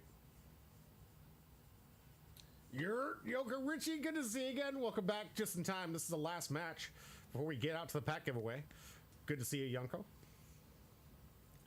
Thank you so much for the exclamation point join. Porter looking like he's going to try and close this one down. Looks like we got a dragon as a comeback, but not maybe not enough for lethal here. If Vic Damone can keep all characters alive and Porter plays no blockers, which the chances of that in this deck I feel is like some to none. But we'll see. Does have honestly impact, and could you see what the other card? It's Kobe. Okay. So Kobe, Dragon, that's 3 no counters. No counter. So technically, I could, if I knew that, I could go for lethal this turn. Oh, absolutely. The math would be super easy. Just 5, 5, 5, 6. You think they'll ever print a card that allows you to look at your opponent's hand? No, because it would be way too strong. I mean, there are cards that kind of do that, but but they have to have so many restrictions because being able to look at your opponent's hand and know like hand knowledge is strong in any card game. It would be especially strong in One Piece, where knowing how much counter they have would allow you to do a lot. Right. Digitonic and Sauce Mama, welcome into the chat. Thank you for the timely exclamation point join. Packs to the other stream coming soon. But thank you so much. Yeah. Yep. Okay. Here we're just probably going for the heal law play, I think. Yep. Right. Here comes Law going in for the heal. What you healing? What you healing? Oh, the Bonnie. Okay. All right. Vic not liking this. I can tell that. That look and shaking of his head. He's just like, oh boy. There it goes. Here comes a 7 here. Gonna restand 2. This Cavendish is so strong. Here comes 7 and 7. So either block or gets it up because there is no counter. And if he blocked here, would you feel confident in saying that you understand what his hand strength is? I don't know, maybe. Like 7 on 7 and they block, I'm feeling pretty confident. I feel like that is an easy 1K, unless it's like a 1K that they really want to preserve for something. Mm-hmm. And the block. And here I just go 7 again, I think. And I still haven't used leader, so I could. I don't even like. I could go 7 or like 9 face here. Mm-hmm. 9 face, play the Bonnie potentially, or like 9 Helmappo just to get it out. But see if he takes it. Yep, we're leader affecting here first. Okay. Correct play. Yep. Yep, just freezing it and then going face. All right, Helmappo not going to be able to restand here. Comes 8 into 6. 7. Oh, it was a promo, wasn't it? Yep. So 9 into 7. Oh wait, no. 6. It would be. Oh yeah. It's a promo. It was so a promo. 9 into 7. Yeah.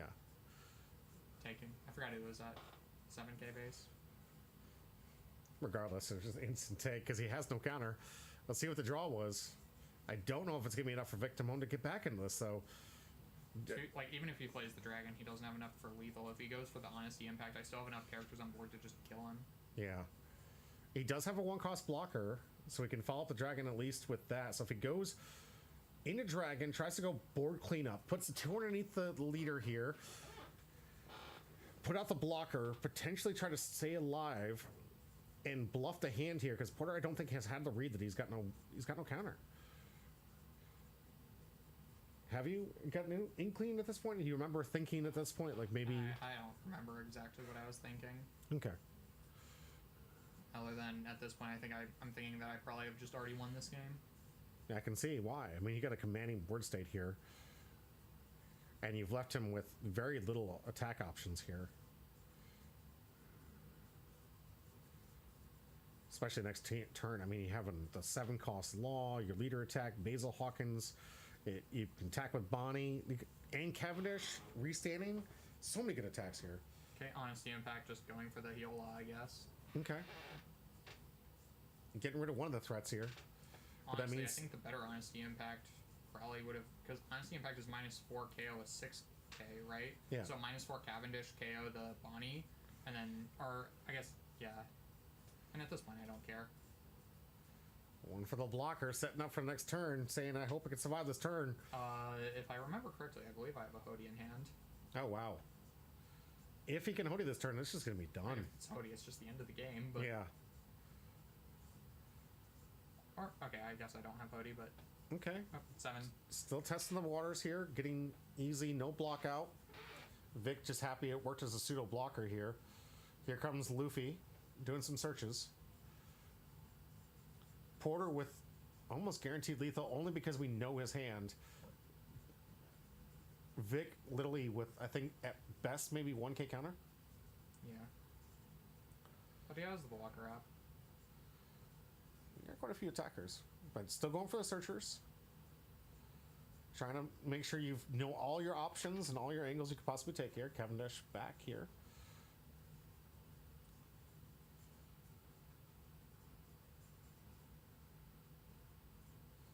I think honestly the way you play, Cavendish is likely going to be able to play here. Yeah. Going in for a 5 to life. gonna take. That should be a huge indicator. He's got no counter.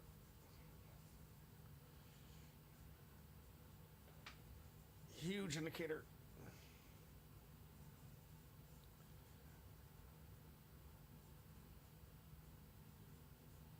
Comes 6. Leader affecting. Okay. Oh, Cavendish and Life on top of that? Don't even need to Jeez. bother to play the Cavendish in hand. All right, 6 goes into Life. All he has to do is load up and swing for game. On Kid Killer, because I think that's the only legal attacker.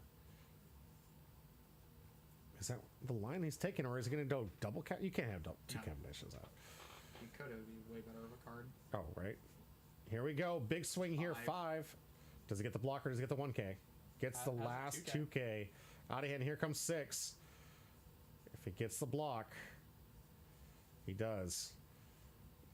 On a prayer here, bouncing the kid. No, I was just put trash in it. Blocker law. Play, like, bounce the loopy, play it back. Oh, if that was restand. If that was restand, this game would be over. Yeah, if it was restand. But I think I would only have 1 left in deck. Okay. Going in a still very commanding lead here. I mean, even if he plays the dragon, he doesn't win here because I have a blocker and 1 life. Blocker law, 1 life here. Yep. There's no way for him to win. Sealed up pretty well. Vic asking you right now how many blockers you got. 1. Is that what he's at? I'm not. I don't know. Yeah. Probably It's really the only play he has here is 9 and 9, but it's just not going to be enough. So essentially, he has to go board here. Unlikely to have more blockers. The Basil is no longer that problematic for being on KO'd because he has no life for me to trash. That's fair. But with 2 cards left in hand, how does he defend? Here comes 9.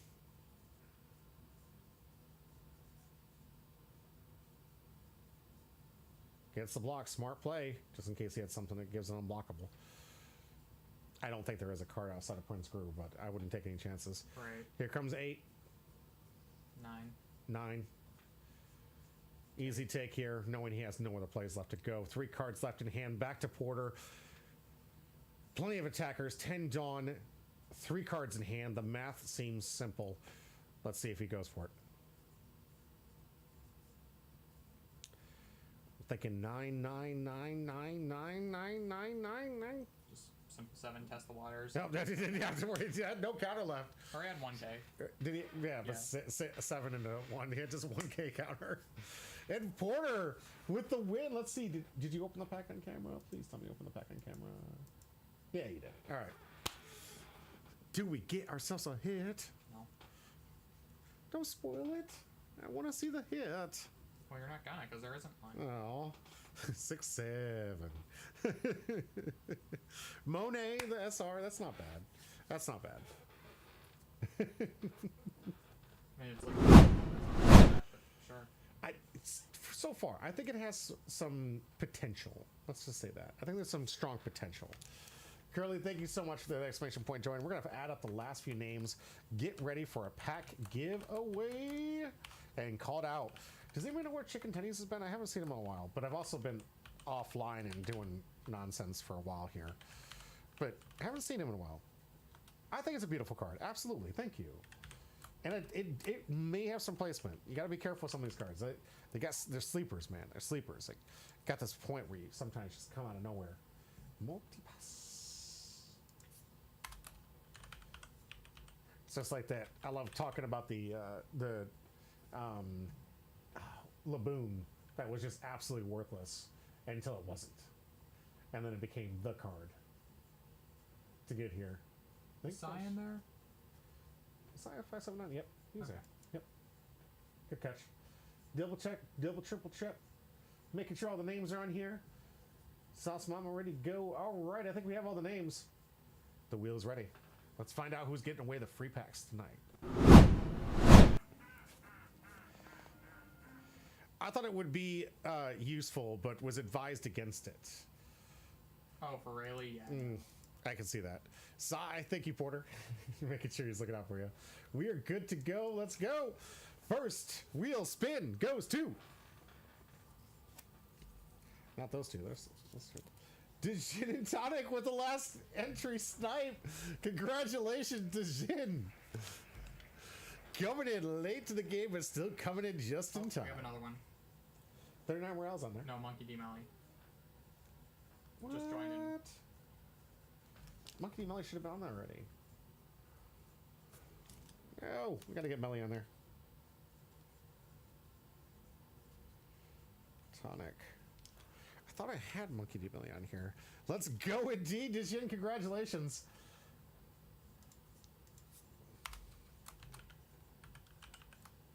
Monkey. Just happy to be here. I'm just happy you're here as well. Thank you very much. We got you in here, Sai, with the rigged. Let's get some rigged in the chat. Let's go. Digit and Tonic, let's see if we got some massive hits for you. Let's go. Let's get some massive hits. We got guaranteed 2 hits left in box. Alt and a secret rare. Waiting to get claimed by someone out there. We're hoping it's Kuma. This is not, it doesn't look like a leader pack. Doesn't look like we're gonna get cheated. Let's find out. Miss All Sunday. Isho. Buggy. Pacifista. Zephyr. Trafalgar Lammy.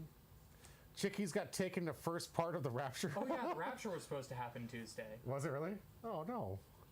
Edward Newgate. Kuina.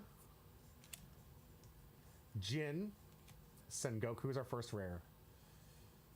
And oh, Shirahoshi SR. Okay, Shirahoshi SR. Some people want to play the deck. It's neat. Today was part 2. Oh, was it? Okay. Interesting. All right. I saw some really cool TikToks of people talking trash about getting raptured. It's pretty funny stuff. But Dijin, congratulations. Don't forget to get in my Discord. The Rapture is going to happen when Half-Life 3 happens. All right? That's what it feels like. Good grief. Dijin and Tonic, please get in my Discord. DM me to let me know I have your stuff. I got to get this stuff out to you. Got to get your address. Really appreciate it. Congratulations. It's a nice SR. It's a nice SR. Not the best card, but... It's okay in yellow decks. Yeah. And so many times I've seen someone screaming for Shirahoshi. A different one, but they were screaming for it. Why is there a blank? I don't know. It's not going down there. Why? I go dibs on the blank slot. Okay, let's see if it lands. I got raptured, but they sent me back. True feels right here, Curly. True feels.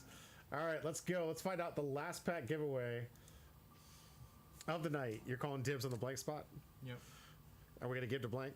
No. No, the blank is not going to be there, but Hazel to yo, Hazel.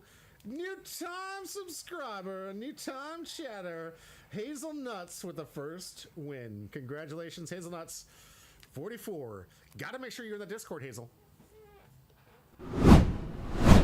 Gotta get you in the Discord. I gotta be able to get back to you. Side rigged part 2, indeed. Yonko Richie, I feel you, brother. I feel you. Oh. It was so close. It was coming your way, man. I thought it was gonna be you. Is it a Dawn Pack? Yep. Dawn Pack. All right, Dawn Pack. Not Dawn's fun. Dawn's fun. Curly says definitely rigged part 2. Means hits are still live. There's that Dolphamingo we're just talking about. How often do we talk about these cards and they just come up in the packs? Wait, what? That Don Quixote. Sorry, Rosinante. Yeah. Lily just talking about it. How often do we see that? Okay, I'm not mad. Okay, glad to see it.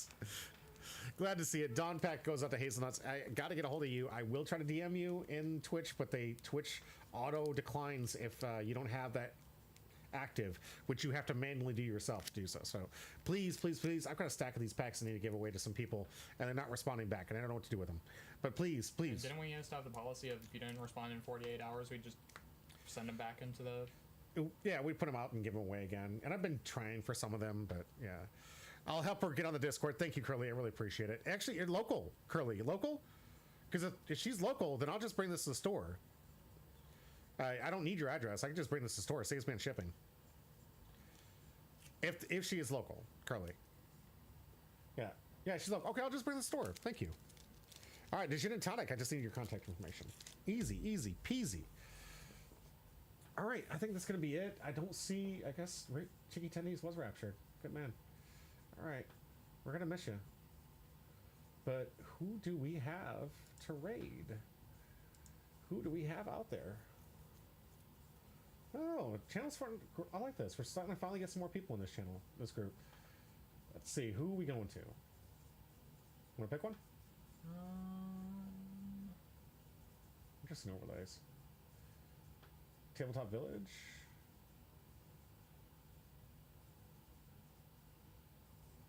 What'd you recommend?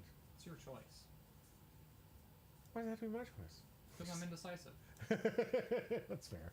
All right, we're gonna go with some I chose our last meal.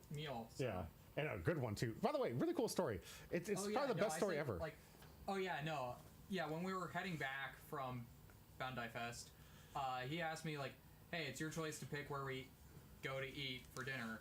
I'm like, whatever. Let's just do like Italian or something. And then like a couple miles later, an Italian restaurant just apparates, and it was like really good too. It's a super good Italian restaurant. It was called like something's Italian Diner. And I've never on those little signs that you see on the road that say like McDonald's ahead or Shell. You see like mom and pop shops on them or like smaller things like this, but like it's usually when it's a smaller town and they don't have as much. Right. This one seemed like it was a decent sized town. It wasn't that small, but oh man, it was fantastic. Great food, great and, place. Also really good prices there. Right. Right. Opened up a bunch of Gundam packs. Got some alt. You got the big Zam alt. That was pretty cool. I mean, you got it. I just opened the pack. It felt good, didn't it? Felt good. All right, we got ourselves a raid target. We got ourselves some amazing times. Stay in tomorrow. We are hoping to go live with the Gundam.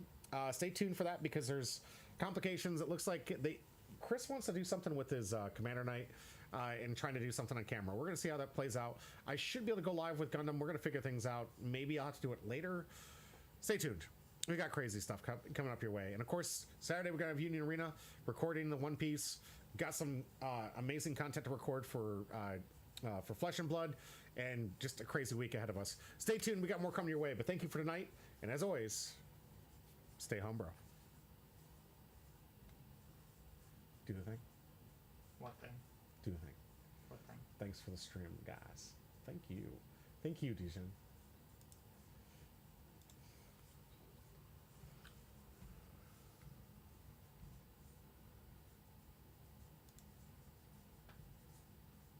That's the volume up. Did I get muted again?